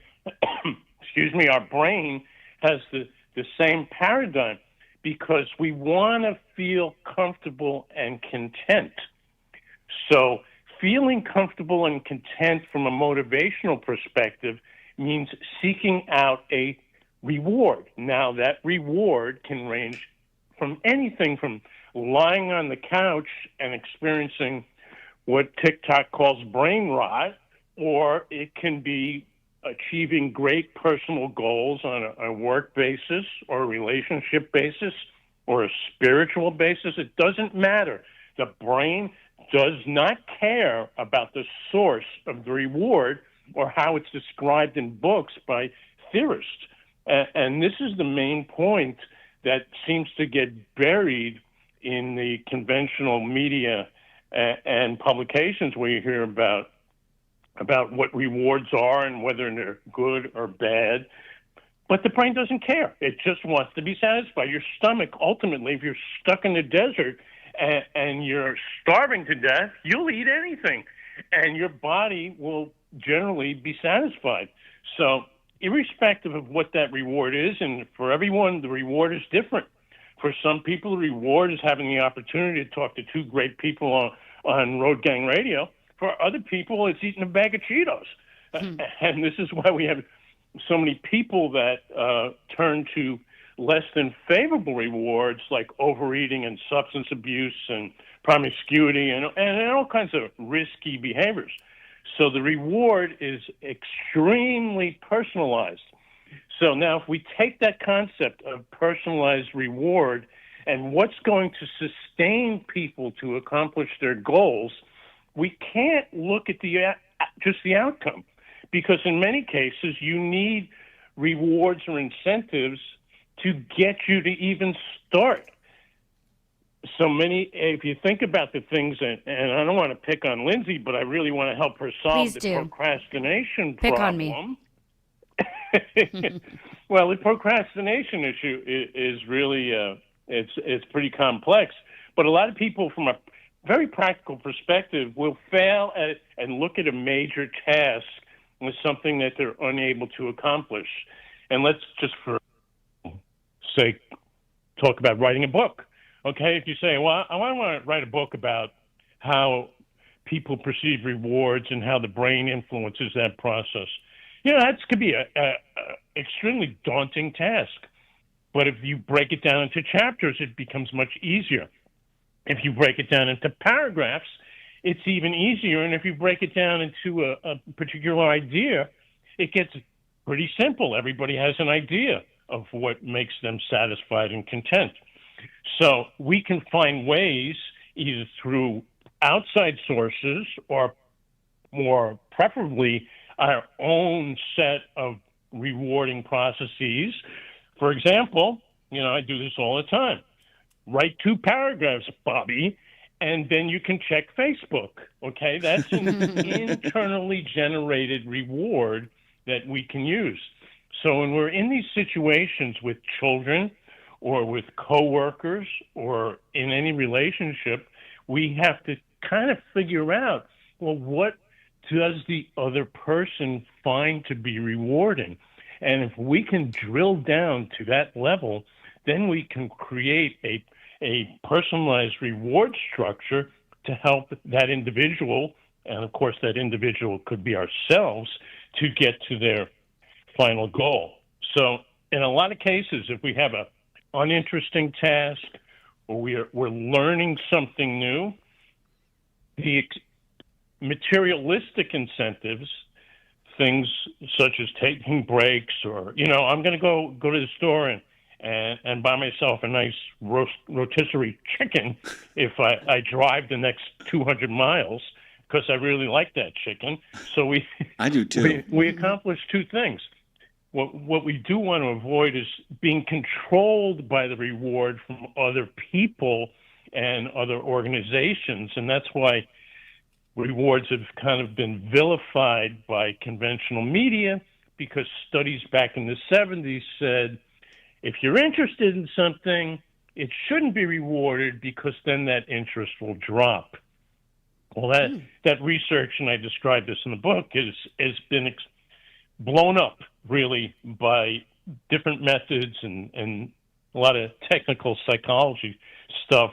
But the bottom line is when handled properly, and most importantly, when rewards are self-determined and you have flexibility in how the reward is received, the reward can be highly motivating for learning and performance. So you got to take it step by step. But if you want to get back to the procrastination, Lindsay, I'll be happy to solve that challenge for you. Well, I would love that. But it's one thing I'm hearing first is that the rewards, it really takes getting to know ourselves really well. I mean, like what advertisers or teachers or parents are telling me I want. Who am I? What lights me up? That's what I'm hearing you say, which I think is powerful. But go ahead. Yeah, I was going to say the passion ideal, and it's a philosophy, but it's one that's been glamorized and romanticized in the media for years, because it's very noble for somebody to say, seek out the American dream, seek it out. Any of all the influencers and the people that we hear on YouTube. YouTube. I actually like that better. I like U-turd. Yeah. U-turd. Yeah, U-turd. I like that. That was just a slip of the tongue.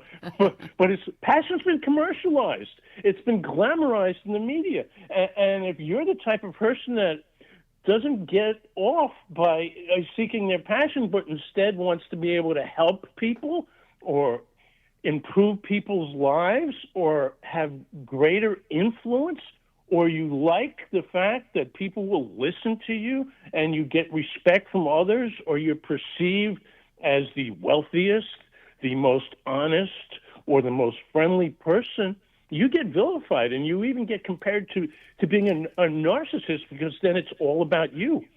So the perception of the media and the glamorizing of passion is so prevalent that people start to think, well, if I don't embrace this perspective, there must be something wrong with me. And you know what? There is nothing wrong if, in fact, you're interested in making money, or you're interested in having a positive influence over other people, or you're interested in self-inflating your ego and making yourself feel good.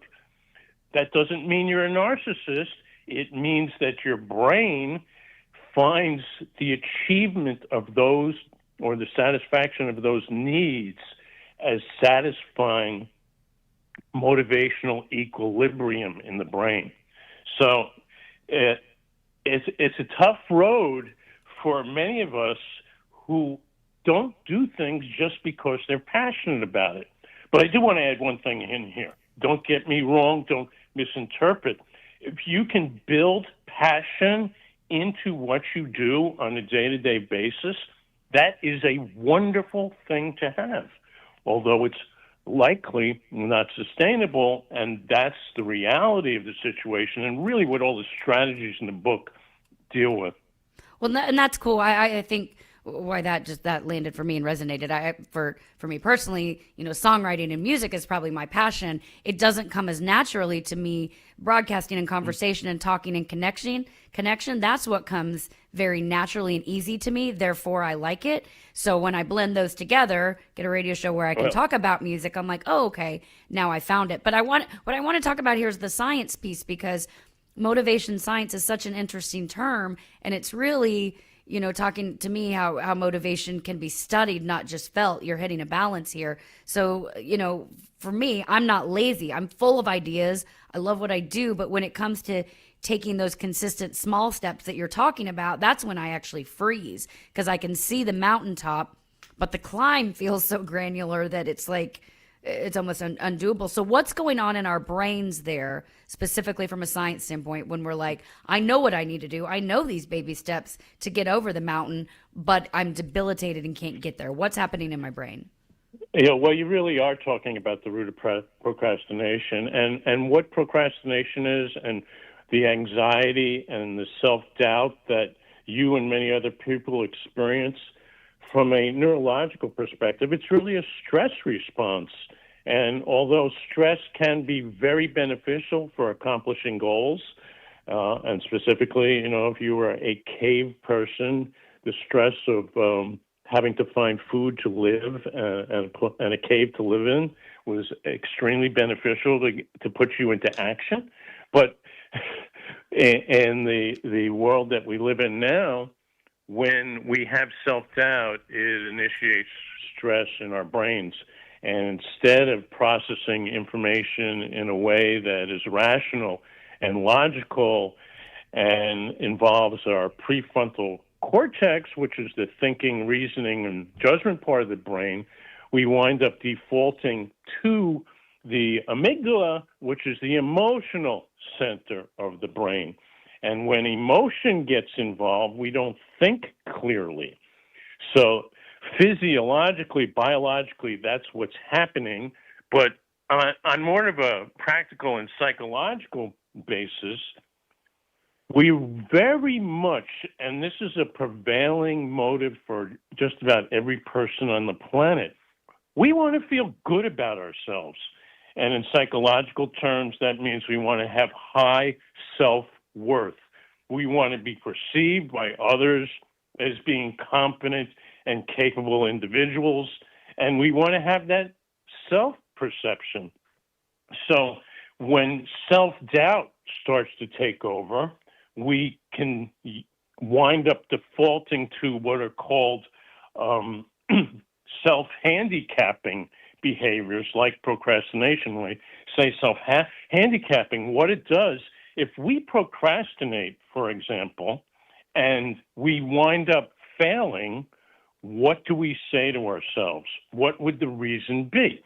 Well, the go-to response for most people, if they fail, they will say, well, if I didn't procrastinate, I would have done really well. I'm just too busy. I have too many things going on in my life, so it's not really me, and it's not what I'm capable of or my abilities. It's because of the circumstances.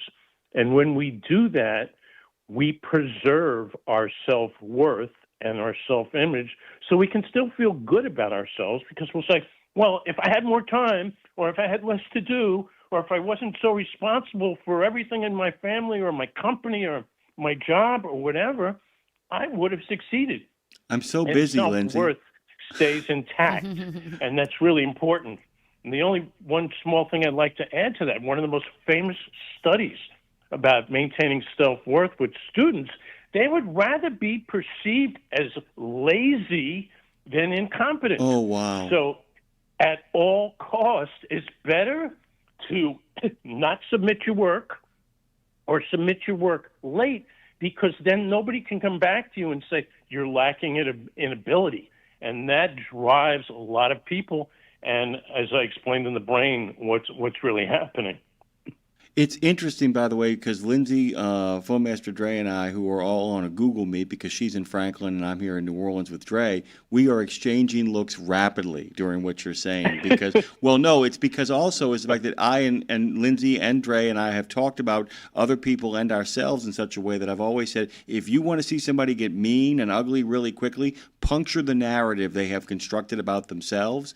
And absolutely. And one of the things that always ends up happening with a lot of people is, if I didn't try, I didn't fail.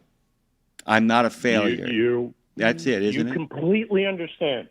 It is a brutal thing, because you'll deal with people who are like, if I don't put any effort into this, if I just kind of, well, if I had really given it my all, I would have succeeded. But there's just too much going on, and I just couldn't get around to doing it. So therefore, I might not be a completionist, but I'm certainly still brilliant according to my narrative. And that's right. And the I guess the psychological interpretation is what you perceive as rewarding is perceptions of self-competence and what other people think about you. So that can be the defining motive for many individuals. We've been talking with Bobby Hoffman. Thank you so much for rescheduling. The book is Paradox of Passion. It's out now. You can go to paradoxofpassion.com to find more info. Find it wherever you get your books. I will be spending the next rest of my life on this website and probably showing up at your doorstep, Dr. Hoffman. So thank you so much for making time. It's the most compelling, squirming book of the year. I mean, I know so many people are going to read it going, oh, no, that's not me. I don't know. I'm not going to puncture my narrative. Put this book down. Read this book, guys. Finish this book. Yes. Thank you, Finish it. If it's the only thing you do, finish this. Thank you for joining us this morning. All right. They can also check stuff out on Spotify and Apple Podcasts for free. Oh, fantastic. Fantastic. We'll actually get those posted later on. We'll talk about them tomorrow as well. Thank you, Dr. Hoffman. You're welcome back anytime. All right. Great talking to you guys. Thank Glad you, we sir. could do it. All right. You as Have a well. good day. Coming up next, it's Trucking with OIDA, the best produced show in transportation. This being the best unproduced show in trucking. Just kidding. We produce it very much. But we are live, baby. We are live. Doing it as it comes to us, Jimmy Mack, and we'll be doing that again tomorrow because it'll be Friday. Don't go anywhere. Trucking with OIDA. Coming up next, Jim. I, like you, hope everyone gets home safe. That is the name of the game.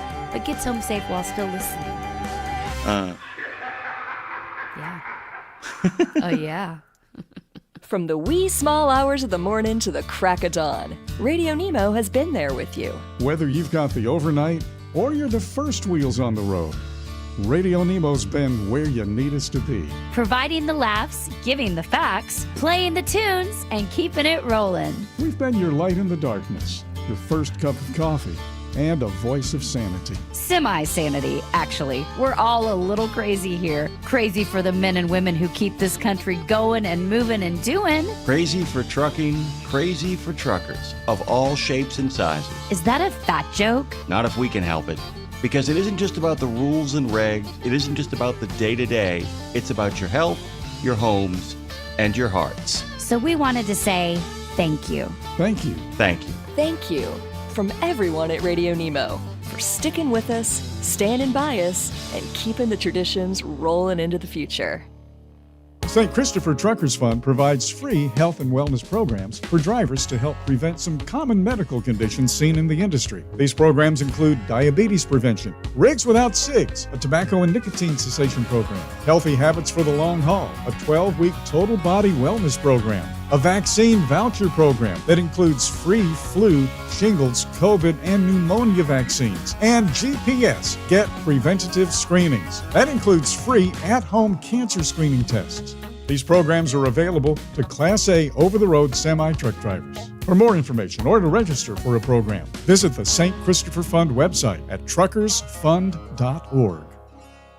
Here's to a mild autumn and clear roads across the U.S. from the Allen Lund Company.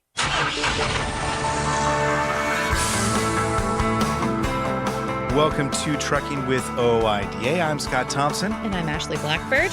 You know, Ashley, we talked about this before. Last month, I was at the Guilty by Association truck show in Joplin, Missouri. There was a Q&A session that FMCSA and OIDA hosted, something we reported on at the time. And you may recall, this is not really a surprise to anybody, that English proficiency and the issuance of non-domiciled CDLs was far and away the hottest topic discussed at that session. It, of course, again, no surprise here, remains a very hot topic. We do have a series of bills now in Congress dedicated to both of those issues, I might add, that OOIDA has been leading discussions on. We've talked about that as well. But we are hopefully, at least in the eyes of OOIDA, just getting started on all this. OOIDA now calling on both chambers of Congress to take these safety issues one step further. And joining us to discuss is Colin Long of OOIDA's Washington, D.C. office. Colin, how's it going? Have you solved the shutdown yet? Not quite. But got your top people on it? The good news is, well, the Department of Transportation, by and large, continues with business as usual because they're conveniently funded through the Highway Trust Fund. So work through FMCSA, FHWA continues here in Washington. So we've remained busy, but a lot of these things we're going to talk about today are on Capitol Hill. And as you know, not much is happening on Capitol Hill right now. There's a flurry of bills being introduced. It's hard to keep track of them, if I'm being totally honest, because everyone seems to have their version. But once Congress returns, we expect some of these things to work their way through the legislative process. Well, and I suppose that's a good place to start, really, because there is one bill that I guess we could say kind of stands out from the rest. It was introduced by Representative David Rouser of North Carolina. This is related to the issuance of non-domiciled CDLs. We do have an interim final rule on this, but again, we do. This is going to take kind of a concerted effort by everybody to get this across the line. Can we talk about this bill by Representative Rouser and what it would do? Yeah, so Representative Rouser, first off, is chair of the House Transportation and Infrastructure Committee's Subcommittee on Highways and Transit. So he is a leader on highway and trucking issues in the House of Representatives. We are thrilled to be working with him on this bill. If you liked the Trump interim final rule that basically put a clamp on non-domiciled CDLs, you're going to like the Rouser bill because it's the next logic step in the process of basically ending non-domiciled CDLs being issued to foreign nationals. And I say that because, you know, the Trump interim final rule, in theory, could only remain in place during the Trump administration. A new administration could come in and reverse the good work they've done on non-domiciled CDLs. So the importance of Chairman Rouser's bill is that it would make that interim final rule permanent, so it couldn't be unraveled in the future. And we think that's an important step. And we want to remind folks that the Trump interim final rule and the Rouser bill, which mirrors it, basically takes care of the long-haul industry. There's not going to be foreign nationals getting their CDLs for getting their non-domiciled CDLs in states to compete with our members in the long-haul industry. And I think that is an important thing to consider when we talk about the Trump interim final rule and the Rouser bill, because there's been some confusion on this. But if your concern is about these non-domiciled CDL holders working in long-haul trucking, that's not going to happen anymore with the Trump interim final rule for the next at least couple of years while the Trump administration is in place. And if the Rouser bill is signed into law, it's unlikely to ever happen again. So that's why we are supporting the final rule that the Trump administration and Secretary Duffy put out, and that's why we are supporting Chairman Rouser's bill, which complements it and makes it permanent.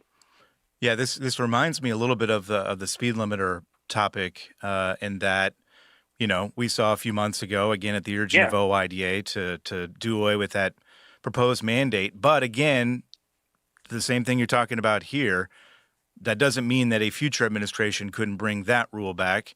Just the same thing with this non-domiciled CDL issue as well. And I know you worked with Representative Rouser's office kind of helping to craft this bill. Is that right? Or how did you kind of get this ball moving with them?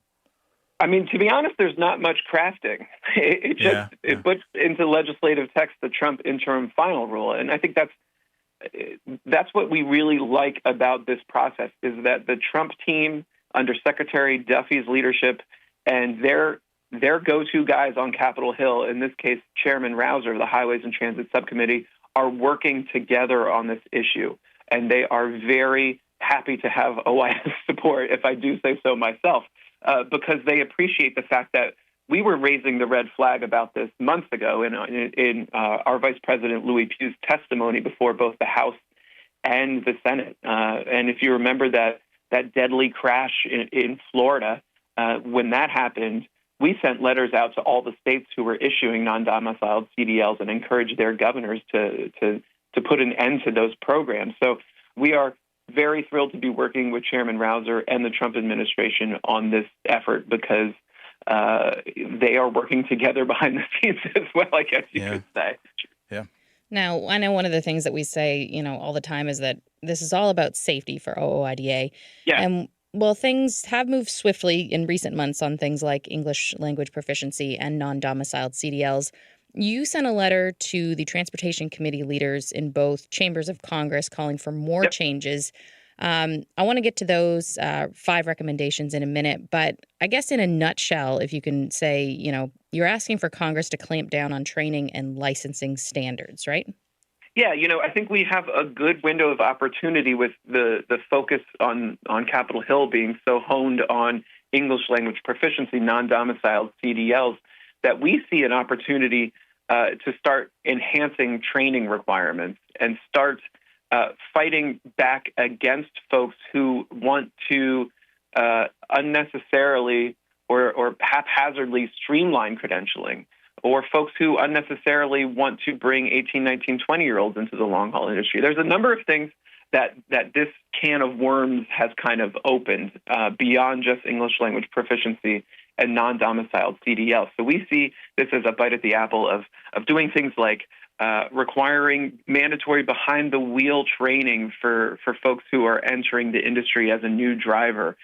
We see this as a great opportunity to reinforce what we believe is paramount to safety, which is making sure that the new entrant for motor carriers is more rigid than it has been, and audits are happening in a way that makes sure there's not chameleon carriers getting into our industry. There's a number of things that we can go through because we've, obviously, like you said, outlined them in this letter, but we really think there's an opportunity to go further in training requirements and solidify credentialing as well, because folks are really starting to pay attention to how CDLs are distributed amongst new candidate drivers throughout the country. That's a great point. And again, like Ashley said, we want to talk about those recommendations real quick. But to that point, it is interesting because you do have an attention on this right now that you haven't really necessarily had in the past. Exactly. That's what I was going to say. So it must feel like you've got the winds at your back right now in terms of the focus. A bit. There's sorry to cut you off. There's still challenges. I mean, there's still partisan divide, unfortunately, on some of these issues. When we talk about younger drivers, I think a lot of Democrats are with us. A lot of Republicans want to see 18, 19, 20-year-olds enter the industry. When we talk about mandatory behind-the-wheel training, I think Republicans are a little bit more reluctant with more intervention in the initial training of candidate drivers. So it's going to take a little bit of finesse on our part to make everyone comfortable with some of the proposals we're floating and some of the things we oppose. But by and large, I mean, I think we have the high ground on these things because our focus is always on safety. If you want to enhance safety, mandatory behind-the-wheel training for new drivers is probably a logical step in the progression of the entry-level driver training requirements. And if you want to enhance safety, I think letting 18, 19, 20-year-olds loose in the long-haul industry is probably not a good way to go about doing it. So, like I said, I think the great opportunity here is to remind everyone that OOIDA's priorities when it comes to training and licensing are always on safety. And now I think we can capitalize on that, hopefully, with both parties. Yeah. We've kind of hinted at some of the recommendations already. Let's go through them here. And again, the underlying goal here, the idea is to strengthen training, licensing, and qualification protocols for commercial truck drivers. 5 recommendations. Let's take them one by one here. Let's start with these calls, and you kind of alluded to it there, calls to bolster entry-level driver training standards. I think we know the problem here, but I'm going to ask you anyway. Walk us through the problem, and then again, what the possible solution looks like here.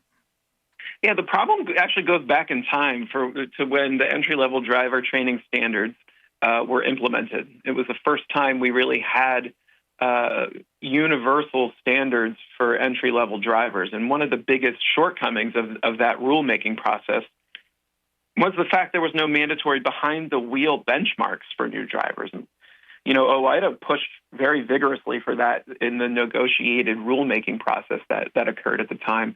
Unfortunately, there were 28 committee members. I think 26 of them agreed mandatory behind the wheel was a good step. And by the time the final rule was issued, it was gone. So we are revisiting that issue because, like I said, we think it was one of the biggest deficiencies in the entry-level driver training rules that were put in place a few years ago. So we're going to have good support for that. I mean, safety advocacy groups are right there with us on that one. Training schools, a lot of them already require 30 hours, which is what we're asking for. That's kind of a bare minimum. We'd like to go higher, but I think 30 is what we see as the next logical progression in entry-level driver training. And that's something Congress rejected, the 30 hours of behind-the-wheel training before, right?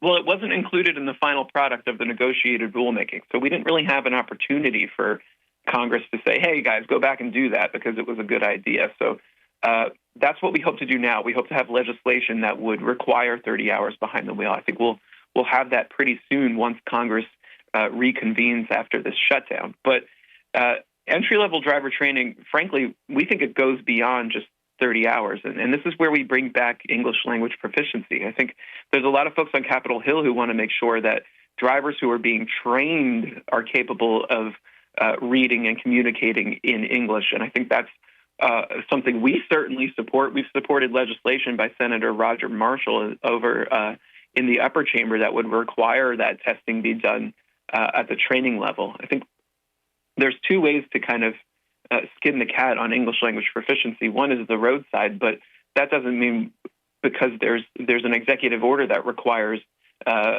English language proficiency violations to become out of service violations. But that doesn't necessarily mean that we're making sure that drivers who are entering the industry for the first time are proficient in English, and that's what the Marshall bill would do. So I kind of see training as kind of a two-pronged approach here: one, mandatory behind the wheel hours, and two, proficiency in English demonstrated before the license is even granted.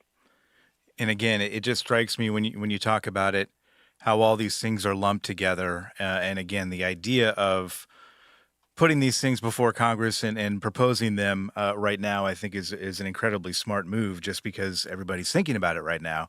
Absolutely. Something else that people, and we've been talking about this for months or even years now as well, are these bad actors that are out there, especially in the training registry.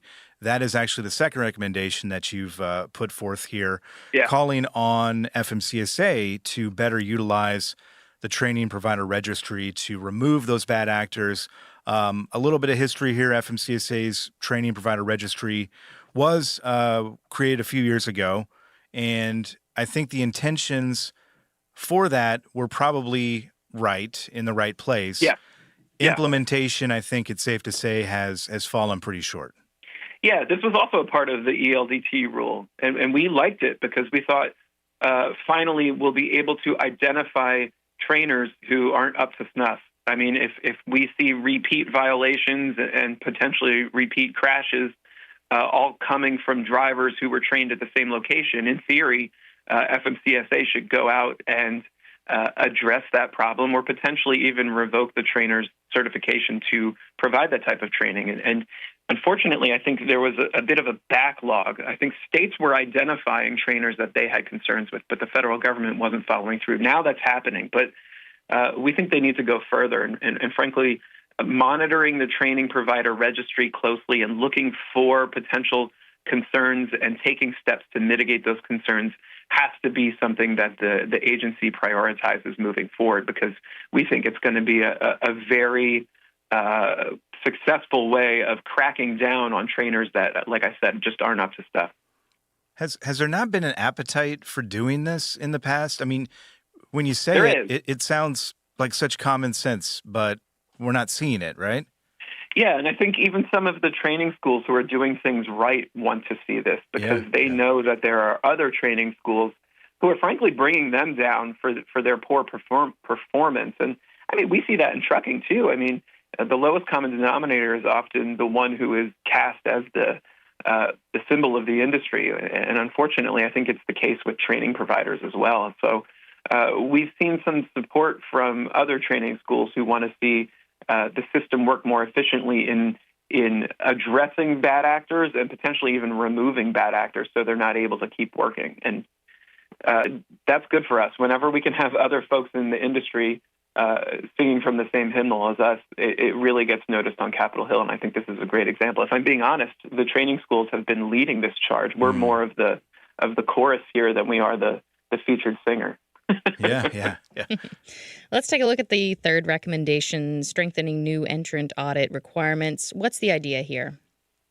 Yeah, if you've been listening to Louis testify before the House and the Senate, he talks about how the bars of entry for new entrants are just too low, and I think this gets into a bit of chameleon carrier issues too, which we'll have some more talking points about coming up in the near future. That's a little sneak peek, but by and large, I think we believe the new entrant system needs to be enhanced to ensure motor carriers that are entering the industry are going to be safe and are going to remain in place for a long time to allow their drivers to become safe, experienced drivers. Yeah. And this is something, I mean, audits, I think, are pretty much completely online right now, which is a problem because we've got shady entities out there that are manipulating things pretty easily. Yeah, and I think this one really does target chameleon carriers. And I think everyone knows who they are, folks who run into problems because their safety record isn't up to par, and they basically disappear one night and reemerge the next day. And we think there's enough clues there for the agency to identify these carriers and potentially give them a little bit more oversight, or potentially not allow them to be granted authority. So we believe that has to be a part of this process to improve safety and improve credentialing. And thankfully, we do have folks on Capitol Hill, and that's kind of the sneak peek I'm getting ahead of myself with right now. But there are folks on Capitol Hill who want to address chameleon carriers, and we're working with them to make sure that gets done. That's encouraging. Mm-hmm. Yes, I'll be back to talk about it, hopefully in the future. All right. We're not going to get any more out of you. All right. It's like a movie trailer. Fourth recommendation here, eliminating unsafe CDL exemptions and waivers. This is something we see these pop up all the time, these exemption requests, these waivers that are issued by FMCSA and others. We've seen this a lot in recent years, rules being relaxed, and you are calling for that to go away. Yeah, I mean, one of the big problems we face with all of these issues is that there are large carriers out there who want a ready supply of the cheapest labor possible, and they want it timely. And as a result, they want exemptions. They want waivers to credentialing and licensing that we certainly oppose. And I think one of the examples of what we oppose that drives me crazy all the time is that folks want to have the trainer who is training a permit holder not be required to sit in the passenger seat while that permit holder is operating the vehicle. That blows my mind. I mean, what is the point of a trainer if they're not even engaged in the operation of the vehicle? They're there in spirit, Colin. That's kind of the poster boy of these exemptions and waivers that we oppose, and we just think it's insane that there are folks who have the boldness to even ask for this type of exemption. And frankly, I think our arguments against them have been strengthened recently as folks on Capitol Hill and in the administration take a closer look about what's going on with licensing, because this is one of those where we shouldn't have to have this fight. We shouldn't have to say, yes, a trainer should be required to be in the passenger seat while a trainee is operating the vehicle. It just goes without saying. Last, but of course certainly not least, OOIDA wants more oversight and accountability for third-party CDL testing providers. This is a big one. It is. And, we've always been kind of cautious about third-party testers. A lot of folks want to enhance their role in licensing, and we certainly don't. I mean, in fairness, I'm sure there are some who are doing it right. But our concerns are about those who have demonstrated that they aren't necessarily doing it right. So I think just a little bit more oversight of these third-party trainers and testers, making sure they are meeting standards, making sure they aren't producing unsafe drivers. And there's enough data and enough oversight to be able to make those determinations. So we think, third parties, we've always been cautious. Let's just exert a little bit more oversight of them to make sure that they are also up to snuff. Let's put these all together here, Colin. Yeah. We're talking about your perfect world, right? Congress takes you up on all these recommendations. We've got more oversight of third-party testing providers. We've got stricter entry-level driver training standards, more behind-the-wheel training. We're removing bad actors, so on and so forth. All the recommendations are taken up. Talk about the effect on the industry, again, if these 5 things were to fall in place and actually be done. Well, we think it would have more safety value than a lot of the proposed safety policies that have been floating around Washington, D.C. for years. I mean, look at things like speed limiters. They're going to take safety in the wrong direction. And I think having the previous administration and Capitol Hill focusing on speed limiters for so long was a waste of time, because in the same time, they didn't address things like English language proficiency. They didn't better understand why so many non-domiciled CDLs were being released. It's just this constant distraction of whatever is being proposed as a silver bullet to safety that unfortunately distracts folks both in the regulatory world and the legislative world enough that they lose sight of the more simplistic solutions. And often those solutions are the ones that the real highway safety experts are putting forward, and those are truck drivers. Those are organizations like OOIDA, where our members make their living behind the wheel and share what they're experiencing on the roads with us. And it's frustrating because, we still have to fight against things like speed limiters. We still have to fight against things that don't make sense, like side underride guards. And in the meantime, we struggle to get folks to focus on things like 30 hours mandatory behind the wheel training. And it's a real frustration. But like I said, I think conditions are changing. Folks on Capitol Hill are taking a closer look at how folks are acquiring their CDLs and what can be done to improve safety from that perspective. And we welcome it because we've been asking for that for a while. Yeah. And this letter, really is the first step. And again, you talk about the environment being ripe for this discussion and maybe taking action, hopefully, on these things. But God, I'm going to take umbrage with that. It's not a first step. We've taken many steps on this. I think it may not be a first step, but it is an important step. Sure. And it's one that we hope will increase awareness of all of these factors that play a role in highway safety. And it's timely because, like I said, we've been trying to take these steps for years. Now we have a window of opportunity to do so, and that's why you see this letter. And that's why you see this letter going beyond just English language proficiency and non-domiciled CDLs, because we think there's a lot more that can be done and a lot more that should be done. And to your point earlier, you pull a thread here and one loosens up on the opposite side of the sweater. So these are all related to each other, and you can't take a pass on some and assume safety is going to improve overnight. You have to take a much more holistic look at this, and that's why we've included 5 points. And within these 5 points are several different elements. So I think we've given Capitol Hill and the U.S. Department of Transportation a really holistic look at what needs to be done to dramatically improve safety from this perspective. Well, the momentum is there, and this is again, I'll beat the dead horse now, but now is the time really to push this because the attention is there. In terms of reaching out to lawmakers, I think we should give the obligatory plug to fightingfortruckers.com. Colin, I'll let you kind of take it from there. It's your one-stop shop for advocacy. If you like any of these issues I've been talking about and you want to encourage your lawmakers to get on board, visit fightingfortruckers.com, and you can do it in a couple clicks on your phone or on your laptop. I do it every time we send out a call to action. I did it last week. Let my lawmaker know that I support English language proficiency and I support the Rouser bill. It couldn't be easier, and we've worked to improve it to make it so easy that there is no excuse not to participate anymore. So drivers, you can do it from your cell phone. It only takes a matter of seconds, and boom, you've let your lawmaker know where you stand on these issues. Phone call, email, very easy. Carrier pigeon. I'm not sure Whatever that's an option on fightingfortruckers.com. don't waste, I don't want to say waste your time. I know people love social media, but don't waste your time on social media. The amount of time it takes you to comment on some post that you read, whether it be real or gossip, take the same amount of time to contact your lawmaker, because it's going to be much more productive. It may not make you feel great, but it's going to be much more productive in the long term. Well, it'll make you feel great if you're joined by hundreds or thousands of other people who are, essentially pushing for the same thing you are. I think it made people feel great when the Trump administration said we're done with the speed limiter rulemaking because 15,000 truckers had commented. So, yeah, you're probably right. There's a cumulative good feeling there.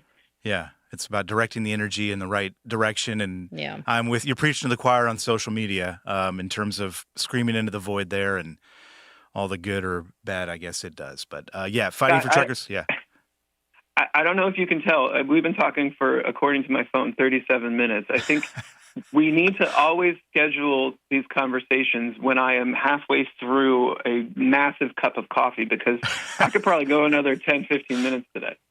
Yeah. Well, hey, we'll take you up on that next time. You teased the next time when you were talking about the audits and the new entrant audit requirements. So I will be back and fully caffeinated. There you go. Get a couple Red Bulls in you and a cup of coffee, and we'll just let you go. Sounds good. All right. Hey, Colin, we appreciate it. We'll also expect an update on you ending the shutdown there in Washington, D.C. But until next time, we appreciate your time. Thank you. Thank you. Thanks for having me.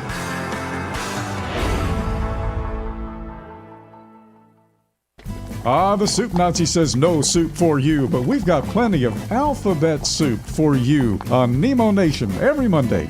You'll know what's going on at FHWA, TCA, ATRI, CARB, NHTSA, NACFE, OVAC, NTSB, ATA, RLA, NMFTA, DOT, CVSA, TXTA, NASTC, NAPTA, and of course OOIDA and FMCSA, and more. Dave, we're gonna need a bigger bowl. Hey drivers, are you hauling for a carrier that wants to help Reese Across America keep moving forward but just doesn't know how? Well, you've come to the right place. RadioNemo has pushed in our chips all the way with our friends at Reese Across America, and your carrier should too. So tell your company to answer the Reese Challenge and join us to reach 50 states and 5,000 locations. Join the ride, join the mission, and help Reese Across America keep moving forward. Answer the Reese Challenge at readsacrossamerica.org/RadioNemo. That's readsacrossamerica.org/RadioNemo. Pro drivers, say hello to your perfect fuel stop, Racetrack. Perfect as in hello, everything you need on the go. Oh, hi there, dedicated truck lanes. What's up, hot and delicious grab-and-go food? And hello, cat scales, clean restrooms, and large, easy-to-maneuver lots. Racetrack has what you want so you can get in, get out, and get back on the road, turning miles into money. Next time you need to stop, say hello to the fuel stop built for pro drivers. Racetrack, whatever gets you going. At Radio Nemo, we believe in finding your tribe, your people, your gang. But you can't find your gang unless you find yourself, and you can't find yourself unless you write, right? Lindsay Lawler's We Should Write is a podcast about the healing power of writing. It dives deep with creatives of all types to discover how putting a pen to paper helps them work their stuff out, and maybe gives you the permission slip to do the same thing. We Should Write. Live at noon in the center every Wednesday, and then everywhere you get your podcast. Go to RadioNemo.com and learn how to write yourself to healing, creativity, and clarity. Right?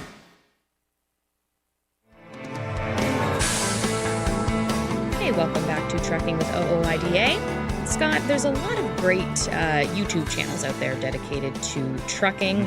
One that I know you watch and got me onto is called Trucking Made Successful, and the name kind of describes what she puts out. The gal behind the videos is Miranda, who we had the pleasure of talking to recently. Let's give that conversation a listen to. So, Miranda, we came across your videos on YouTube and kind of thought you kind of stand out from, of course, I know on my feed a lot of trucking podcasts come up. Yours are kind of a different perspective when it comes to trucking videos. Can you describe what kind of content you put out? I put out basically in a few words, it's something to help people make better business decisions in the trucking industry, a lot of market updates, a lot of current news, and then sometimes from time to time, it's about things like the nitty gritty of the how to run a business, cost per mile, how to calculate it, how to do accounting, but everything is geared towards people being able to make better decisions in their business. I'm curious, what is your background with trucking? Yeah, so I came in here not by my own will at first. My family. Is this a cry for help, Miranda? Yeah. Do we need to call help? Are you okay? Yes, SOS. Okay. But yeah, my family had this idea of opening a trucking company. And because I was pretty much the most organized person when it comes to paperwork, they asked me for help just to open it. And when I started going through the process, I'm the kind of person I really like learning. This is something that's very important to me, and I got hooked. And when I booked the first load, because we didn't have a dispatcher yet, which was the plan, I was like, okay, I'm staying in this. And as time went on, I started learning more. And with YouTube, I mean, it's a learning process every day. How long ago was that? We started in 2019. Wow. So this has really taken off in a short period of time. Yeah. And YouTube started, I think, in 2021, at the end of 2021. Kind of at the height of, or I guess kind of the pandemic era when everything was crazy. Correct. Yeah. Absolutely. What were you doing before 2019 then? Obviously, you didn't have a trucking background, it doesn't sound like. Nope. So you were coming into it completely out of the cold, essentially, right? It sounds like? Yep. I was a fashion recruiter before. Very fashion different. recruiter. All right. Fashion recruiter for fashion brands recruiter, like Gucci. trucking. Yeah. Kind of- No, that's why when my family asked me for help, I mean, I'm always happy to help with anything, but this was definitely not something I was like interested in. But the interest came once I realized just how intricate it is and how things change. And for me, the most important thing is being able to continuously learn. And this was the place to do it, because at that time in the recruiting side of things and the fashion recruiting, things kind of became boring. It became a routine. In trucking, there's never a routine. Everything happens so quickly. Yeah. Wow. What? Can I ask a dumb question? So what is a fashion recruiter? What does a fashion recruiter do? Sure. So we worked with a lot of luxury brands. So basically a brand like, let's say Gucci would say, we need talent for either a regional manager level to an associate level in a store. And I was one of the people on the team. We were responsible for finding the talent and then screening the talent, interviewing before they go to the interview with Gucci. Basically, we were kind of the middleman between Gucci and the applicant to make sure that we're sending just the best people to them. You were like a broker, kind of, yes, in a way. I was, yes. Yeah. I was just going to ask you, what are the, I guess, similarities, and I think the differences may be apparent, but what are some of the similarities and maybe differences between those two worlds? They seem so far apart, but I'm sure there are some parallels there. Yeah, you mean trucking and the recruiting? Yeah. You know, I can't say that there are a ton of similarities, but I can say that recruiting definitely helped me with running my business, because one thing that recruiting really teaches you is how to dig for information. Background information specifically. And I think that has saved us from a lot of loads that won't pay eventually, because brokers are going out of business and brokers are getting downgraded with factoring. So I guess that would be the closest parallel. Yeah. I think. Yeah. But recruiting in trucking and recruiting in the fashion industry, those are two different worlds. I thought that, hey, when we start hiring for our company, it's going to be so easy. It's completely different. Yeah, I imagine. Yeah. I'm curious, when you were, in 2019 and getting into the trucking world, were you turning to YouTube for help from videos? I was not, actually. I didn't know I didn't know anything about the trucking industry. My resource for help was the FMCSA. And I very often tell the story. There was this one gentleman, Jesus, I remember him by name, who I would call all the time because as I was reading through the FMCSA regulations, and I actually had the green book and I read it from cover to cover. So as I was trying to figure out how to keep a driver qualification file, how to prepare yourself for the audit, I would call Jesus all the time. And I remember at one point I called him yet again. I'm like, hey, Jesus, it's Miranda. And all I hear is, oh, he was done with me. So he was done. My resource was always directly the FMCSA or the Department of Transportation, but I can't say I watched YouTube. So when did the idea come to you to start doing these videos? Yeah, so it was at first the idea was I was scared of it because I have never been on camera. But the idea at first was to help people who were in my shoes, who are coming into this industry. It's definitely a learning curve because there are so many regulations, plus they change all the time. So I decided to make a YouTube channel just to help people navigate the intricacies. Then when we decided, hey, we're starting to hire for our company, I was like, okay, that's a great resource to be able to find folks who are interested in coming to work for us. And then it turned into, once we stopped hiring and the market turned, this whole thing, it just turned into an educational channel. And it turned into something that not only, when you teach, you learn a lot yourself. Plus, I started learning so much from folks who were watching and the comments that I got hooked. Now I'm addicted to the channel. Yeah. Yeah. It's interesting because this is like the front-facing part of everything, and you kind of talked about how you got hooked and, started making more and more videos, and this is what people, I think, know of you now and see of you, obviously, is the YouTube and all the videos you put out, which are very helpful and very, educational on a number of levels. But you also are still running a trucking company as well, right?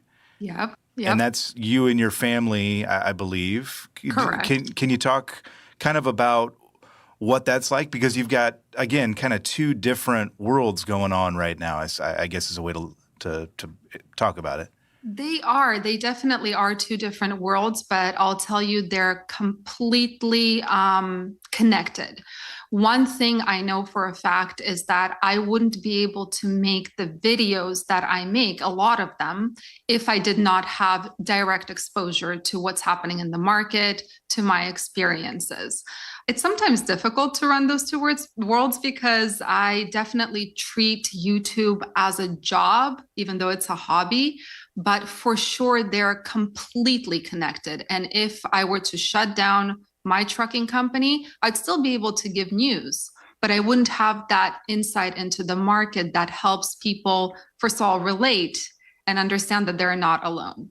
So yeah, I hope that answered your question. Yeah. Is your company also started, was it 2019? Yep, 2019. Okay.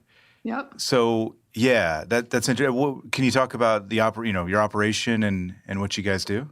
Yeah, so we started out as a reefer carrier.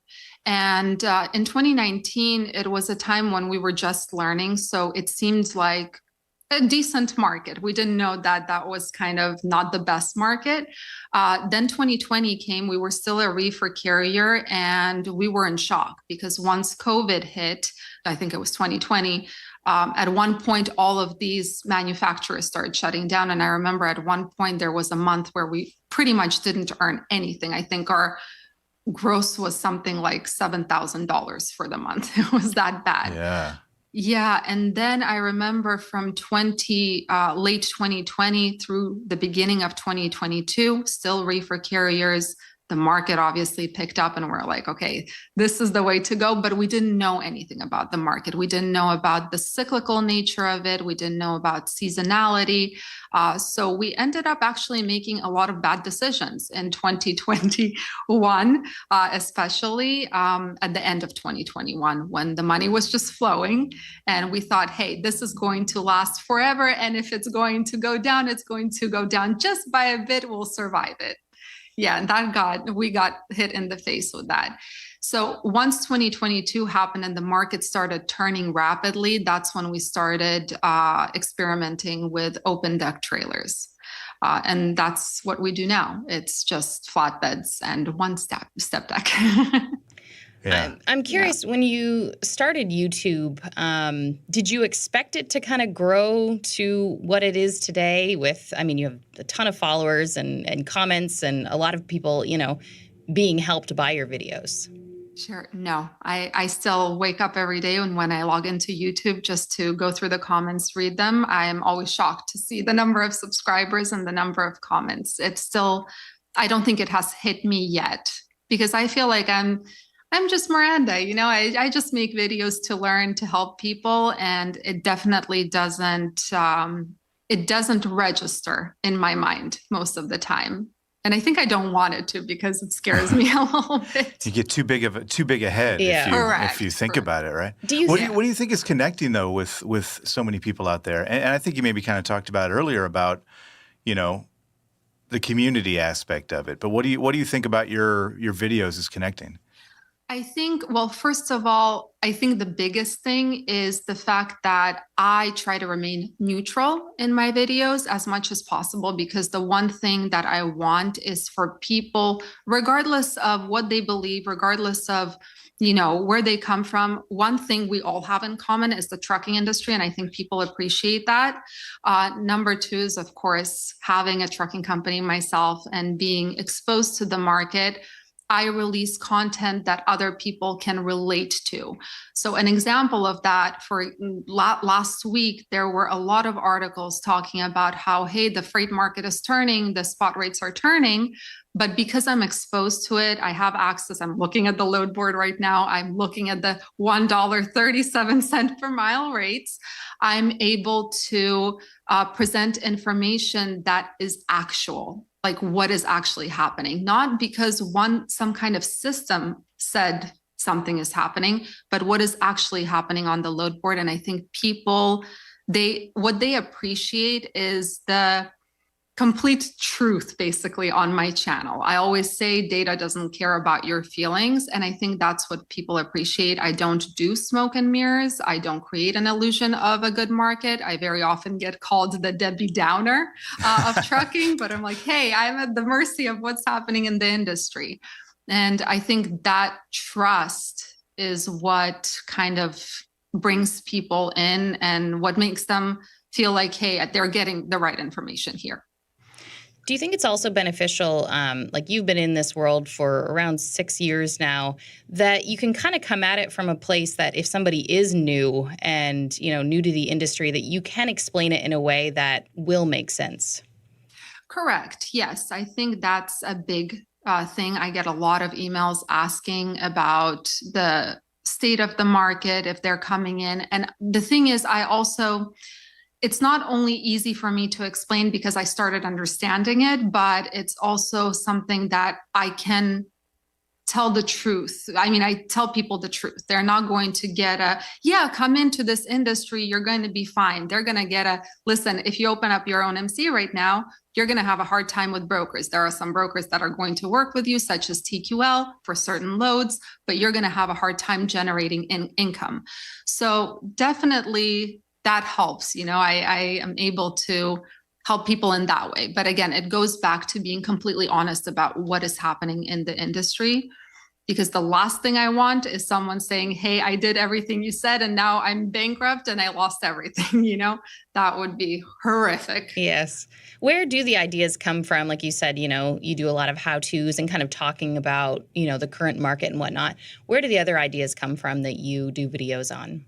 Yes. So in terms of the how-tos, like the cost per mile calculator that I created, that comes from, it can be a thought during the day while I'm working, trying to book loads and I'm calculating my own cost per mile and cost per load. I might get an idea, hey, this would be a great thing to share.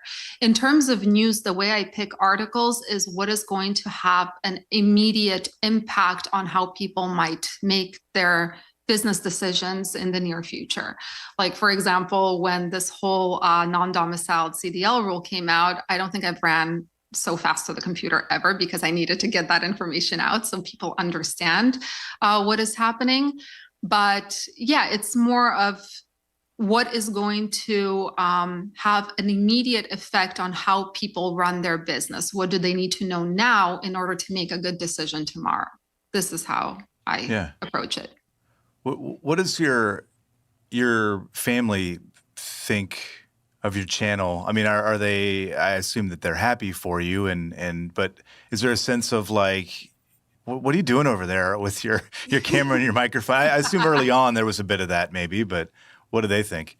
At first, there was a lot of, why are you wasting your time with this at first?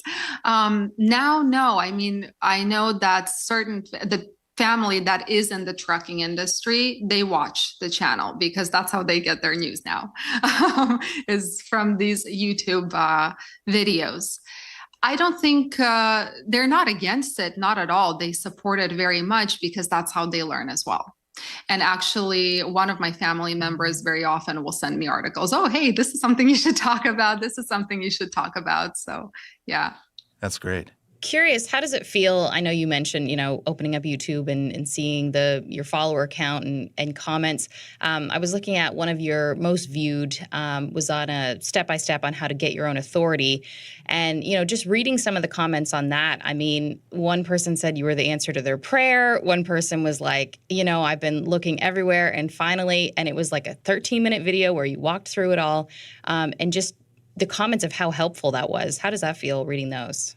It's amazing. I think that's a very big driver for me is I want to be useful. The highest compliment someone can pay me is saying that they learned something from the video, which, it feels amazing because again, I'm a humble person by nature. And when I get those comments, I'm like, oh my God, really? I did that? I actually helped them learn something. It's fantastic. Yeah. Well, also you're putting a lot of work into this. You're not just, firing up the camera, turning the microphone on, and you're not just, jibber jabbering. There are some YouTube channels that will do that. You're not doing that. I mean, everything you're talking about is based on, research and the numbers that are in front of you and everything. It takes a lot of work to put these videos out, I would imagine. It does, especially the market updates. But the thing that helps me is I'm a data nerd. I love data. I was just talking to my CPA yesterday and he's like, I can see you love data. I'm like, I do. He's like, then why do you do Miranda's accounting, not the normal accounting? But I do love numbers. I love digging. I love finding patterns. So on one hand, it's definitely time consuming to make some of these videos, but I enjoy every second of it. At Truck Stop, we built a better load board for carriers like you. Sign up today and access over 600,000 loads on the most trusted online load board. Learn why the best in the business rely on Truck Stop to make more money and start driving your profit today. Penske is the trusted source for quality used trucks. Whether you search our website, call our sales staff, or bid at our online auction, you are sure to find the right used truck for your business. Visit PenskeUsedTrucks.com to view our inventory and learn more. House Products provides your diesel with total performance and protection. Use Diesel Defender for a full system cleaning. Start treatment early with Diesel Treat to prevent gelling all season. And protect yourself from winter emergencies with Diesel Lifeline. Stay moving with House. Attention all truckers, Dean Michael, the tax doctor here. I want to talk to you about those dreaded tax problems. I know you want to keep on trucking and not even think about them, but let's face it, they're not going away all on their own. You need professional help. I've been helping truckers put their tax problems in the rearview mirror for years. I can help you too. Call me now for a free consultation at 888-557-4020 or go to mytaxhelpmd.com. It's like I always say, keep your eyes on the road, I'll keep mine on the IRS. 888-557-4020. Truckers, your engine works as hard as you do. Don't let torsional vibrations sideline your rig. Vibratech TVD viscous dampers protect your crankshaft, cut downtime, and keep you earning mile after mile. Over 75 years of trusted protection made in the USA. Find a dealer at vibratechtvd.com. Since you started, what you've loved about trucking is the freedom. Heading out on your favorite route, a good driving song, and thinking about truck insurance. Well, maybe not that last one, That's why we're here. At OOIDA, we have a full range of truck insurance products, expert advice, and great customer service, helping you get the right coverage for your operation. Go to OOIDA.com because your job is to drive. Our job is to help with everything else. We're talking to you on a Wednesday, so I'm sure you're working on the weekly market update right now. But as you pore over the data as a data nerd, we've been in this freight recession and kind of scraping the bottom for so long now. I'm not going to ask you to give a full summary of what you're seeing out there, but anything standing out to you right now as we speak today, as you look at the load board there and everything? I would love to. I haven't done the rate per mile update yet, so I don't know what's going on with spot rates this week, but I do see that reefers over the past few weeks have seen increases in the spot rates. Dry vans and flatbeds have gone down. Yep. And I think currently the problem is that, first of all, with this new rule regarding non-domiciled CDLs, people expect capacity to just run out of the market right away, but that's not how it's going to happen. It's going to take a while because, yes, some people are getting their CDLs downgraded. Some people, are just going for renewals and not getting renewed. But there's a bunch of people who are still driving. They don't qualify to get a renewal, but their CDL is still valid. So capacity is still an issue. On top of it, volumes. Something is happening with volumes. They are just crashing. I'm looking at, I have one truck in Dallas, and there are 27 loads here that fit when it's usually like over 300 loads, 27 loads that fit our operation. So the volumes it's a very big problem right now. I would say it's a bigger problem than capacity. If volumes were to flip and start going up, I feel like we would start seeing very rapid rate increases. But we're not. No. and we haven't. No, we haven't. Volumes are still, they're really, really low, and capacity is just not leaving as fast as you would think it would in this market. You were talking earlier about the Debbie Downer nickname. But again, there's value in that because you're not sugarcoating things. You're not going to tell people what they want to hear. You're talking about the reality of the situation out there. And, the reality of the situation over the past, 2 going on 3 years now, I guess it's been, has been a bit of a downer.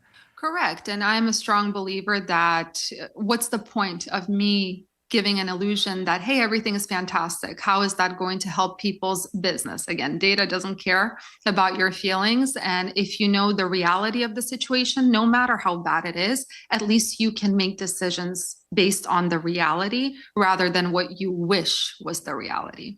And that's very important to me. It is. It really does. Again, there are so many videos out there and so much information out there. And that's why I think a channel like yours and what you're doing, I think resonates with people because, again, you're not you're being genuine and authentic in terms of like, hey, I'm still relatively new to this industry and I'm learning as we go. Let's all learn together, which is really a selling point, I think, for a lot of people. It's great. Correct. Yeah. And that is the truth because the amount I have started learning about the industry just from reading the comments, because there are again, I'm brand new to it in comparison to other people who have been in the industry. So the amount I learned from the people who actually leave a comment or send an email is incredible. And I'm so grateful for that. A lot of my ideas for videos in terms of news come from those people because they tell me, hey, I'm interested in hearing about this, and I will make a video about it. Nice. Where can people go and find you? Well, my YouTube channel, Trucking Made Successful. I also have a website, truckingmadesuccessful.com, where there are free tools, an amazing cost per mile and load profit calculator. Everything is free. And X, I finally started being active on X under TM Successful. Yeah, where I share thoughts that I probably wouldn't on YouTube, I would say, because yeah. All right. Do you have plans for like anything? I mean, obviously you're very busy and you've got so much going on and you're putting out a lot of content, but do you have other ideas for ways to kind of branch out and maybe do some other things, or do you not even have time to think about that stuff? Most of the time I don't have time to think about that stuff. But again, I'm taking it one step at a time. I am more open to podcasts right now. I think what I'm going to start doing is the opportunities that come my way, instead of saying no right off the bat, I'll say, okay, let's think about it. Yes, probably yes. But yeah, we'll see what opportunities to talk more come along. I know I've had an opportunity I was quoted in Freight Waves, which was a very big and humbling thing for me. So that's a step forward. But yeah, taking it step by step and just waiting to see what happens, pretty much. Well, we appreciate you saying yes to us. Yes, we do. Thank you for inviting me. I really appreciate it too. Thanks for listening. Today's episode of Trucking with OOIDA was brought to you by a dedicated team of people. That includes Jim Fetzer, Tennille Flick, and Kim Boren. You can listen to new episodes and extended interviews on your favorite podcast platform and on the OOIDA YouTube page. Please subscribe while you're there. If you've got thoughts, we'd love to hear them. Call us at 1-800-324-6856 and leave a message, or send us an email to podcast@ooida.com, and we might include it on the show.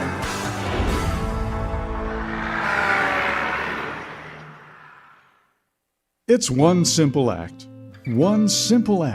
that helps Wreaths Across America fulfill its mission to remember, honor, and teach. Sponsoring a wreath, one more wreath, means one more adoring father, one more loving mother, one more heroic son, one more brave daughter, one more beloved family member, one more dearly missed friend, one more American, one more wreath upon the gravestone of someone who served the cause of freedom, honored for their sacrifice, never forgotten, always remembered, through one simple act. One simple act. Go to wreathsacrossamerica.org/RadioNemo and keep the mission moving forward. There was an era when truckers were out there alone. Long rides, dark nights, miles from home. As part of the Road Gang, though, Dave Nemo helped change all of that. As a voice in the darkness, Dave kept drivers going with music, jokes, and of course, friendship. And if you miss those days, Radio Nemo's got something for you. Nemo's Night Beat puts the gang back together with an hour of trucking tunes and road songs, classic comedy, and those fun factoids that you came to expect. Nemo's Night Beat is Dave at his very best every Monday night at 7 in the Center on iHeart, Odyssey, and Live 365, as well as Tuesday night at 9 on Wreaths Across America Radio. So head on over to RadioNemo.com and join the gang on the beat. Nemo's Night Beat. It's one simple act that helps Wreaths Across America fulfill its mission to remember, honor, and teach. Sponsoring a wreath, one more wreath, means one more adoring father, one more loving mother, one more heroic son, one more brave daughter, one more beloved family member, one more dearly missed friend, one more American, one more wreath upon the gravestone of someone who served the cause of freedom, honored for their sacrifice, never forgotten, always remembered, through one simple act. One simple act. Go to wreathsacrossamerica.org/RadioNemo and keep the mission moving forward.